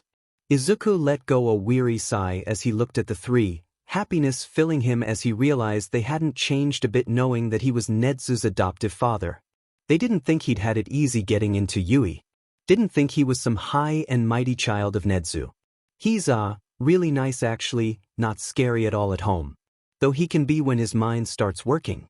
And yeah, he thinks a lot of me. I think he's kinda proud of me, though it's hard to tell sometimes. He expects a lot of me as well, and I've worked hard to get where I am. The three nodded, understanding that the boy was always somewhat worried about judgment but glad that he trusted them with the knowledge. Also, you said you were transferring into the hero course? Asked the blonde. I think so. I'm taking special course with Nedu and Mr. Aizawa until the new school year. I'll be joining the freshmen in class 1A. I'm kinda bummed that I won't be moved to 2A with you guys. Yeah, but hey, at least you're getting into the hero course. It's going to be so fun, Isuzu, and we can train together and hopefully see each other more. It's going to be a blast. The bubbly brunette extenuated her happiness by making small explosion noises with her mouth while throwing her hands in the air. Yeah, I just hope I can participate in your sports festival next year. I liked fighting you guys. He smiled, looking at both Nijire and Tagata. Don't worry about it. I'm sure the freshmen will be just as fun to face as we were. Though I'm gonna miss you. Fighting together was so much fun. Mirio voiced as he threw his hands in the air, pumped to be able to train with Izuku. The group soon fell into a comfortable silence as they sat on the beach watching the sunset. A sigh escaped Izuku's mouth as he smiled. His 3 friends, more than happy to spend their time with him. Soon the 4 would pack up, Amajiki and Tagata both rushing off, leaving Izuku and Nijire alone on the boardwalk. They seemed in a rush to leave, though Izuku was sure other motives were at play. Are you ready to leave, Izuku? The girl asked, her beach towel somewhat draped around her form. She had a large smile planted on her face, glad to have spent much of the day with the 3 boys. Yeah, I can walk you home if you'd like someone to go with you? Izuku asked, looking up to her blue eyes to see the gleam of happiness nestled inside of them. No, I'll be alright, but I just wanted to say that today was really fun. I had a blast with everyone and I really enjoyed spending the day with you specifically. Maybe we can do it again sometime? Yeah, that'd be nice. If it's alright with you? The greenette asked, a pale rose color coming upon his cheeks. I asked you, dummy, of course I'd like to spend more time with you. She happily replied, glad that her friend had also enjoyed her company. Though, she hoped they could possibly be more than friends at some point. Izuku, while shy and incredibly nervous most of the time, always seemed to have a smile at the worst of times. She admired that about him, and she maybe possibly liked the view she'd been given of his abs. There was a lot to take in, but you couldn't blame her for looking. The 2 would soon also split up, Izuku heading back towards Yuuie while Nijire headed towards her own home. The 4 would meet up again for training camp. Though, looking back at everything, Izuku would have gladly spent his summer doing nothing more than laying on the beach with his friends. He just hoped they'd be able to do it again sometime soon. Next time on Symbol of Justice, Izuku nearly dies from some pussycats. Also, who spiked Aizawa's coffee and WF is that giant? The day of the training camp came. Nedu had gladly helped Izuku pack. Knowing full well what was going to happen, he was more than happy to assist the boy. There were a few items Izuku hadn't expected. Mainly the bug spray, energy drinks, a couple different dietary bars for if he got hungry, and burn wound relevant spray. Was Nedu planning for the kids to be badly hurt? Izuku didn't even want to know, but at last would likely find out. Izuku made it to USJ on time, barely catching the morning train having been occupied by Nezu's cooking. The Chimera had made a nice meal for the boy, knowing he wouldn't see him for over a week. Just inside of the gates of USJ 2 buses were parked. One for Class A and the other for Class B, Izuku assumed.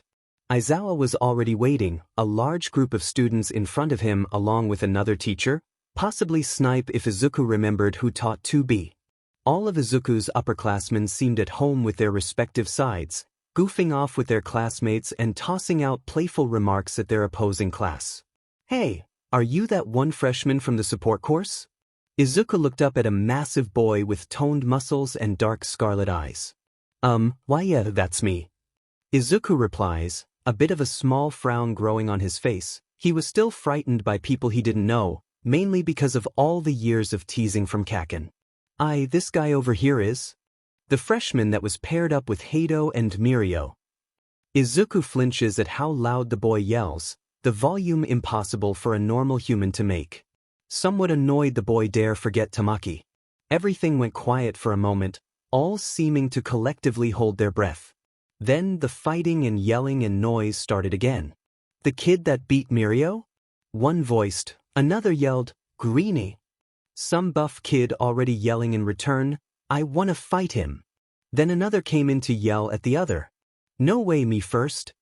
Then Izuku could have sworn he heard Mirio say, you snooze, you lose, I fought him in the sports festival. I want a rematch. But that wasn't the end of it. A girl from 2B Izuku suspected said, "No fair, we all fought him." "That's enough." Aizawa's voice cuts through the shouts, helped along with the flaring of his quirk. "You can fight over my student when we get to camp. Get on the bus and try not to fool around too much. You're all in your second year. Set a good example for your underclassmen." The two classes roll their eyes in uncanny unison but did as the man said. Izuku followed Mr. Aizawa onto the Class 1A bus, looking to him for guidance on where he should sit. But before he could ask the man, he was swept away by a certain brunette, giddy to have her first year on the bus. "Midori, you're sitting with me," she happily proclaimed. With a very hasty and chaotic roll call, they pulled away from the curb and leave through the main gate of Yuuie. The drive was loud and hectic, with the occasional reprimand from the class rep, a rather tall girl with no mutations, and the constant reminders from Aizawa and 2A's homeroom teacher to stay calm. Izuku switches between looking at his phone and out the window along with chatting with Hato. Though truthfully the girl had more than talked his ear off by the time they're out of the city. About 2 hours into the trip, the bus pulled over to a large cliff overlooking a forest. Everyone gets off, some saying they need a restroom while others simply stretch their legs for a moment. "All right, everyone crowd around." Snipe orders from a few feet behind Izuku. The mob of hero course students moves to stand in front of the teacher, backs to the edge of the cliff. "You know the drill," the teacher continues. "Don't hurt or leave behind the freshmen, Eraser will not be happy." There's a chuckle at that last line, and Izuku only gets a small moment to be confused before another voice speaks. "Hey there, everyone," a woman calls. Izuku looks over to see a new figure, clad in a light blue skirt and jacket. "Do you remember little ol' Pixie Bob?" "Hey." Most greet in some fashion, seemingly happy to see the woman at a bus stop in the middle of nowhere. The second years all greet the hero like it's completely ordinary, but Izuku must fight to keep himself from gushing because, oh my, it's one of the PP cats. "Are you flirting with the trainees again?" a rather annoyed voice says from behind Izuku. The boy turns around to see yet another member of the mountain rescue team. Dressed in yellow and smiling cheerfully is Ragdoll. Izuku begins to mumble because now there's 2 of them. They're all 18 or older, it's fair game. Pixie Bob defends herself, rolling her shoulders and stretching an arm behind her head. "They are not." Ragdoll chastises. Ragdoll shakes her head with a smile and locks eyes with Izuku, who's still in mid-mutter session. "Don't mind her," she says, walking over to join her teammate. "All right, heroes in training. Are you ready?" The cat-like heroine yells, raising her hands over her head. All of the first years call back some form of yes and or of course not, but we've got no choice, Pixie Bob smiles. "Remember to land on your feet." Izuku barely has any time to register that the second years are throwing themselves off the side of the cliff before Pixie Bob slams her hands into the ground. Then the earth moves and Izuku flows with it, unable to stay upright in the avalanche of dirt. Before Izuku even knew it, Hato he presumes grabs a hold of him and jumps off the cliff along with all the other second years. All around him, the forest is in absolute carnage. Yells and shouts of glee mesh with the roaring of something monstrous. Izuku carefully scans his surroundings, fist raised, ready to reach for the knife that he has on him at all times. Then out of nowhere, a 20-foot-tall dirt creature crashes through a line of trees, roaring loud enough to make his ears ring. It lowers its head and dirt-like paws at the ground, pointed right at Izuku. The boy holds what little ground he has, waiting for the monster to make the first move. But everything after that becomes a blur of blue and brown. All he does know is for a moment the world became far darker than he remembered. Who spiked Aizawa's coffee and W is that giant? Izuku didn't remember much from when he'd been carried in. He knows whatever held him was cold, mechanical almost, but other than that it was hard to remember anything other than the voice of BT reassuring him it was fine, and that they needed to catch up with the others. He remembered the crashing, the screaming, the yelling of monsters as something knocked each one out. Lastly though, he remembered Hato and Mr. Aizawa both talking over top of his barely conscious self, discussing where he should be taken to. After that there is nothing, blankness within his mind. Had he fainted, or had he been injured? Izuku wasn't sure. Wasn't even aware of what was going on. Hato had watched as her friend had been swiped by one of the rock monsters. His head landing against one of the forest trees as it yelled angrily at the rest of the second years. Most had already taken off, running as fast as they could, knocking out beast after beast. More came though. There were probably 100 of the rock-like creatures roaming the forest. Nijire's body moved on its own, rushing forward towards the unconscious body of her friend. Blood trickled from his head as she landed in front of him.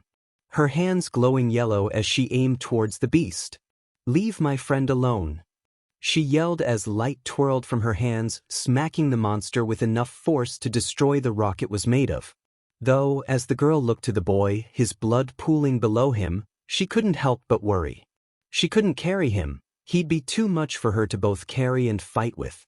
Hopefully Eraser would come, though she doubted it. Mirio and Amajiki had been a part of the group to flee, thinking that Izuku could probably handle everything on his own, but the girl didn't get long to ponder. More darkened faces began to appear in the forest. How could there be so many? Yet, as her hands began to once again tighten, a noise, ever so light, began to grow louder. Like something was dropping, wind rushing as a low hum sounded over the forest. Hato's hands only gripped tighter as the rock-like monsters began looking her over more intently. The hum grew louder, and the monster grew closer to her. Her mind racing, wishing that the second years hadn't left her and Izuku behind. They should have known not to leave the new kid alone. The hum, louder than anything else, came ever so closer to them. Then as the monsters were about to strike, a snake-like creature hissing towards the bluenet and a four-legged creature howled as something crashed before Izuku's unconscious body. Rising from the dirt, a metal creature stood before Hato and Izuku. Its blue eye adjusting slightly, taking in everything around it. It did not speak, it did not growl. Whirling of motors and electronics could be heard, but that was all. The mech stood before Hato, looking at her for only a second before turning towards the rock-like creatures. Its metal hands reached behind itself, pulling what she could only describe as a gun from its back. The metal machine didn't hesitate, didn't contemplate as it fired upon the four rock-like creatures. Each shuddering from the bullet, rocks falling off their forms as they fell to the ground.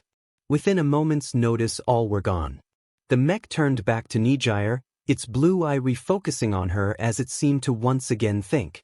Its hand reached out to Izuku's unconscious body, but her own body once again moved to protect the boy.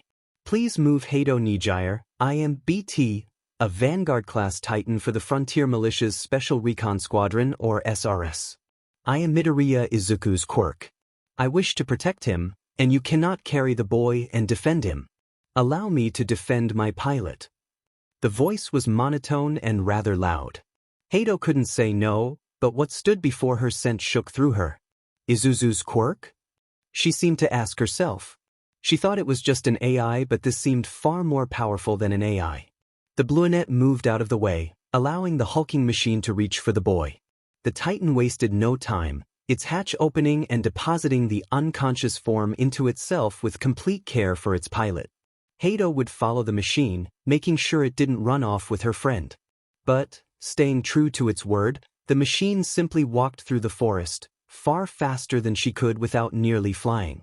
Without more than a thought, it seemed to take out each rock-like creature with ease. One or two well-aimed shots destroying each monster. By the time Hato and the robot reached the camp, it hadn't even been an hour. None of the other students had shown up quite yet, most likely still having trouble fighting against the rock monsters. Mr. Eraserhead along with Mandalay and Pixie Bob all stood outside of the Pussycats agency. Mr. Aizawa's eyes widened as the large form of a metal machine came through the forest followed by Nijire Hato. Truthful, he was quite shocked by the sighted before him and for once his face may have shown the concern that laced it. "Hato?" Shoyuta asked, an eyebrow quirked high as the mech shifted its large gun once again to resting on its back. Eraser was admittedly worried. "What is this thing?" Pixie Bob on the other hand simply brushed it off, not knowing what all the kids' quirks were. "Wow, you did better than I would have expected. This should have taken 3 hours to complete, but I guess you did it in only an hour. That's just perfect. The cat theme hero praised, though it would soon stop as the lumbering titan lowered to the ground, its hatch opening as it pulled the still unconscious form of its pilot out. Eraser's eyes grew even wider as he looked to see just who was inside. Nedu was going to kill him. From my readings, he has likely suffered a concussion and is stuck within my simulation. He is currently incoherent and is likely to not remember these events. I recommend he stay on bed rest until tomorrow. The blood has stopped flowing from his wound and it should heal within a few hours, if not, likely within 24 hours. I will leave him in your care for the time being, was all the mech said as it set the boy down onto the ground. Then as Mr. Aizawa went to speak, white and blue light began to cover the titan, similar to that of what happened to Izuku during the sports festival. It soon disappeared, nothing left of it as the white and blue light vanished from sight. Eraser turned to Hato, who simply shrugged. Eraser let go a long sigh as he cursed the problem child. I don't get paid enough for this, was all the man muttered as he, along with Pixie Bob and Nedu, picked the boy up and carried him to one of the break rooms inside of the agency. Mandalay agreed to watch over the boy for the night, while the two other pros took care of the second years. Eraser was not looking forward to his conversation with Nedu that night. How could the second years allow this to happen? Eraser would worry about the robot later. For now he was more so worried about his pseudo-nephew and the blood on his forehead. Most of the second years showed up together, roughly 2 hours later, most beaten and worn down from their different battles with the rock-like creatures. Many groaning as they came to a stop outside of the agency. Pixie Bob and Eraser both stood outside to greet the 39-ish kids that stood before them. We made it in time for lunch. Some cheered, glad to have been able to show up within a reasonable time for the day. They'd done much better than their first year, and Eraser would be lying if he wasn't just slightly happy with the students' growth. It was still so tiring though. I just want to eat. Someone groaned out as most of the students slumped onto the ground. I thought it would take you kids as long as last time. But you kids did even better than I expected. The light blue cat-like heroine praised. Especially you two, seems you've grown from last time. As she jumped Tagata and Amajiki. Shoyuta just let go a small sigh, understanding that it was due to her cat-like instincts. There was nothing he cared to do about the situation. The kids deserved it, just like they deserved the lecture he was about to give. Though he supposed the kids deserved to eat first before he truly began to yell at them. For all of the things he was about hear from Nedu. Assumed they too would like a breather before being hounded. The students would be escorted inside the agency, like last year they'd be given something to eat. And they'd also find Hato, already inside resting on a couch as she looked utterly drained. She seemed somewhat upset from what Mirio could tell, and he would have to ask her about it after they'd eaten. Though when he was about to question her about it, she seemed to disappear. Having left the spot on the couch she'd earlier been at, Mirio went to ask Mr. Aizawa, though he wasn't much help either, stating that he was better off just sitting back down and listening to what was about to be said before going to look for Nedu. The blonde did as told, though he would later come to regret that decision. They'd been scolded badly if anyone were to say. They were supposed to be heroes, leaving the untrained freshman by himself.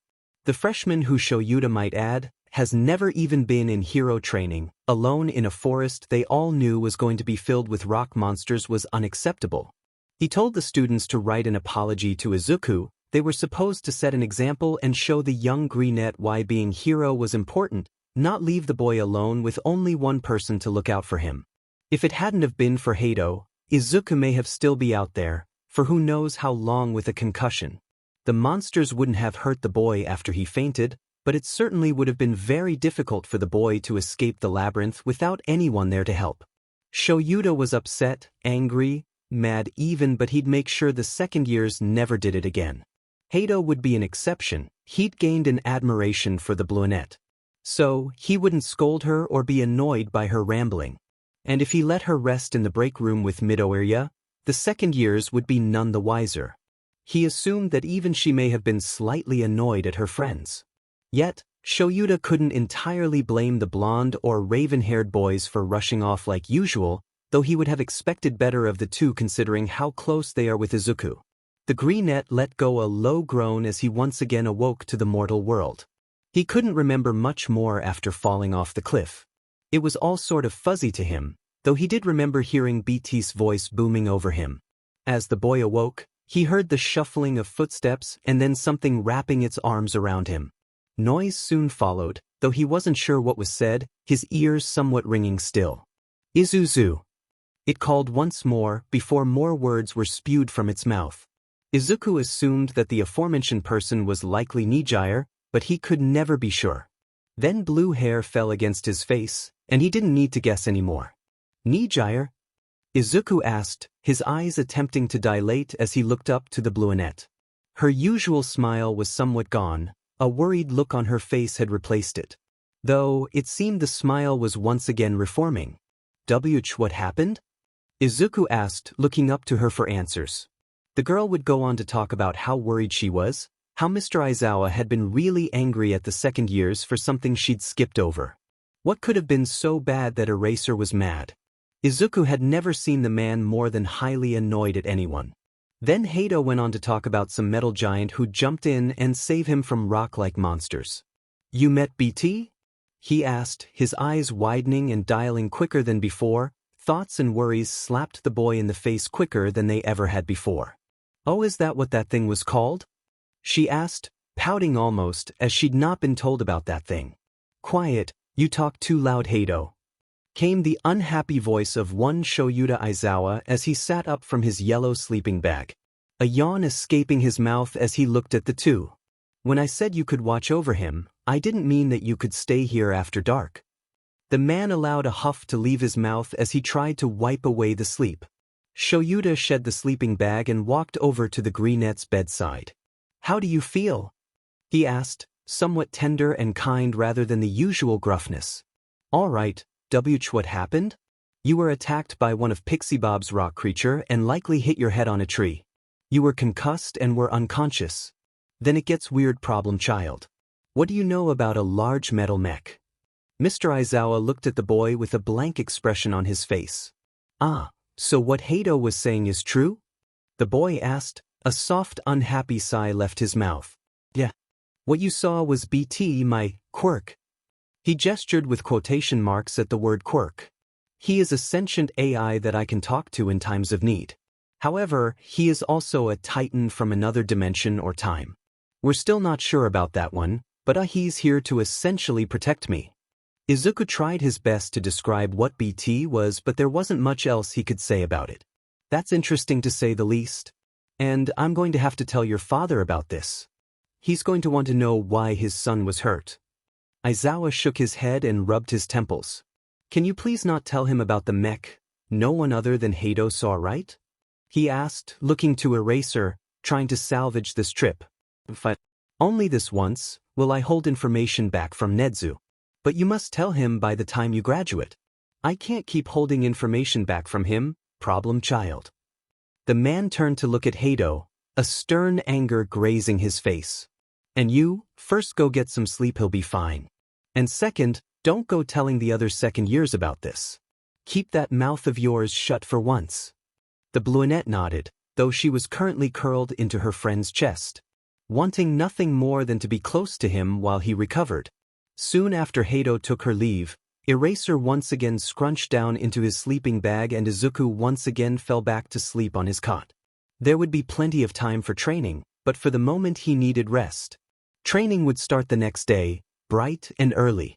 Though Eraser would take it easy on him, understanding that Izuku was likely still somewhat out of it. The students buzzed about, trying to do as their instructors said. Though, it was certainly harder than last year from what Izuku could see. Most were complaining far more than he remembered hearing about. They seemed to be skittish of him as well, staying way out both his or Eraser's sight. Mirio and Amajiki had even been almost hesitant of him, which had caused the boy to question Hato, who'd simply shrugged and said something to the effect of, "Oh, don't worry about it, Greenie. They're just sorry about not being able to help you." Which Izuku had nodded and taken the statement as fact. Though he still wasn't sure what that really meant. The first day would be difficult if anyone asked Izuku, He'd been forced to train with Tiger, though the man had to promise to ease the boy in, understanding that he'd already suffered a traumatic injury the day prior. However, if what the boy had gone through was considered easy, then he was certainly worried about what Tiger considered hard. Because, by the way his voice felt in his throat, and his arms screamed, it certainly hadn't been easy. Then the second day had come, and he'd been able to work with Hato by his side for a small time. Both seeming to have piqued the tiger-like man's interest, and they'd even been allowed to spar at one point. Which was certainly interesting. Having to fight Hato without much of his equipment had been fun. The girl hadn't gone easy on the boy, giving him some serious pain in both his chest and left shoulder from repeated blast. It was nice, yet he did wish the others hadn't left him alone so much. Many still steered clear of him, always looking to Eraser or one of the pussycats for guidance on if they could in fact interact with the boy. Then the rest of the week had come, and Tiger had trained Izuku along with the rest of the students into the ground, working them far harder than any of them ever expected. Mirio had at one point yelled out a raggedy "power" over and over again until his voice was terribly quiet. And even then, as the boy had fallen to ground, he'd continued to yell above nothing more than a whisper. Amajike had eaten so much different food the boy was sure he'd gotten food poisoning from too much seafood. Hato on the other hand had once again fallen out of the sky on multiple occasions from quirk overuse. Izuku had at the very least not overused his quirk, though BT did seem somewhat apologetic for several days. Izuku felt bad for the poor Titan. What had happened was really out of his control. And Izuku promised to look out for himself more in the future. Then as the camp had come to an end and everyone had loaded onto the bus, instead of following Hato to the seat he'd been given earlier on the trip there, Eraser had personally pulled the boy to the side and had him sit next to him. "Alright, what the heck happened? Why are they so shy of me?" he asked, looking to Mr. Aizawa for some kind of answer. He told them that they were expelled if they ever left you behind or caused injury to you again. Hato sing-songed as she walked past Izuku and swung into the seat behind Eraser. With a tired sigh from the teacher, Izuku let the conversation go. Mirio and Amajiki had warmed back up to him, though it was subtle. Tagata had sat next to Hato and Amajiki had come to sit on the other side of the bus. The bus ride would be quiet, though not like before where it was fear of Eraser for yelling at them for being too loud. No, this time they were fearful of a certain greenette and one doting overprotective father figure. Eraser would be seen watching the boy for several weeks to come when school resumed. He couldn't take his eyes off the problem child. It was a drab, rainy day that couldn't get any bleaker for Izuku. He wasn't ready, hadn't even thought that he'd need to be ready for what laid ahead. Given only a few months to prepare for such a test hadn't been the easiest. Okay everyone, thank you for your hard work in today's exam. Before I announce the results, I should probably explain the way you were evaluated. Between Hugs and those of us within the Hero Public Safety Commission, we had a twofold demerit system that we used to determine your total score dash. A loud, thunderous boom could be heard from the distance. It had rained heavily throughout the entirety of the exam. In other words, we were evaluating you based on how few mistakes you made in a crisis situation. Anyway, the names of those who passed are listed in alphabetical order. Keep my words in mind as you search the board for your name. Sigh, the frizzy blonde-haired man explained as he gestured to the board behind him. The board was soon showing the names of roughly 50 future heroes. Midoriya's own mind raced as he looked over the board. Midoriya, Midoriya, Midoriya. He read along the board, trying to find his name. And then as he came halfway down the list he spotted it, his name there near the center of the board. He was a hero hopeful he'd done it.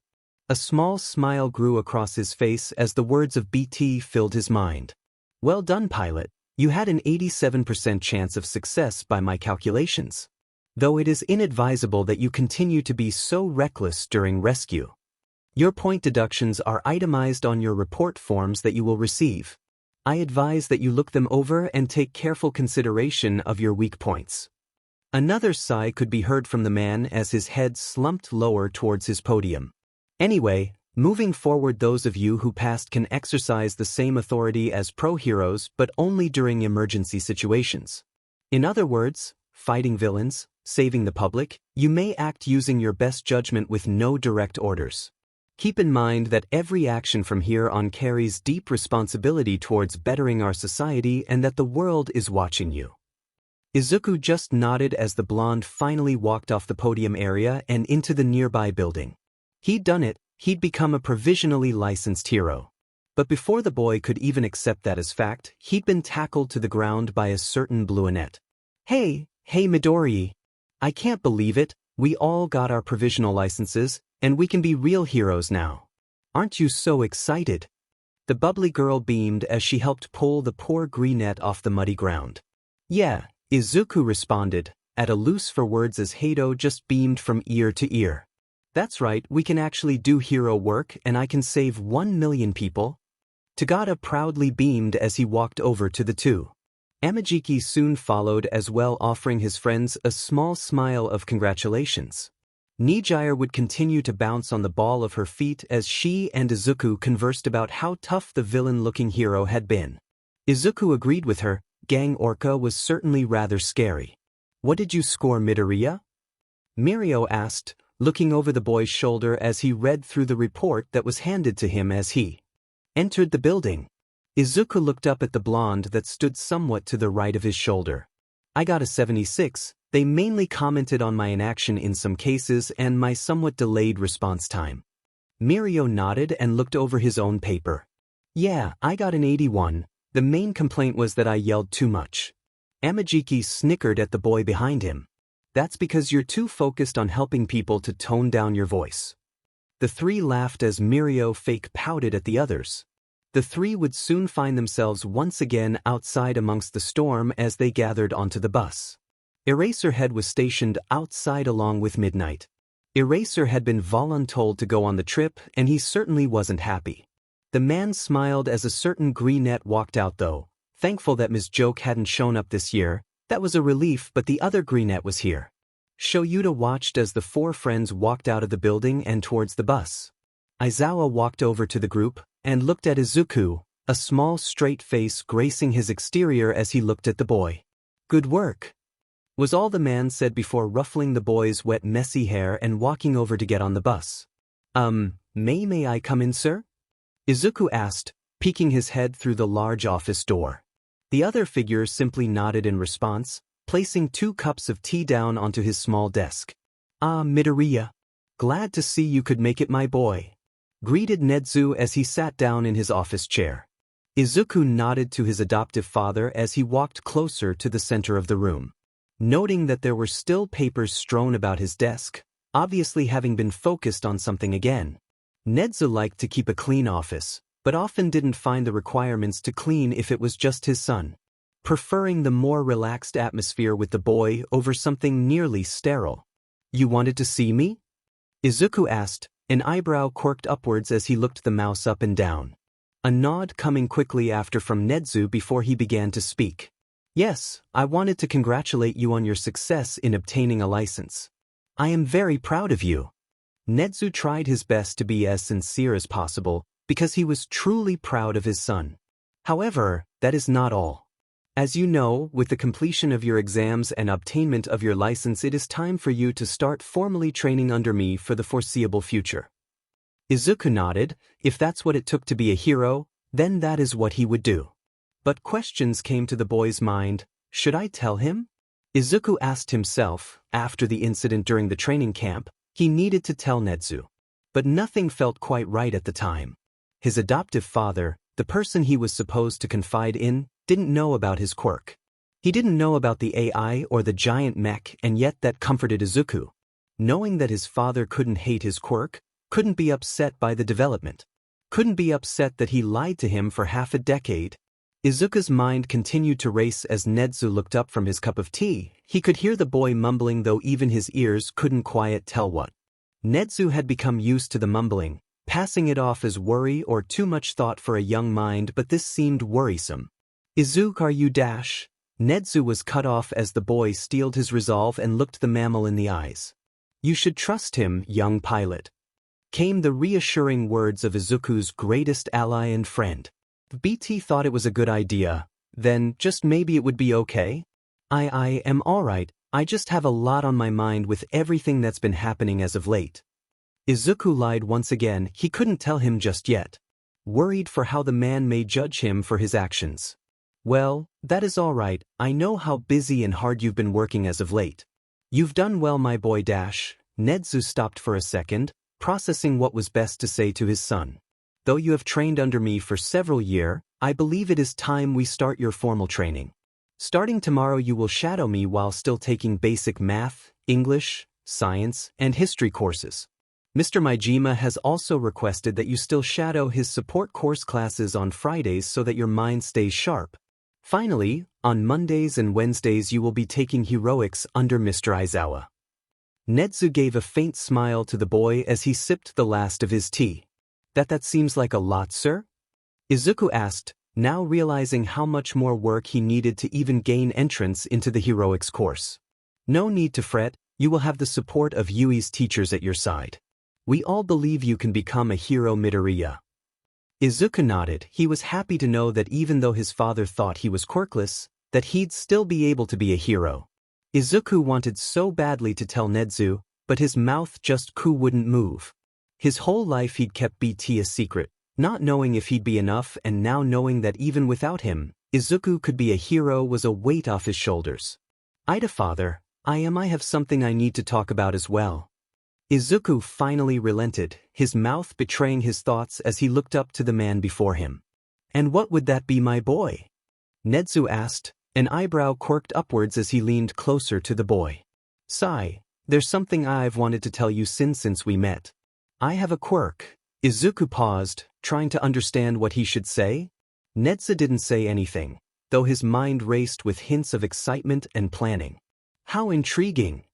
When I was 10, I heard a voice calling out to me. Though nothing would come of it for some time, I'd never heard such a thing. Then Izuku paused, reliving the day the slim villain had attacked him. The worry and fear drew him like madness. I was attacked by a villain about a year ago. Izuku looked up, tears forming in his eyes as the memories collided with him. It had been such a horrible day and yet one of the best all in the same. You were what? Concern flashed in the man's eyes, fear, worry, danger all coming to a point as he looked his son over. Worrying what could have been, why wasn't he told? Why wasn't I informed?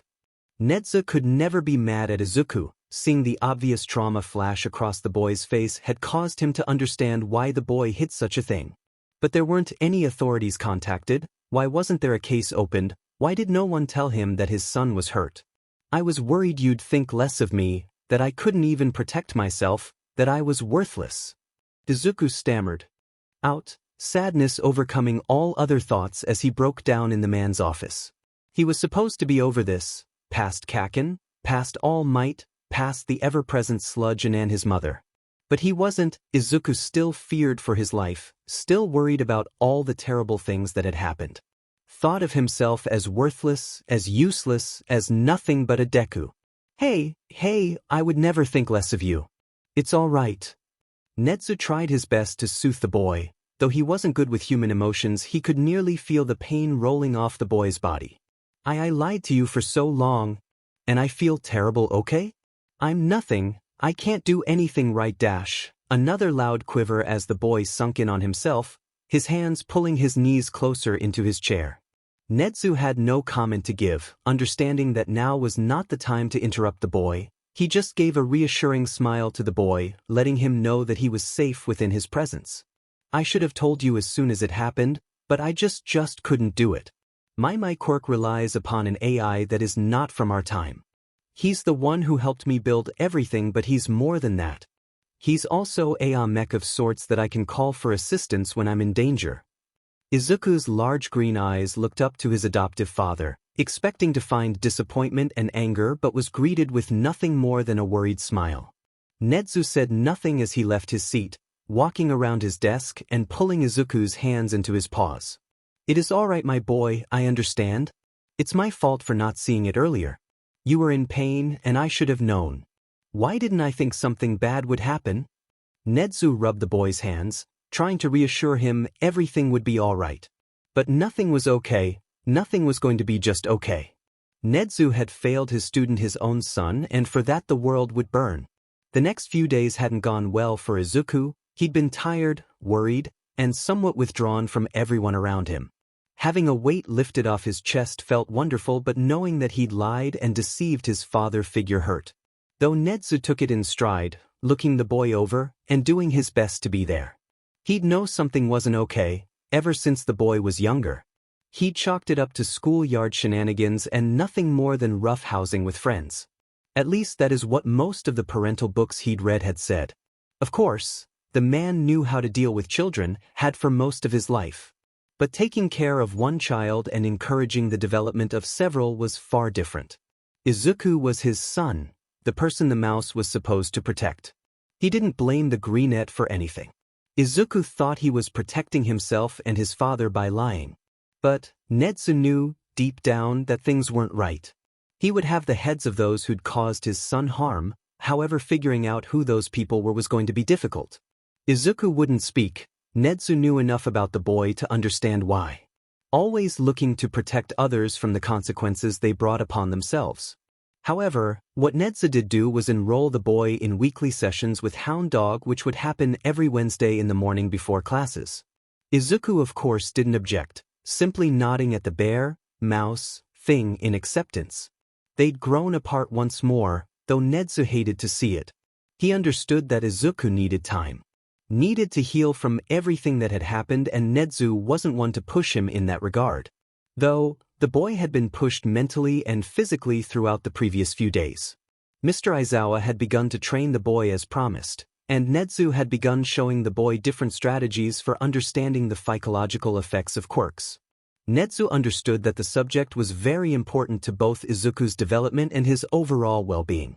Understanding that quirks weren't everything and that no matter what quirk one was given, it did not qualify as a villain's quirk was important for Izuku to know.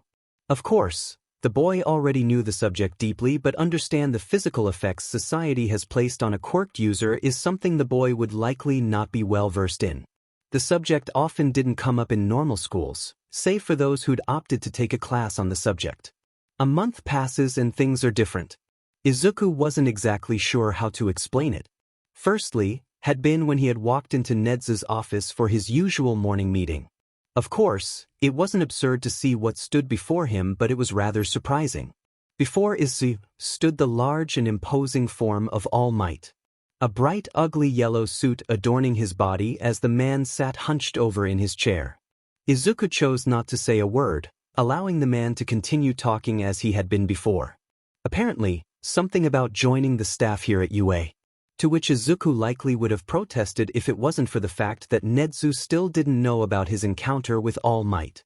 Izuku, you're right on time," the white mouse said rather cheery as he stood up to meet the boy halfway. All Might turned in his chair, eyes widening only slightly as he looked the boy over. He seemed familiar but couldn't quite figure out why. "Izuku, this is All Might. As you may know, he's looking to teach here at UA next year." The blonde nodded to the mammal before him. "It's nice to meet you, All Might, sir," Izuku said, his teeth somewhat gritted as he did so, fearful of the man that had nearly destroyed his only hope in life. But Izuku chose not to ponder that thought, instead playing nice and going with formality. "You as well, young student," the man offhandedly commented. A moment passed as all three stood in silence, unsure of what next to say. All Might looking as if he wanted to be anywhere else while Izuku wanted to be nowhere near the blonde man before him. Nedu as of course couldn't read the tension in the room and chose to sip his tea as the two failed to make conversation. "I'm terribly sorry, Principal Nedu, I must be going now," the man commented before leaving the room with great haste. Izuku didn't comment on All Might any further and instead took the now open seat in front of Nedu, who could only smile with excitement. "So, as you may know, the freshman students are currently applying and second years are being asked to take on internships for this semester." Izuku nodded. He'd heard it non-stop from his three friends during their bi-weekly training session.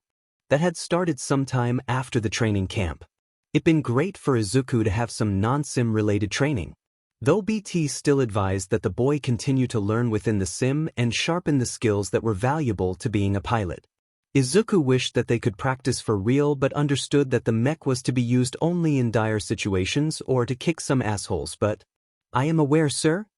Izuku asked, unsure of what the importance to him such a thing would have. Nedu took another sip of the tea glass before him. Well, a hero has reached out to us asking specifically for you. I usually would turn such a thing down as you are not currently within the hero course. You are my understudy and therefore are still a special case. However, I believe what this pro-hero has to offer could, another sip, bring out the best in you. While I mean no harm in saying this, I do hope that you understand that though you have certainly come out of your shell since being here at UA, you have not fully left behind the feelings and worry that you gained due to your quirkless status. That is why I have accepted this hero's application to work alongside you. Nedu paused to look at the large pupils that were forming on the greenette's face. You will be interning under the rabbit hero Miruko. If you wish to accept, that is. Izuku's eyes widened even further. Gone were the days him idolized heroes. Ever since All Might had told him he physically couldn't be one.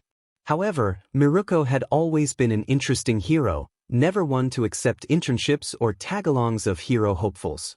She was a solo hero who typically worked by herself more often than not. She had one of the highest capture rates in the country just behind Endeavor, and even had the attitude to back up her status. She was a great combatant and was making her way up the rankings faster than some had expected. Of course, Izuku hadn't necessarily thought it over too much. Miruko was a newer hero, someone who'd appeared when he'd been at the height of his analyzing, but he'd let that slip. Finding that BT could research anyone he needed, so what good was analytics? I'd like to accept if that's all right with you, sir? Izuku asked, looking up to his adopted father. Nedu only nodded, bring a stack of paper out from his desk drawer and looking over it for a brief moment. You are a newly minted hero in training, my boy. I think it'll be a great experience for you. Though I do advise caution with Ms. Miruko. She can be a handful from what my own knowledge and perceptions of her have led me to believe. Izuku nodded. He knew the rabbit hero could have a temper to rival even Kaken at times. Well then, I suggest we begin our next lesson. Today you will be studying a subject you may know very well, analytics. Cackles could be heard from the principal's door. Izuku may have been used to them, but he was the target for these analytical lessons. Thus, even fear raced down his spine. Another week passes. There was one thing certain about Izuku's training with Nedu. He feared the man more so now than ever. Izuku may have known the bear, mouse, thing for most of his life, but he also had never seen his adoptive father put so much effort into honing a skill. However, for now that was a worry he would deal with at a later date. For now, he would focus on his current problems, all of which currently stemmed from one rather tall brunette. Though she'd never know she was the source of said problems, she certainly was the definition of problems. Firstly, would be the current unforeseen side effect of her overly bubbly nature. Izuku's face had been beet red for well over 5 minutes now, and the way the poor girl just pouted when she wasn't answered had hurt even more so. Then there'd been the way she'd asked about his day and if he was doing well in his new classes. Of course, that wasn't necessarily the problem, but the way she'd bounced along happily to listen to anything the green-haired boy had said was certainly on the tip of being a problem. Now there was the much larger problem that the greenette was faced with, and that was, well, that was the fact that Hado had asked him out. Not in the typical sense or anything like that. Nor in a non-typical sense either. Izuku was confused, and for once BT couldn't help with any of it. How it all came to be was rather confusing to the first-year personal student. She, along with his other 2 close friends, had once again been eating lunch together. Enjoying the day as it was, with the sky ever so blue and the world at ease for once in Izuku's pitiful existence. Then once again Mirio and Amajiki had left him alone with the blue-haired girl. It seemed to be far more common than Izuku had liked. Sure, they were allowed to leave whenever they wanted, but it seemed odd that they always left him along with Hado. Never had Amajiki gone with Hado or even Mirio leaving with the brunette. It was always those 2 trying to leave him alone with Nijire for some unknown reason. However, as the brunette seemed to pout more so as he spaced out, he returned to the world. Hey Izuku, could I talk to you more a moment in private? The girl stated with a serious tone that no bubbly teen should ever use. Izuku thought Nedu was scary. Nijire was even more so. The two had walked out onto the grounds of Yuuie, walking around campus as Nijire for once in her life thought over her words, trying not to menace or mangle what she wanted to say to the boy. She'd missed her chance when he'd offered to walk her home, and now as they'd both been caught in different activities it had become hard for them to meet. "What did you want to talk to me about, Nijire?" Izuku asked, looking up to meet her pale blues. "Oh, well, I wanted to ask you about going to that new restaurant that opened up across town." Is that all? Sure, I'd be more than happy to go with you." "Are Amajiki and Tagata coming too?" he asked, his eyes now looking off towards the buildings of Yuuie. "No, I wanted it to be just us. If that okay with ya." She quickly stammered out, worried for what the greenette might think. "I'd like that, so long as it's okay with you? Of course, I'd be happy to have you along. Though there was something else I wanted to tell you. For a while now," she added on, thinking back to the time they'd spent training together over the past few months during the summer. What would that be?" Izuku asked, his heart seemingly melting. "Pilot, your heart is in stable condition, though I do recommend breathing dash," the AI cut. "Oh, well, I wanted to ask if you'd you please ganade twithm?" Hato nearly squeaked out, trying hard not to blush. Worried that Izuku didn't like her, she didn't think he wouldn't, but according to an online article she'd read he might not, and she was worried. Okay? What was that, Nijire?" Izuku asked, his mind racing to try and confirm what he'd just heard. "I wanted to know if you would go with me to that new restaurant." As a date, Hato reconfirmed, every fiber in her body telling her no. That for once in her life she shouldn't be straightforward. Izuku nodded, unable to say yes to her request, his voice unable to leave his mouth as he heard BT tell him to respond. Izuku just nodded, and it seemed to be enough for the bluenette. Izuku soon found himself on the ground, pulled into a bone-crushing hug as the girl gladly and proudly proclaimed that she was going to make it the best date ever. Izuku just wanted to rest. He didn't need this chapter text. "Hello," Izuku called out as he walked into the small office building that was located on a corner street. It wasn't anything to look at, a small receptionist desk at the front, along with couches, chairs, and anything else one might think of. On the wall, a sign hung pointing towards the in-house gym, bathrooms, and small office space. Izuku wasn't surprised, to be honest. Miruko was an up-and-coming hero who preferred to work alone. She didn't have interns or heroes studying under her. Nor did she have anyone working for her together than maybe an HR-type person who dealt more with her public appearance than anything. So, finding that the hero had what one could only consider a small agency wasn't all that surprising. What was surprising was the yell he received when he walked in. Izuku had become a lot more accepting of noise and the yelling from heroes. But this seemed somewhat excessive in his mind. Miruko was known for being loud, everyone knew the bunny girl could be quite brash, but this was more than the intern was hoping for. "Who in the hell let you in here, kid? I don't need any interns, nor hero students, so if you're one of them, get the hell out of here." Izuku looked up at the tall rabbit hero, his mind wondering for a moment as to what to say to her.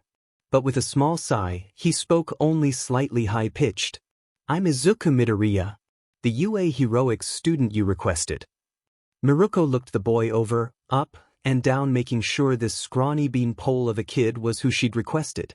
"You're the support student from the sports festival?" she asked, rather annoyed sounding. "Yes, ma'am. I interned under Eraserhead and came joint third in the sports festival." Izuku spoke, his voice faltering as he informed the pro hero. She nodded and continued to look the boy over. "So, Eraserhead trained you?" "Yes, ma'am. I continue to intern under Eraserhead and Principal Nedu." Miruko nodded slightly, her face growing less hostile as she finally stopped looking the student over and turned to head back into the gym. "Come on, we haven't got all day, Green Bean," she loudly yelled as she walked off, her hand waving as if for Izuku to follow her into the gym area. Izuku, as of course did as he presumed, was instructed. Following the rabbit hero into the small gym that housed a variety of different equipment and a small boxing ring that she likely used as a warm-up and/or decompress area. "Alright, you ain't got no experience or skill, do you?" she asked, looking the boy over, trying to think up strategies for the boy that stood in front of her. Don't get Miruko wrong, She could see the muscle the boy had. But it wasn't enough. No, I don't have much experience, just the few hours I've put in under Eraserhead and the training we've done. Miruko nodded, though the boy didn't have much experience. She knew Eraserhead was well revered by many to be one of the best underground heroes. All right then, tomorrow we'll start our patrols. But for now, show me what you've got, kid. Izuku nodded, setting down the case he'd brought with him from Yuuie. His suit was packed inside, though it would serve little use at the moment. Miruko didn't give the boy much time after that, leading with a hard right kick right as he began to turn around. The day would continue on with Izuku being put through the ringer. The rabbit hero wouldn't give the boy much rest, testing him to see his breaking point. And to be fair on Miruko's part, she'd seen great qualities in the boy. He'd do well as a hero in time. He was rough, but it could be improved.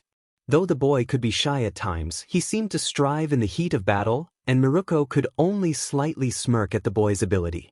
Maybe he was a good choice after all. A week passes and things begin to fall into a new normal for Izuku. Between learning under Nedu during most of his time at Yuuie and working with Aizawa every so often, Izuku feels ready, feels like just maybe he could be a hero even without a quirk. Though he has had one for 5 years now. It just doesn't feel real, like it wasn't meant to be. But maybe it is, maybe his life is just what it is supposed to be, and that makes him smile. He has 3 wonderful friends, 3 father-like figures who care about him.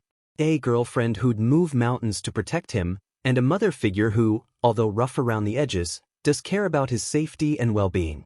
More so than his real mother ever could, he assumed. Miruko is unlike any teacher Izuku has ever met. Sure, he expected her to be somewhat abrasive.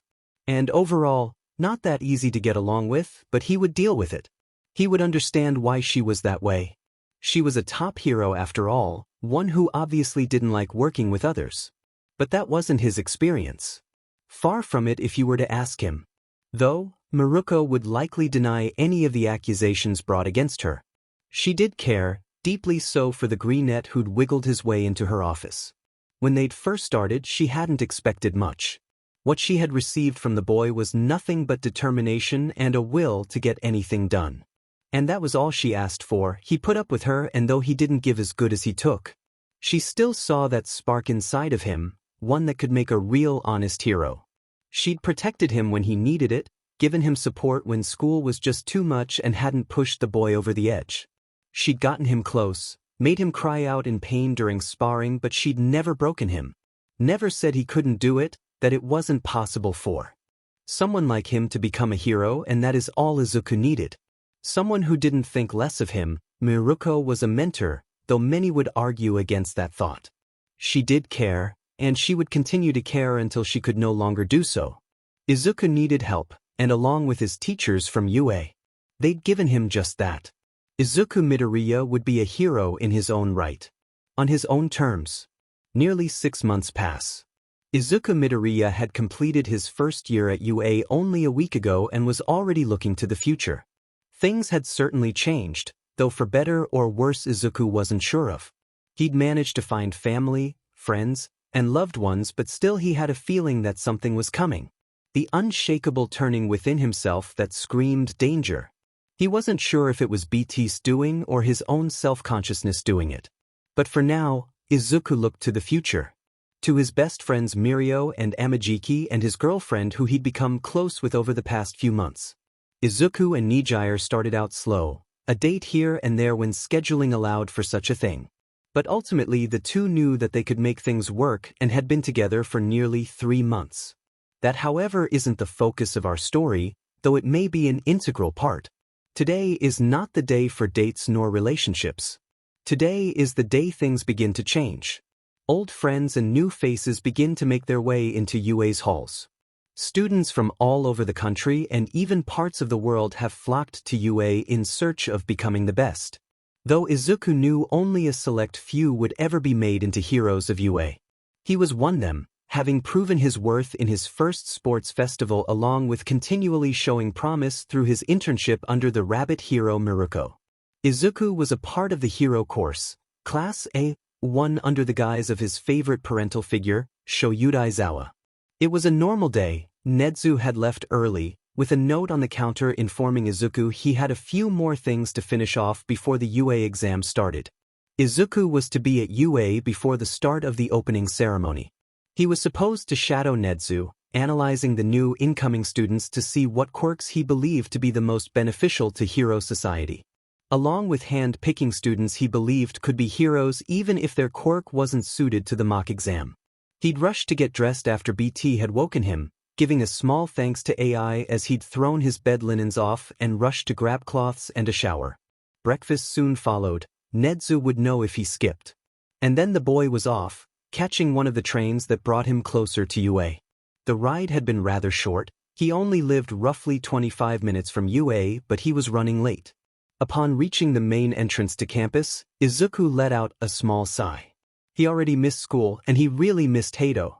Though the two talked regularly, it was off-putting to know that they wouldn't get to see each other for another week or two. "What the F are you doing here, Deku?" came the voice of one annoyed-looking blonde. Bakugo held no smirk nor frown as he looked at the boy. "It's none of your business, Bakugo. Now go before you're late for the exams." Izuku had stated confidently, seeing his underclassmen had sent a shiver down his spine, but he'd faced villains far worse than him during his internship. "Get out of my way before I explode that smug butt face of yours." They may have been in public, but the years of abuse were hard to forget. The ashy blonde continued forward into the building as Izuku shook his head and regained his composure. He needed to get a grip. He wasn't here to make friends, and he certainly wasn't here to relive his junior high experiences. "You're here to assess talent and analyze the incoming students, not to start a fight." He reaffirmed to himself as he took a step towards his dreams, towards everything he'd worked so hard for. And then he tripped over his own DMN feet. "Guess I'll just die." His brain supplied one final time as his body plummeted to the bricks below. "You're not going to die, pilot, you simply fell," came the smug voice of his AI. His body froze midair, the world around him stopping and his fall no longer in motion. "Ha, I stopped you with my quirk. I'm sorry I didn't ask first, but I figured you wouldn't mind me catching you." The bubbly girl in front of him smiled, her hands clasping together as she asked for forgiveness. Izuku stood frozen, mouth agape as he looked at her. "Isn't this way nerve-wracking? Well, I'll see you inside. Good luck." She waved goodbye to the greenette as she turned to leave. Izuku still stood frozen in the spot she'd left him, unable to comprehend what just happened to him. She was pretty, but he didn't blush, didn't scream that he'd just talked to a girl. No, this was different. This was his second year at UA and he was in a committed relationship. There was no room for anything of that nature. But to be saved by someone like that, it took a lot out him not to become a stuttery mess. UA High School Hero Course Exam Orientation 0:900. Lights began to flick on in the auditorium, a large U symbol flashed on the auditorium screen and a blonde-haired man stood up front. His voice was overly loud for everyone to even comprehend at such an early hour. "What's up, UA candidates? Thanks for tuning in to me, your school DJ. Come on and let me hear ya." Silence. "Keeping it mellow? That's fine, I'll skip straight to the main show. Let's talk about how this show will go down. Are you ready?" He called out to the students before him and once again was greeted by silence. Izuku sighed as he looked at present mic. Did his English teacher have to be so loud at 9 in the morning? "BT, could you turn down present mic just a bit?" Izuku asked off-handedly from where he stood in the back somewhat close to Mr. Aizawa. "Yes, right away, pilot." Yamada was turned down a little bit lower so that Izuku didn't have his ears ringing with pain. Shoyuta raised an eyebrow at the kid, something akin to, "Can I have an AI too?" flashed across his face. "Alright, so this is how the test will go, my listeners. You'll be experiencing 10-minute-long, mock cityscape maneuvers. After I drop the mic here, you'll each be heading to your specified battle stations." It was the same every year, though Izuku hoped to eventually convince Nedu to change the way testing was done. It was too overpowered quirk-driven and not enough skill-based use. "Hey, let's check out your targets. There will be 3 types of foe villains in every battle situation. You'll earn points based on their level of difficulty. So, you better choose wisely. and attacking other exams is a big no-no. Keep that in mind, listeners. Present Mike pointed out to the crowd before him. Excuse me, sir, but I have a question. Here on the printout, you've listed 4 types of villains. Not 3. With all due respect, if this is an error on UA materials, it is shameful. We are exemplary students, and we expect the best from Japan's top school. A mistake such as this won't do. And you in the back there. Stop your mumbling at once. The navy brunette had turned to look at Izuku. Green eyes met his own, and something within the blue-haired boy seemed to crash, realization of something. Izuku wasn't sure what, but the boy did seem to back off of him. All right, examine number 7111. Thanks for calling in with your request. The 4th villain type is just an obstacle to get in your way. Don't think of it as something to beat, there really isn't any point. I recommend all my listeners ignore it and focus on topping the chart. Present Mike sighed as he looked to the blue-haired boy before him, his glasses shining slightly in the auditorium light. If only the kid had let him speak. Thank you very much, please continue. The boy stated and bowed to the teacher before him. All right then, with that being said, let's hear a plus ultra. Silence once again filled the room. And begin! Yelled Present Mike as the students dashed off towards the exam grounds. A cityscape was hovering above the skyline as robots loomed in the shadows. Izuku, along with several other teachers, stood within the observation tower. Looking out over the exams, Izuku could see several students that impressed him. However, others were less than adequate for UA's standards. Izuku was busy writing down as many notes as he could, taking in every student and their talents along with things that would need to be improved upon in the first semester. Nedu looked over the boy's shoulder, nodding in agreement more often than not at his thought processes. Izuku had watched one blonde-headed student steal points from a purple net, just barely beating the kid to the punch. Another large robot loomed overhead and looked menacingly observant. It looked on with no movement or expression, as if contemplating what it would do. Then its arms swung down, crashing into the earth. The purple net had dodged and tried his best to fight against the robot, but simply lacked the physical strength to do anything. Turning to Nedu, the mouse nodded and passed a folder to the boy, already assuming what he wanted to know. That's Shino Hitoshi, his quirk's called brainwashing. Which isn't necessarily the best quirk for the exam, but it should prove useful enough. Nedu commented and Izuku nodded in agreement. He still found some quirks truly fascinating even after all his time mentoring and working in the field with Miruko. As time went on, more students continued to knock robots out. Many had gotten a kill and were fairly happy with their performance, but then the zero-pointer had to show up. It was far larger than the other bots anyone was likely used to. And as it made its way across the city, the ground shook from its sheer size. A brunette had let out a scream as the robot got closer to her. She'd exhausted most of her energy taking on another robot earlier in the match. Should we stop the exam? Izuku asked, looking at Nedu, who thought for a moment before saying. It will stop if it senses a student's endangerment. However, the test can continue for the meantime. No examen would help the poor girl, most having already fled, and Izuku had to interfere, calling on Nedu stop the zero-pointer. To which the mouse had laughed and called it some sort of logical ruse. This isn't Aizawa's class. Don't toy with people's lives, Dad. Is what the boy wanted to say, but assumed that nothing really could have been done. At least the girl hadn't been crushed and Izuku had gotten an A on that test. But for now, his hero's journey would have to wait a little longer. New friends and foes will reveal themselves. Old friends will become closer and Izuku may just become a symbol of justice. Next time on Symbol of Justice, Izuku's a little sheet. Shoyuta just wants to adopt the poor thing but knows he'd only get joint custody with Nedu. And God, they're all problem children. The acceptance rate was as small as it always had been. 1 in 300 students had been accepted to any of the courses.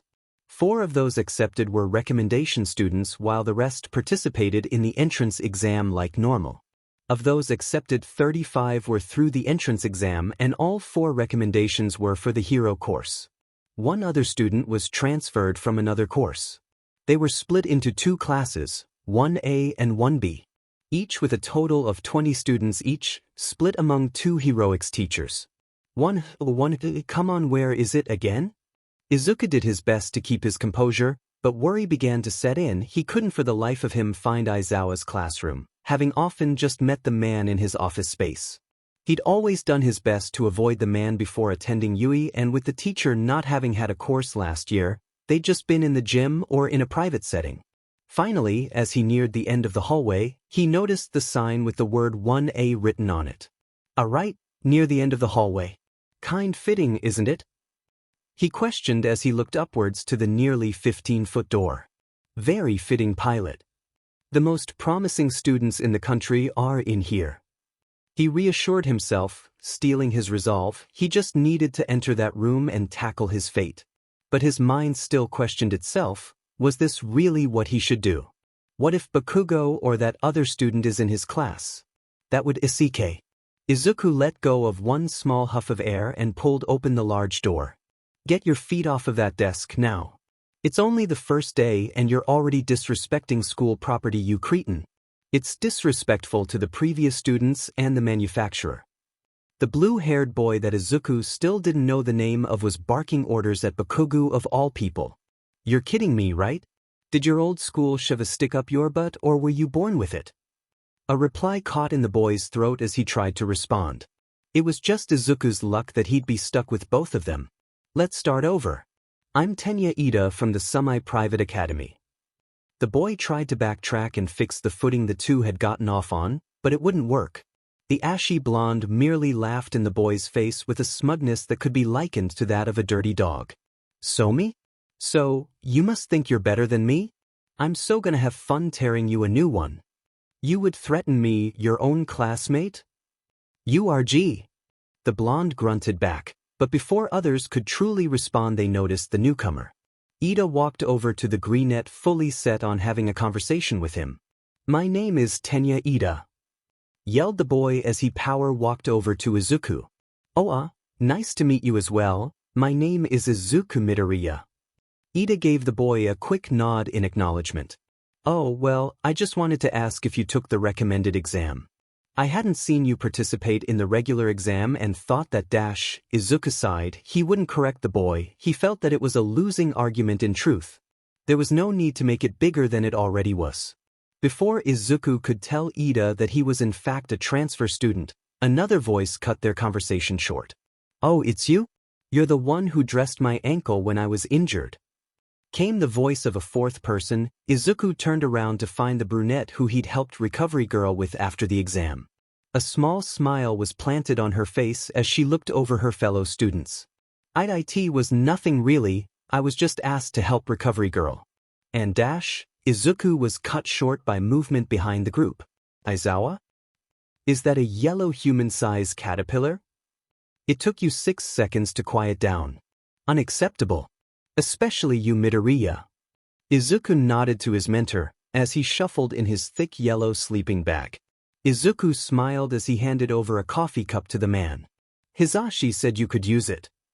Shoyuta smiled only slightly as he took the cup and walked over to the front of the room. Taking a long sip of coffee before ever addressing the room, eventually the man let go a sigh and began to speak. Welcome to Class 1A. I am your homeroom teacher, Mr. Aizawa. Now, would you please all be quiet and change into your school gym clothes? You have a quirk apprehension test in 10 minutes. Meet me on the practice field. The man unzipped his sleeping bag and walked out of the room. What was that? Most of the students seemed to yell out at the same time, and the man looked back through the room's doorway. What did I just say? Aizawa's scarf and hair flared upwards as he poked his head back through. The students once again quieted and got to work, quickly running to the changing room and getting into their uniforms. All of the students made their way to the training field where they found Mr. Aizawa standing, waiting for the students to show up. And with their arrival he smirked as he looked over his students for the year. What about orientation? The brunette from the exam asked. Shoyuta turned towards her and sighed. We here at Yuuie are not tethered to tradition, and I have deemed that orientation is unnecessary to your education. The man gave a toothy grin for only a moment as he looked the students over. Alright, so as you all may remember, you were given standardized tests most of your lives. But you've never gotten to use your quirks in physical exams before. The country is still trying to pretend we're all created equal by not letting those with the best quirks shine. It's not rational, and one day the Ministry of Education will learn this. So let the test begin. Aizawa walked towards the testing ground and passed a ball to Bakugo. Katsuki Bakugo. Quirk, explosion, allows the user to produce powerful explosions. He does this by sweating a nitroglycerin-like substance from his skin, which he can then detonate at will. Bakugo, you were the top scoring student. How far could you throw a ball in junior high? The boy that stood in front of Aizawa and took the ball from his new teacher's hand. About 67 meters if I remember correctly. Aizawa nodded and pointed towards a circle that stood in front of the students. The ashy blonde walked over to the white circle marked in the dirt. His arms tensed and sweat began to drip from her hands. Die! The boy yelled as an explosion followed. Izuku looked at his classmates beforehand, noticing that a purple-haired girl had headphones jacks on her ears. He assumed that she had some kind of enhanced hearing and quickly moved to cover her ears. What a you dash! She was cut short as the explosion went off. The object flew through the air, and as the teacher recorded its distance, a small smile crept on Bakugo's face. He'd done far better than he could have done without the use of his quirk. Proud of his accomplishment, he looked back to the teacher behind him. All of you need to know your maximum capabilities.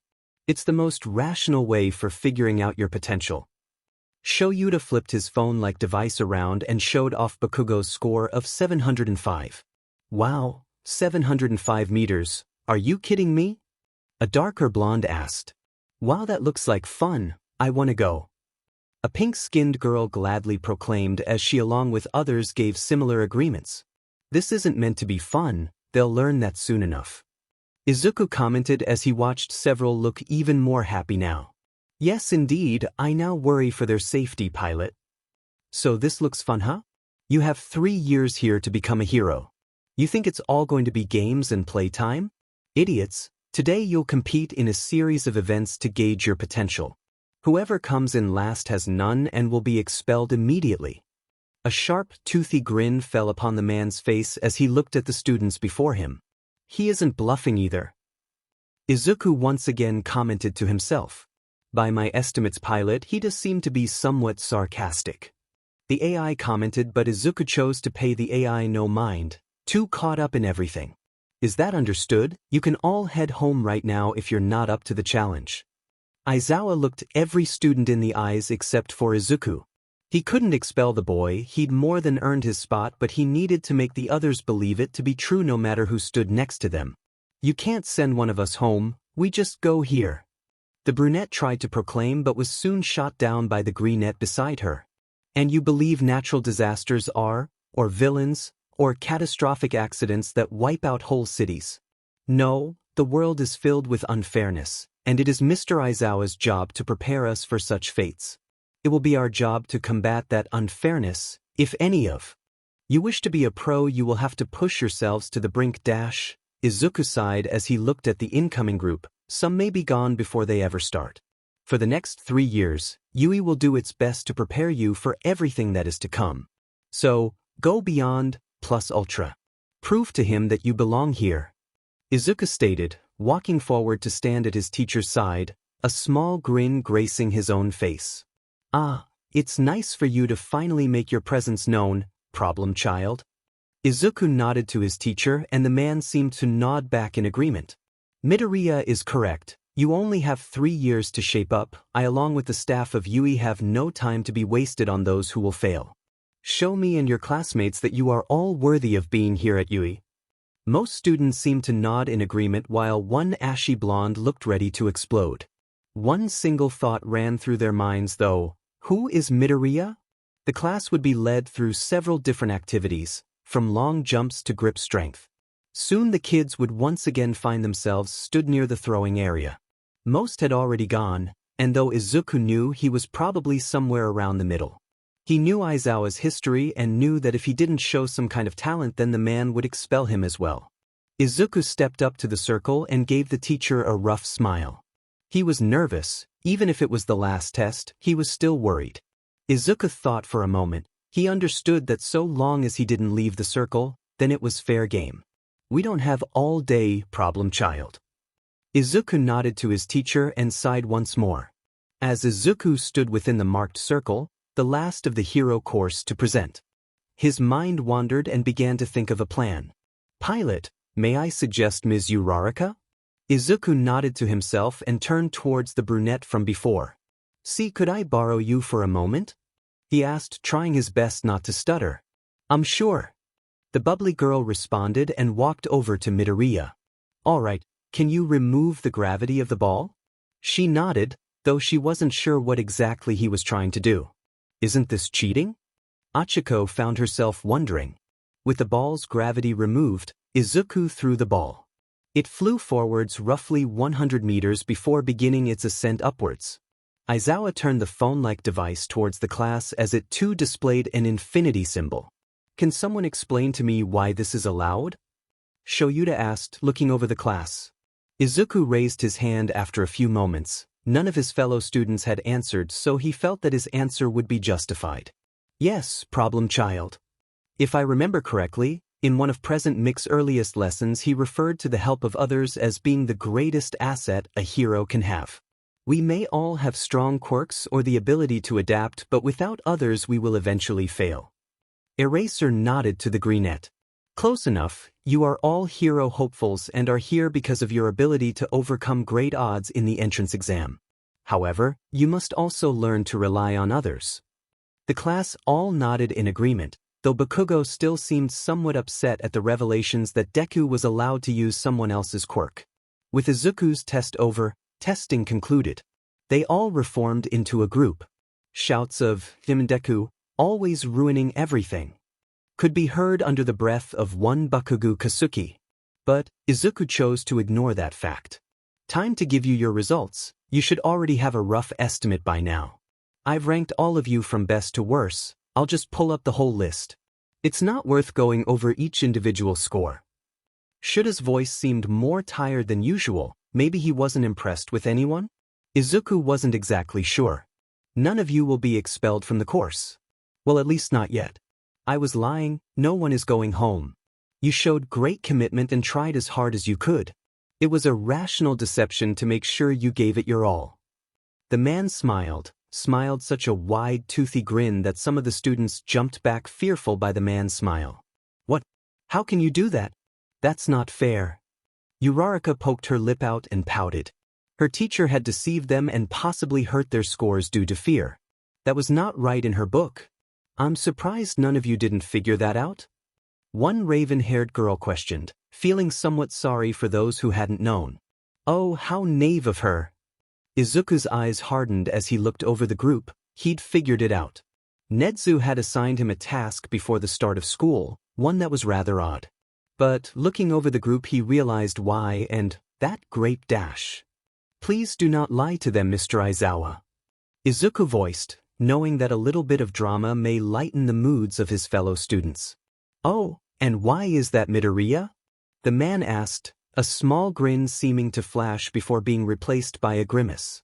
Well, last year you expelled the whole heroics course. Not just your class but Vlad-sensei's as well. And Nezu gave me a task. I'll talk to you after class about it. Izuku voiced, not wanting to point the student who would not be there tomorrow out to the whole class. Demon perv. I believe you could say it now, problem child. There is no time for theatrics. Izuku nodded, and with a sigh stepped forth next to his teacher to speak to the class before him.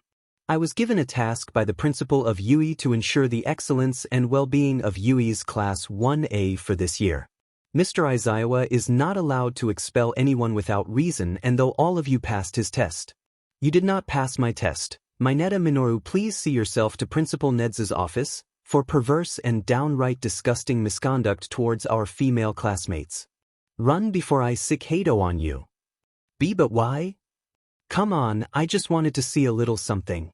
Is that wrong? Come on, you can't do this. Why can you expel students? You're just like the rest of us. Izuku sighed. He wasn't like them as much as he sometimes wished he was. Yeah, what the hell, Deku? Why do you get to expel students, you useless freak? The student with navy blue hair seemed to agree with Bakugo.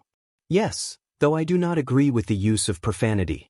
Midoriya, you were the only one of us to not use a quirk? Why is it that you get to decide who passes or fails? With a single sigh he turned and looked to Aizawa, who nodded. Might as well get this over with early. Izuku Midoriya is not like most of you. He is a transfer from last year's support course. Along with being a personal student of Principal Nedu. He's already ahead of most of you and is here due to unfortunate circumstances. You expelled the whole heroics course. Izuku wanted to add but bit his tongue. Why am I so sassy today? Izuku would then question to himself. I assume Ms. Miruko has finally rubbed off on you, pilot. Izuku gave a small hum to the AI in agreeance. She had done wonders for him, but maybe he should stop the sassy. Anyway, if there is ever a problem and I'm not around, please consult Midoriya. Alrighty, we're done for the day. Pick up a syllabus from the classroom and read it over before the start of class tomorrow. The students soon returned home from their first day at Yuuie, many exhausted and tired but happy to have made it through everything. The first day of heroics had been interesting for Izuku. Though, soon after everything else seemed to fall into place. Present mixed class had been interesting once again, and Snipe's firearms training certainly helped with all of Izuku's other training. He'd lucky been certified to use firearms in his third semester, but the wealth of knowledge Snipe provided still helped exponentially. Knowing what situations required certain responses was helpful. Power Loader was still helping Izuku with a few minor projects that he'd not been able to complete during his first semester. Then Midnight had come to aid in trying to figure out a hero name. He'd gone by Pilot under his internship with Miruko, and though he wasn't entirely a fan of the name, it had stuck with him, and for the time being Izuku would stick with it. His friends had been super supportive, Mirio and Tamaki both making sure Izuku was ready for heroics courses with Aizawa, while Nijire gave words of encouragement and reassurance that the boy could do it. They were all really supportive and Izuku was grateful for such kindness. But what Izuku wasn't grateful for was the media. Don't get him wrong, news coverage at times could be great, and he loved dissecting different heroes based on what he'd seen online. But the fact that they were blocking the entrance to Yuuie was annoying and somewhat worrisome. Izuku chuckled to himself, thinking of what the navy blue-haired boy would say about such a situation. It is a fire hazard, are you not ashamed of yourselves? Thanks, BT, the boy didn't need to guess after all. Izuku sighed as he neared the group, moving through the crowd and trying his best not to make eye contact with any of them. Excuse me, sir. We just have a few questions. One reporter yelled. Izuku didn't stop though. Please, sir. How is All Might's teaching? She asked in a louder voice that interrupted much of the other press. Izuku shrugged. He didn't really know how All Might was in comparison, mainly because he hadn't yet had that course, but anyway. Izuku eventually got through the group, following behind other students as they too made it through the crowd of reporters. Hero Basic Training, 1300 hours. I am here, coming through the door like a hero. The ever-so-loud voice of All Might proclaimed as he walked into the room of first years, plus Izuku. His Silver Age custom being a point of interest for much of the class, many excited to see the gleaming hero stood before them. Izuku didn't really care. All Might had been his favorite hero for the longest time, but now, Aizawa had stolen that place. One of the few adults other than Power Loader and Nedu that ever believing in him hadn't helped his obvious favoritism. But, then again, All Might had told him he couldn't be a hero without a truly strong quirk. So, it only seemed fair to the young pro. Is he wearing his Silver Age custom? I'm getting goosebumps, that's so retro. Welcome to the most important class at Yuuie High. Think of this as Heroing 101. Here you will learn the basics of being a pro and what it means to fight in the name of good. All Might flexed his musicals as the students continued to look on with awe. Izuku wouldn't admit it, but it was slightly cool. And for today's lesson, you will pull no punches. He proclaimed as a white battle card was moved forward for all to see. Fight training was all that could be heard from Bakugo as a devilish smirk graced his face. Real combat? On the second day, is Nedu aware? Izuku asked himself, somewhat worried for the safety of his fellow classmates. I can confirm that Principal Nedu was not informed, pilot. Would you like for me to do so? Izuku thought for a moment. Should he tell on All Might, as much as he wished to spite the man? Izuku couldn't bring himself to do so immediately. Only if anyone is hurt, BT. The first thing about being a hero is this, looking good. All Might pointed in the direction of the far wall of Class 1A. These were based on your Quirk registration forms and the request you sent in before school started. Different cases began to protrude from the wall, each numbered with a corresponding desk. Meet me outside at Ground Beta. Ground Beta 1315. They say that clothes make the pros, young ladies and gentlemen. And behold, you are the proof. Take this to heart. From now on you are all heroes in training. All of the hero courses of 1A stood before All Might. This is getting me all revved up. You all look so cool. Now let us begin. All of Izuku's classmates stepped forward out of the darkened tunnel, each with a variety of differences from one another. The navy-haired boy wearing something akin to Izuku's own suit. The brunette before he'd seen earlier wearing a rather tight pink suit similar to that of a spacesuit. Others having customs that matched their own quirks as well. He himself was clad in his own suit. The helmet he'd made several months ago had finally been completed, his suit fitting over most of his skin with a large torso plate to protect much of his vital organs while his arms were simply covered in cloth. His sleeves slightly rolled upwards for comfort's sakes and the jump kit slung around his waist. This is the fake city from our entrance exam. Does that mean we'll be conducting urban battles again? Ida asked, trying to connect the dots before All Might could even explain. Not quite. I'm going to move you all 2 steps ahead.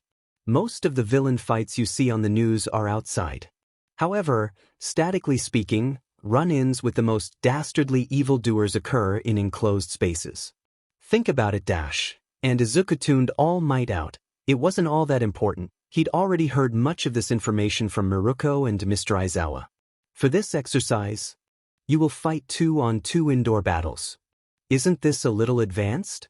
The frog-like heroine asked, and Izuku could only nod his head in agreement with her. The best training is what you get on the battlefield. But remember, you can't just punch a robot this time. You're dealing with actual people. A string of questions flowed from several of Izuku's teammates. Though most were valid, Izuku found himself wishing he'd had BT inform Nedu. It seems rather dangerous for a first time. I wasn't done yet. All Might lowly complained. Is that a script? Listen up, the villains have hidden a bomb somewhere within the building. The hero's job is to deactivate the bomb or secure the villains. Inversely, the villain must either protect the bomb or capture the hero. A yellow box was brought forward as All Might went on to explain that students would be drawing lots to decide teams. But sir, is there not a better way to choose teams? The robot-like hero next to Izuku asked. Well, in the field, we aren't given a choice of who we team with, so it makes sense that we wouldn't be given that choice here either. Izuku stated, looking slightly upwards towards the boy's stature. Soon students were called forward, each taking a bowl with a letter written on it. The teams were soon decided and the list read as follows. Izuku Midoriya and Achiko Uraraka, Team A. Shoto Todoroki and Mizo Shoji, Team B. Momo Yaoyorozu and Eijiro Kirishima and Hantasiro, Team C. Katsuki Bakugo and Tenya Ida, Team D. Yuga Aoyama and Mina Ishido, Team E. Rikido Sato and Koji Koda, Team F. Denki Kaminari and Kyoka Jiro, Team G. Fumikage Tokoyami and Tsuyu Azui, Team H. Mashareo Ojiro and Toru Hagakure, Team I. Izuku looked at the different teams. There were 19 students with 9 different teams, and yet that didn't feel right. A team should be able to play with a player up against those who have no experience. Izuku thought for a moment before turning to All Might. All Might, sir, could I request that Yaoyorozu be teamed with Uraraka in my place? I have a year of experience on most of the students here. I don't believe it is fair for those with inexperience to go up against someone who has had time learning from pros. If that's all right with you, sensei? All Might seem to think for a moment. All right, young Midoriya, that will be fine so long as you are sure? Izuku nodded once more and allowed Uraraka to team with the raven hair girl from the recommendation exams. It would be him alone against a team of 2. But he had nearly a year of experience on everyone here other than maybe Todoroki, but even then, the boy likely couldn't intern under his father. Izuku along with Ida and Bakugo would be led to the building first. Izuku should have stayed on Uraraka's team, but he just had to speak up. This was going to be much harder than he expected. What do I have that could work against them? Phase could work, the shields would be useful, throwing knives, hollows, and the grappling hook could work. Izuku's plan began to come together, while the 2 other boys seemed to argue. Bakugo would split off from Ida, loudly proclaiming that, "I'll go find useless Deku, just protect the bomb." Meanwhile, Izuku soon ran off into the building, gliding along the walls, waiting for his once friend to appear. Izuku knew enough about thought process from the few conversations with Nedu on the topic. He'd started training to understand the thoughts behind certain actions and behaviors. And well, Izuku could sort of read Kaken actions like a book. He always led with a strong right hook and followed with left. Though Bakugo seemed angry all the time, he just had a short fuse. And Izuku would exploit that fact at this moment. "Hey Kaken, come and find me," Izuku yelled, a small smirk gracing his face as he did so. "What do you think I'm trying to do, Deku?" An explosion could be heard down the hall as the blonde crashed into another wall. "It," and other loud curses soon followed. "Where is that nerd?" The ashy blonde questioned to himself as he continued to walk the first floor looking for his victim. Deku would pay for getting into Yuuie. He was supposed to get in and be the greatest hero, not some useless, quirkless hero wannabe.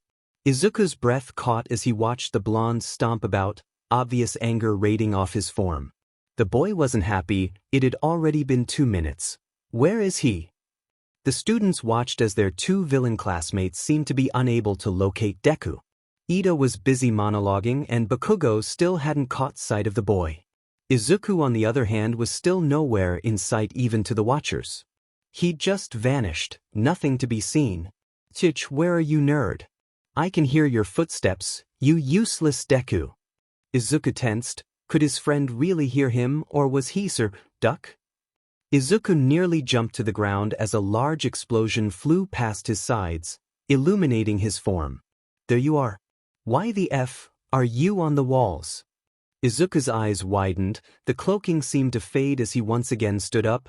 "Come on!" Kaken yelled as he swung his fist forwards towards Midoriya's face. "Crap!" Midoriya yelled out as he jumped away from the ashy blonde. Gotta think, what can I do?" Izuku thought and thought as a swing and explosion flew in his face. The blonde was trying to keep Izuku close, but he had to get away somehow. Hollow, BT supplied, and Izuku quickly released a hollow version of himself, confusing Bakugo. "Stay focused, act fake." Izuku yelled to himself as his other self split from him, running off in a different direction. Izuku stayed still, acting as if he was fake. "You're not getting away, Deku. What kind of fake dummy is this? Get back here, don't you dare run." The blonde raced after the faux clone. Midoriya ran off in the opposite direction, cloaking once again. He could hear Himida. Izuku's brain supplied as the teen monologued about how truly evil he was. "Wow, getting into character much?" Izuku questioned as BT gave a small hum of agreement. "The DMNBSTRD got away." Another voice could be heard from the room. "He's back, crap." Izuku hoped that Kaken would have spent longer looking for him, but his luck just wouldn't have it. Midoriya just needed to touch the bomb, but going in completely cloak didn't seem fair enough. "You mean flashy, pilot?" "Okay, fair, but you didn't have to say it like that." Izuku rolled his eyes, though he was invisible so only he would know. "I can also hear your thoughts, young Midoriya." "All right. All might want to be Izuku quipped back to the, "Oh, you said that out loud, sir. Show yourself, hero. Your time in Nay, you shall fall to the hands of the villain Ingenium." The Navy hairboy proclaimed, "Great, this just couldn't get any worse. Deku, you think you're better than me? That you can outsmart me?" Bakugo yelled at the top of his lungs. "I'll kill you, useless Deku. Always thinking you're better than me. That even quirkless you were still stronger than me." The blonde wound back another punch, ready to let go of every ounce of nitroglycerin he could muster. The cloak fell as Izuku grabbed the wounded backhand of Bakugo Katsuki. Why would I look down on you, Kaken? We were friends for so long and yet you call me useless, a Deku. Izuku's voice got smaller and smaller as he looked into his once friend's eyes. This wasn't how their story was supposed to go. Phase shift. Izuku yelled to BT at a level to rival the robot's own. Blue and white light materialized around Izuku as Bakugo let go every bit of power he had. Then there was nothing as a large explosion escaped the blonde's hands. Forward, move forward. Izuku rushed ahead to where the bomb should be, his hand reaching out towards the object that existed within both planes. He'd done it, he'd really done it. Hero team wins? All Might called as he and the students in the watchroom looked on. Midoriya had won against two incredibly powerful classmates. And yet, Bakugo shook with every fiber in his bone. Had he?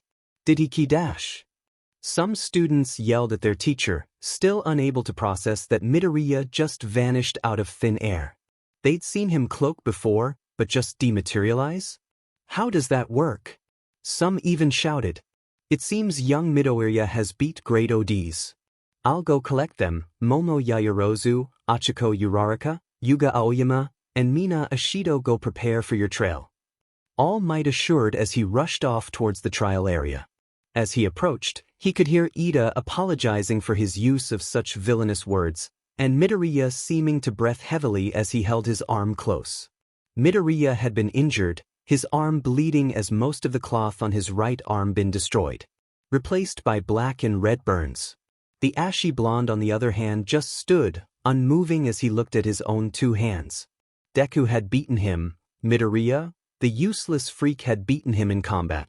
Alone, that twerp would get what was coming to him. Young Bakugo, you review your work. No matter if you win or lose. You can always take something away from this as long as you're open to learning. All Might's steady hand landed on the ashy blonde's shoulder. He'd lost to that Deku. How could he not see it? It was all a trick, a ploy to get him to hesitate. He was going to kill Izuku Midoriya and become the greatest hero the world had ever seen. Midoriya, are you okay? All Might asked, out of what seemed like politeness instead of actual concern. Is he showing signs of care, or does he feel that it is only fair to ask me? There seems to be no signs of worry or anxiety from the pro. I can only guess that it is out of politeness, sir. All Might didn't care for his safety, just wanted to make sure he was treating both the blonde and himself equally. That wasn't, no, it was All Might. Ethical standards were out the window 9 times out of 10. The blast only hit part of my arm. I've got burns all over my skin. Midoriya answered carefully, before All Might nodded and resumed the lesson. What? All Might turned to leave, Ida following behind as Bakugo soon did the same, pulling himself from the pit of pity. A sharp-toothed look was shot his way before the boy moved on. Great, they both hate me. With a sigh, Izuku walked behind them, and as they exited the building he began to split off, heading towards the infirmary to see Recovery Girl. She'd likely not be able to fix all of it, but he needed medical attention. Badly. Where are you going? Class is not over yet. All Might seemingly chastised. I'm injured. I'm heading to Recovery Girl. I have what looks to be at least 3rd-degree burns on my arm. I need to see the nurse. He may or may not have also stopped in to see Aizawa and Nedu. Very well then. All Might answered before resuming the lesson. Though it may have been unexpected, the MVP of this trial was young Midoriya. All Might proclaimed, his view still somewhat focused on that of Kasuki rather than Midoriya. The boy had done excellent in the trial and seemed to really show some kind of spirit. The teens all seemed to nod in understanding, their upperclassmen had done well for themselves. Along with allowing a fair and honest fight, soon other trials began to take place. Izuku stuttered as he looked at the media personnel in front of him. They'd been bad the day before, likely due to a leak, but this was obscene. There were so many of them, and they were harassing the incoming students. Are you one of All Might's students? Tell us, what is the symbol of peace like in person? The reporter nearly yelled to Izuku's bubbly brunette classmate. The poor girl struggled to inform them that, well, he's super muscly, yeah. How is he faring as a teacher? What is he teaching? The same reporter asked, a mic being shoved into the navy blue-haired boy from the battle trail. His leadership and wisdom remind me on a daily basis that I attend the world's most prestigious educational institution. Of course, he is the personification of honor and integrity one would expect from Dash. And cut, I ain't written this whole thing out. Several long and boring seconds later. Excuse me, kid? The reporter called to a similar ashy blonde. Though Katchen certainly didn't give a response to the reports, they still tried to get something out of the boy. Finally, Izuku stepped up, his green hair as loose as ever and his eyes somewhat tired from the past few days of internship and training. He looked akin to what Aizawa would be if he'd been several years younger. Please, kid, could you get All Might for us? Hey, aren't you that kid from last year's sports festival? The reporter nearly begged as she shoved a mic into the boy's face. Izuku's voice came out somewhat tired, though that was only fair considering everything as of lately. Mr. All Might likely isn't on campus at the moment, ma'am. Please stop harassing the students of Yuuie who are simply here to learn. Another figure approached from behind Izuku who'd finally made it through the large crowd that had formed. My student would be correct. You've disturbed them long enough and... Please get out of here. With that eraser shooed away the last of the reports who seemed somewhat upset to not be allowed vital coverage. The mentor and mentee both soon left, the large metal gates shutting as the brunette reporter tried to enter. It seemed unnecessary at times to have such a defense, but soon everyone would realize how important it was. The outside world was dangerous after all. I saw the video feed and went over each of your matches. Bakugo, don't let your failure distract you, you have great talent. So don't sulk like a child about your loss, okay? Mr. Aizawa warned as he read through the different files he'd saved for review. Yeah, okay. The boy replied somewhat quietly. All right, let's get down to business. This next task will decide your futures. There was a collective gulp that could be heard as every child in the room thought. Is it another Quirk test? You all need to pick a class representative. Okay, just normal school stuff. A collective sigh could be heard throughout the room. And then the shouting started, ever so loud as each student tried their hardest to be chosen as the president of the class.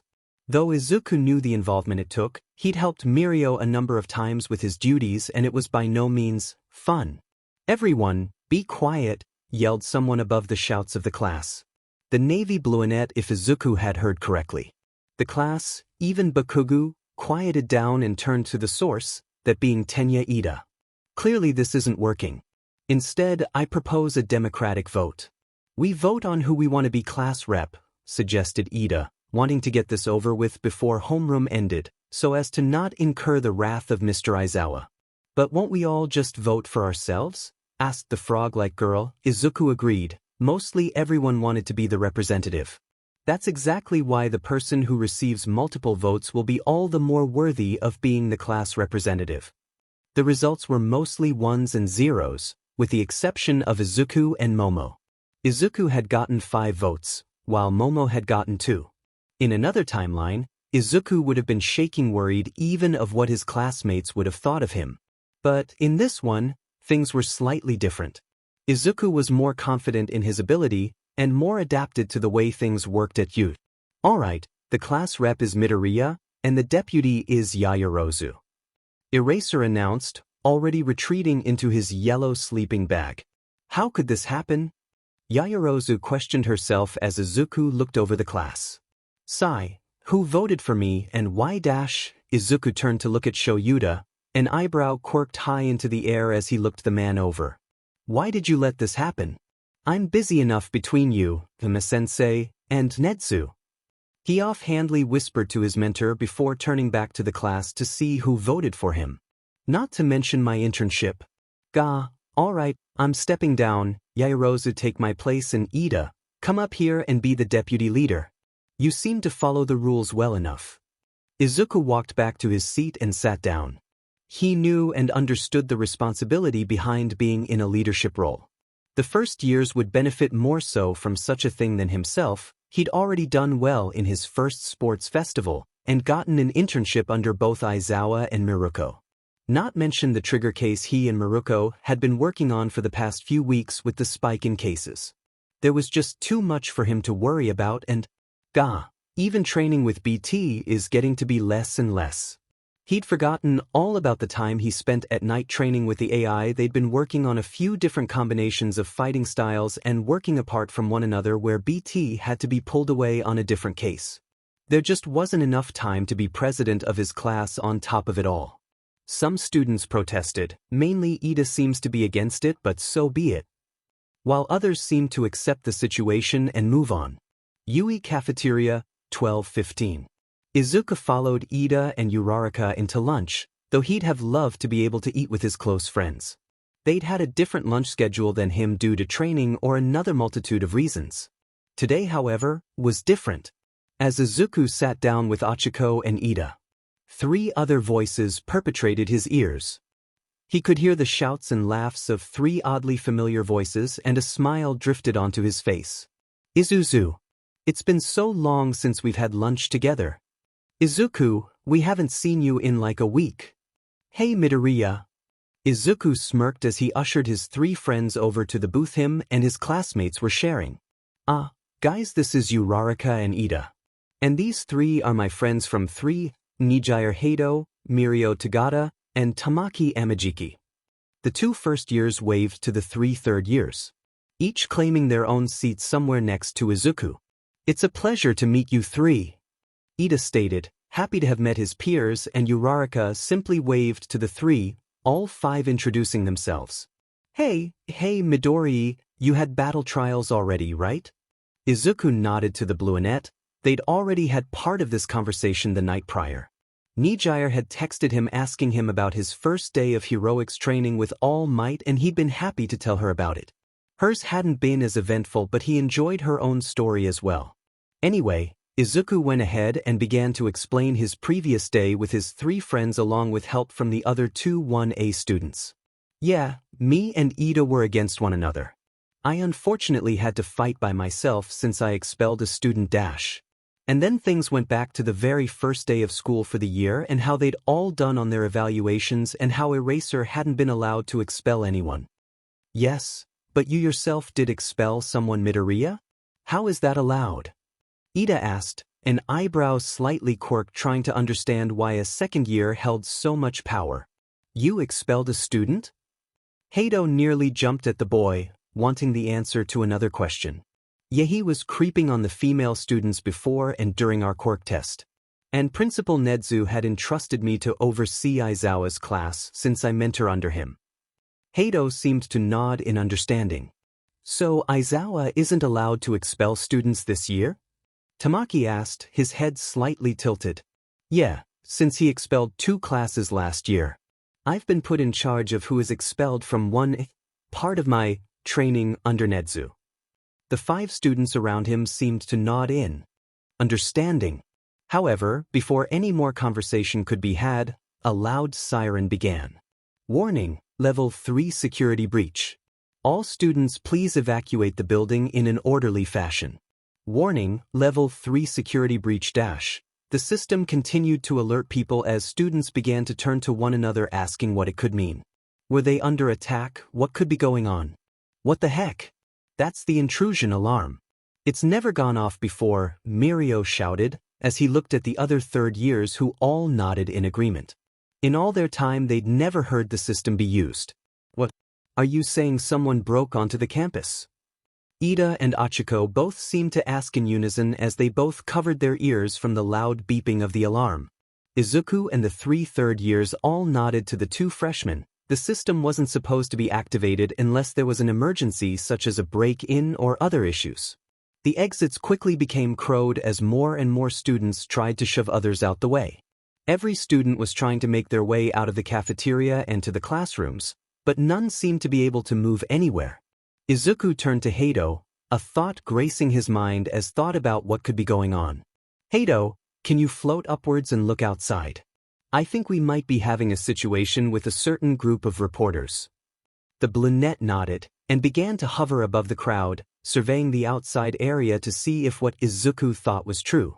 And it was, they're talking with present Mike and Eraser, Looks like they're trying to force them back outside though.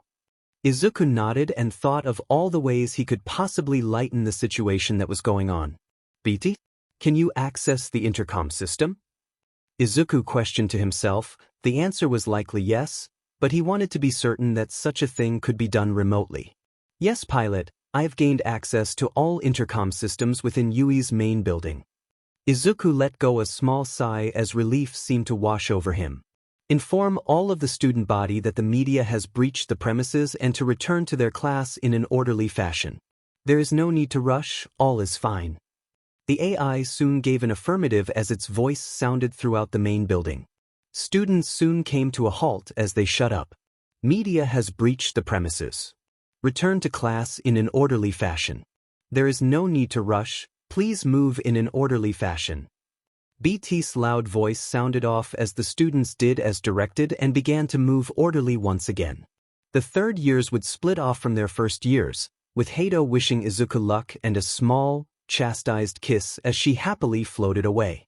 Everything was okay, there was no terrible threat to be had, no looming monster to destroy Izuku's hopes and dreams. No, there actually was though. Why must you lie to the readers? How were ordinary members of the media able to bypass our security systems? Someone else must have been behind this. A villain must have been able to get past our security. But was this merely a show of power or a declaration of war? The mouse mused as several other teachers seemed to nod in agreement. Something wasn't right, the news shouldn't have been able to get in and yet they had. What kind of third party had decided to destroy the gates of Yuuie? Nezu didn't know what to do but hoped that for now there would be no consequences. He'd send an extra teacher along with all might to the USJ in case and make sure to keep the other teachers on alert. However, other than that, there wasn't much he could do without alerting the news or worrying the student body. Today's training will be a little different. You'll have 3 instructors, me, All Might, and a third hero will be keeping tabs on you. Sensei Aizawa stated as he looked over the class with a stern tone. Sir, what kind of training will we be doing? Asked Zero, and Aizawa quickly responded by holding up a white card with the words, Rescue, on it. Rescue, you'll be dealing with natural disasters, shipwrecks, stuff like that. The class soon dissipated into conversation on the topic of rescue and how well each of them would be at certain aspects. Guys, I'm not finished yet. What you wear in this exercise is up to you. I know you're excited about costumes, but keep in mind that you haven't gotten used to them yet and they may limit your abilities. Voiced the pro, trying his best to look out for the teens while also not coming off as a doting figure. The training facility is across town, so we'll be taking a bus to get there. Get ready and meet me outside. With that the man left, leaving his students to get ready. 15 minutes later. Soon the group was outside. Mostly all were dressed in their full hero costumes. However, one boy was without part of his costume due to a certain explosion incident. Izuku sighed. At least Bakugo had his gauntlets taken away. Oh Izuku, what are you wearing? Questioned Uraraka. Oh, this is the suit I made during my first year. It helps with my quick. With a nod from the brunette, a whistle sounded, and the class press interrupted everyone.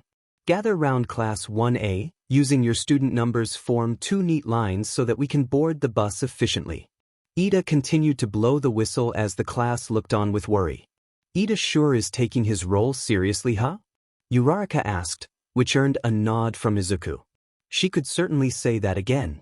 On the bus, sobs could be heard from Ida. His failings at realizing that the bus was an open layout were truly saddening. Tongue sticking out. Well, if we're pointing out the obvious, then there's something I want to say. About you actually Midoriya. The greenette looked up from his phone. He'd been messaging in the hero group chat with Hato, Mirio, and Tamaki. What is it, Azui? I told you to stop calling me that, call me Tsu. But, anyways, you haven't used your quirk yet, have you? Azui looked at the greenette that sat across from her, her large eyes seeming to gaze into the boy's soul. Oh, my quirk is a little different than most. It's a sentient AI who gives me help whenever I need it. He hacked the intercom system during the press break-in. There's other parts to BT, but I hope you guys never have to see that. Yeah, we can't actually see your quirk then, Midoriya. Kirishima butted in, having listened to the two converse for a moment. Still, I bet it's nice having a quirk that can help you with anything. You can do a lot of really neat things with it. My hardening is super strong against bad guys in a fight but doesn't look all that impressive. Kirishima mused for a moment, turning his left arm to solid rock for a moment. Oh no way, I think it's great. You're a shoo-in for making it pro Kirishima. You really think so? I don't know, it just feels like sometimes a flashy quirk would really help. Aoyama also soon joined in. My naval laser has got the perfect combination of flash and strength. But it's way lame if it gives you a stomachache. Mina supplied, quickly causing everyone to laugh slightly at the boy's expense. And then the conversation veered towards Bakugo and his flashy quirk along with Todoroki. And Izuku wanted nothing to do with that. Hello everyone, I've been waiting for you. Greeted the space hero. Everyone else in the class was super excited to meet someone so high in the hero rankings. Her large space suit was so cool, and it was a dream come true. Wow, 13 is one of my favorite heroes. Uraraka called out, gaining many nods from a lot of the class. They all respected her very much, overjoyed to see someone so important in the rescue scene. I can't wait to show you what's inside. The hero stated before leading the group off into the large dome-like building. I created this place to help young hero hopefuls perfect their rescue skills. There are landslides, shipwrecks, fires, windstorms, heavy rains, and much more. The official name is the Unforeseen Simulation Join, or USJ. However, all the students could think of was how the name was so similar to Universal Studios Japan. Aizawa stepped forward towards 13 and asked about their third member being missing. Hey, shouldn't All Might be here, or let me guess, he booked an interview instead? 13 shook her head and walked closer to the fellow teacher. No, it's something else. Apparently he did too much hero work on the way to school this morning and used up all his power. He's currently resting in the teacher's lounge. Aizawa nodded and sighed. That man is the height of irresponsibility. Well, we should be okay with just the two of us.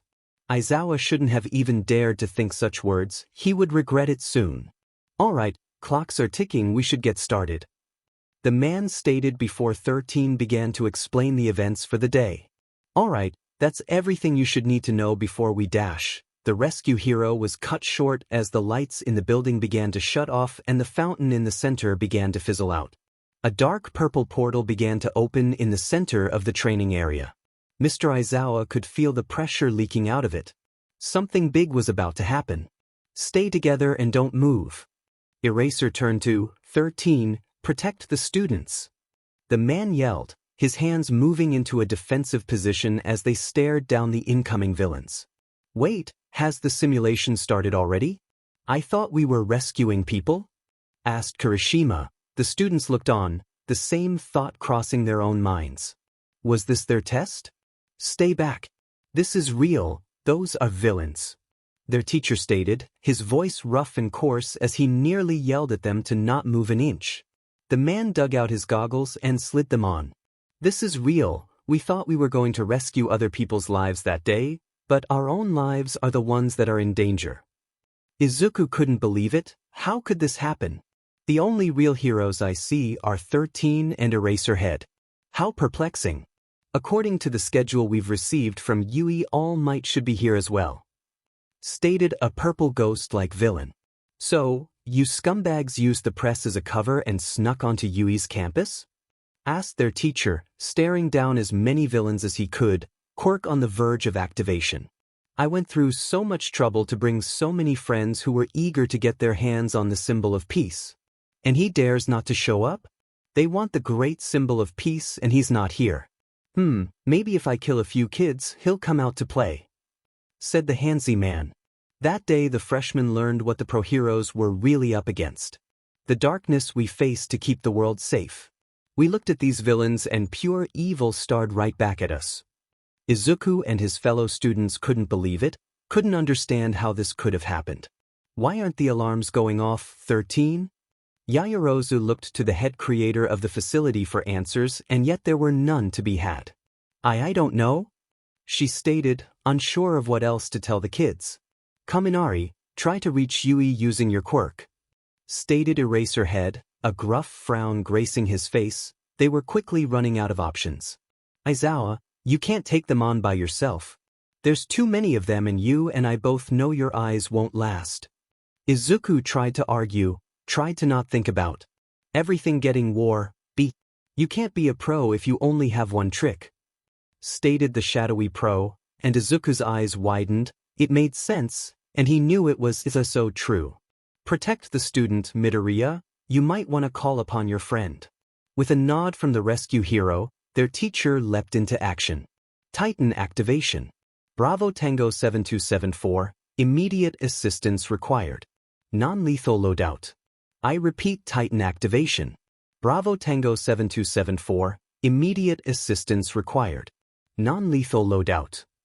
Izuku's words flowed from his mouth, unable to be contained by fear. Stand by for Titanfall. Every student looked at Izuku like he was crazy. Activation? Activation of what? A few people found themselves asking out loud. The rushing of wind, the ever-so-comforting sound of a low hum began to grow louder. A smile graced Izuku's face as he prepared himself. Aizawa would need help, and Izuku knew nothing good could come of the fight ahead.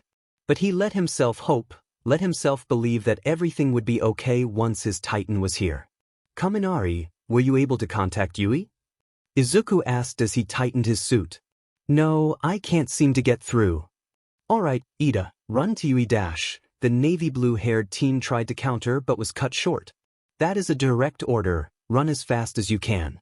Tell Nedu that the USJ is under attack. Immediate assistance is required. Now go.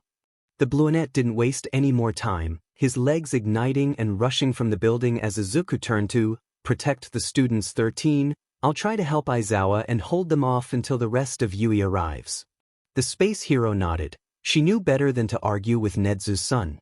The hum grew ever so loud, the whirling of wind nearly indistinguishable.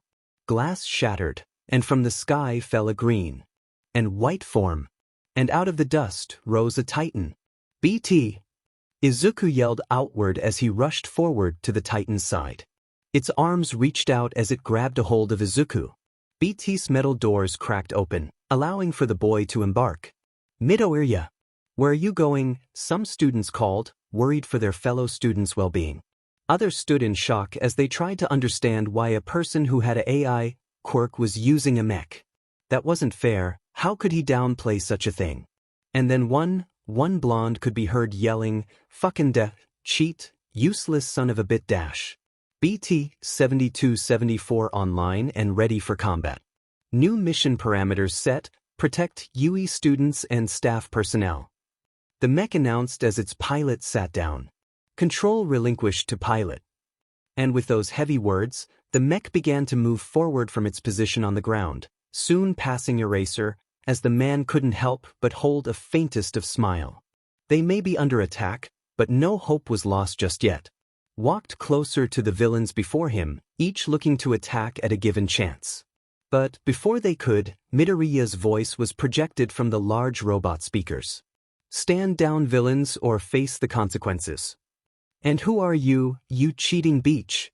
The light brunette asked, standing at the center of the villain formation. Izuku smirked as he stood his ground in the center plaza of the USA. They trained for this, trained to take on several foes and to thwart those who threatened the very system in which hero society had been built. I am the hero known as Pilot. My partner will not hesitate if you harm the students or faculty of UA. Stand down. BT's voice once again restated, more so emphasizing the apparent need for surrender. You think some puny mech is going to stop us? Come now, we've come to kill All Might. What chance do you have in stopping us? Robot seemed to pause for a moment, analyzing the foes in front of it before responding. By my current calculations, there is a 92% chance of success of victory. Though, if a student or faculty member is harmed, that chance rises to 97%, the AI stated, its blue eye looking the villains up and down as if analyzing each and every one of them. What makes you so sure? You don't even know what our dash. The brunette was cut off once more as the robot continued on. Villain alias, Tamura Shigaraki, suspected leader of the League of Villains. Quirk, 5-finger disintegration. Real name, Tenko Shimura, grandson of Nana Shimura, the hero once known as Adamant. Kurogiri, Quirk, Warp Gate. My scans are also picking up a facial ID of Shirakumo Oboro. The mech finally focused on the Nomu, unable to find a name, however several Quirk signatures were present. Shock absorption and super regeneration, along with a possible mild case of super strength. The AI commented as it once again focused on Shigaraki. You cheat. How could you possibly know that? How is that even possible? Noma destroy that DMN mechanized cheater. The Bluenet yells out. The large hulking bird-like creature jumped forwards of the group of villains. Its hand wound back as it lunged towards BT, disappearing, and then reappearing before Midoriya, ready to bring down its fist. Its large hands slammed into the mech. The attack sending small shockwaves throughout the building as Izuku's own arms trembled from the amount of force the black creature exerted.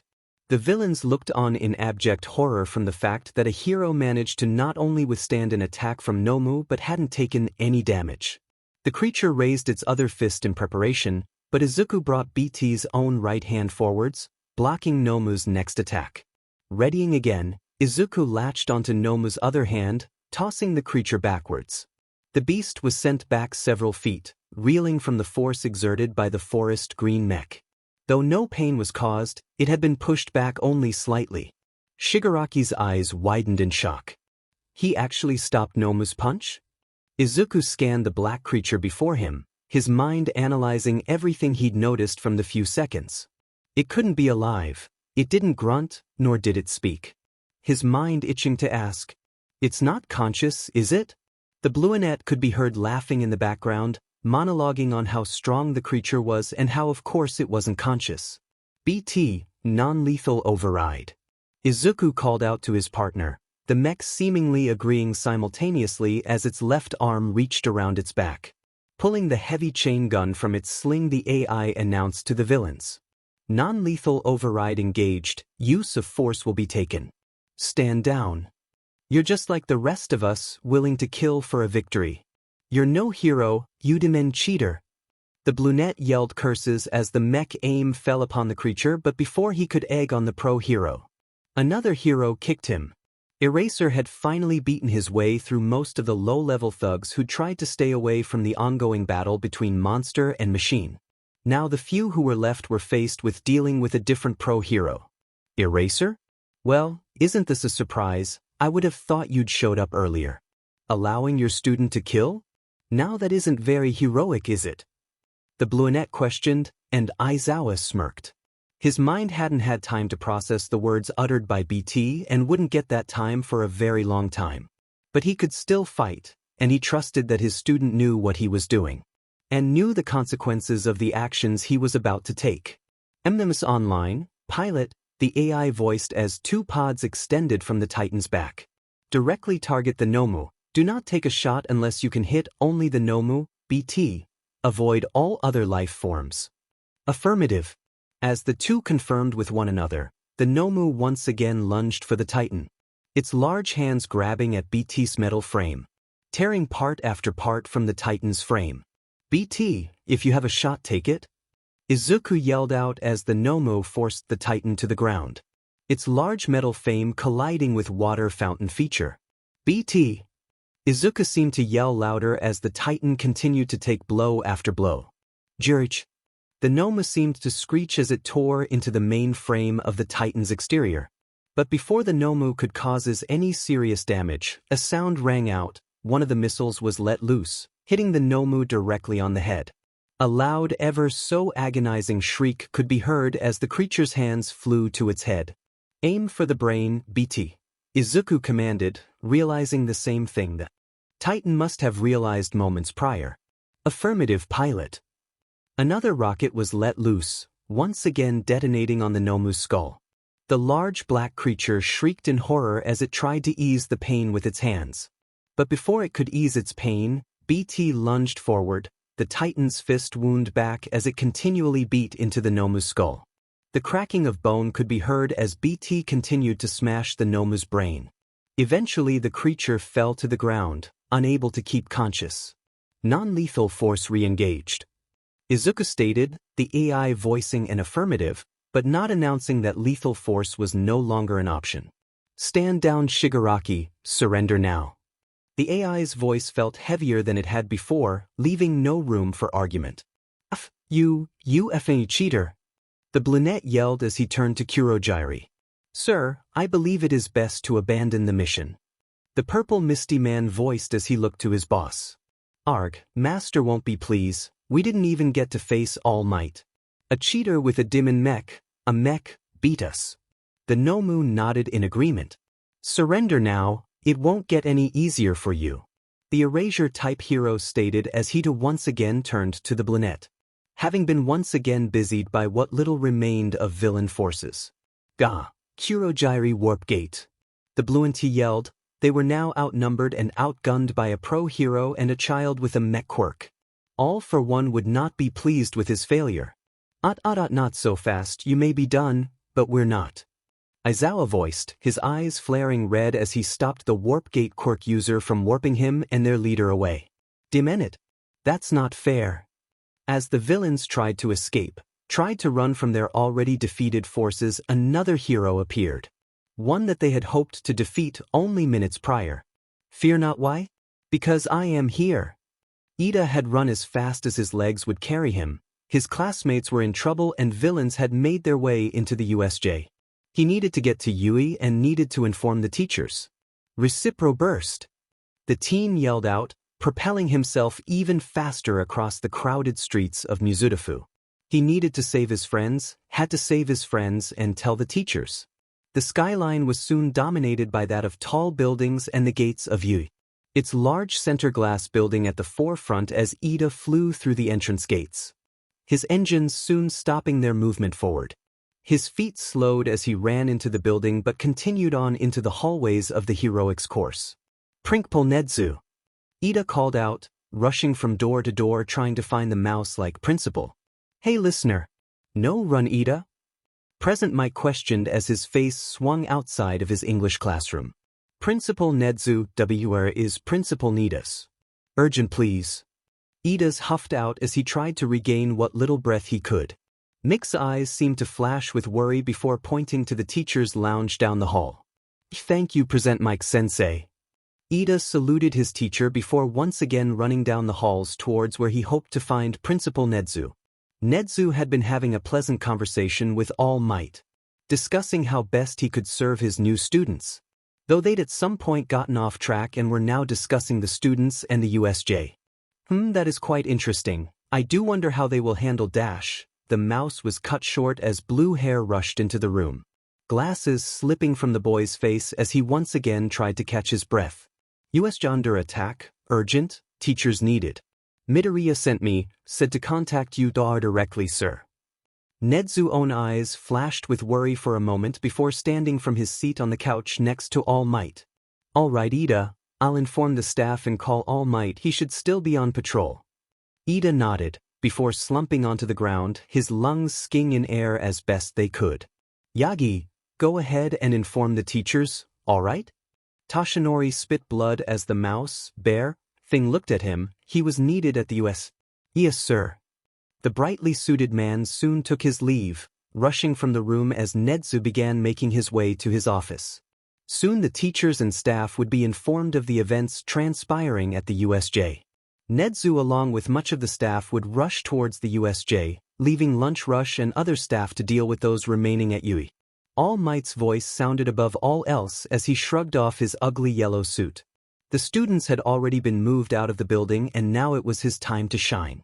To protect those in need of a smile. Your act of tyranny has come to an end, villain, surrender now. All Might proclaimed as he jumped forward towards the large metal titan standing over a now charred-looking creature. What kind of quirk is that? All Might rushed forward towards the metal machine. Had he killed a student? Or possible another hero who'd come to help? What kind of hero would kill?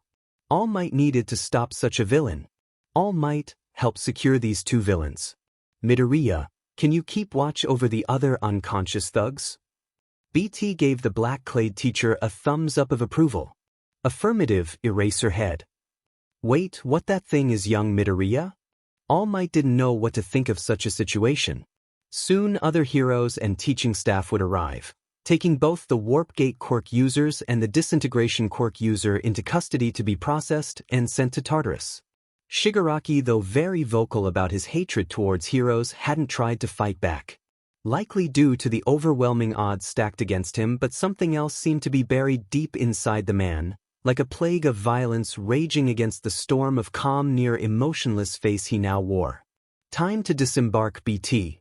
A small affirmative could be heard from the robot as he set down his pilot. The Greenette soon exited from his Titan, making his way to the front entrance to give his statement to the police. He'd be held accountable for what had happened to the Nomu, and Izuku would never feel good about killing anything. But that thing shouldn't have been left to life. He could see the pain coursing through it with every punch and order given. There was no sentience left within that husk of a person.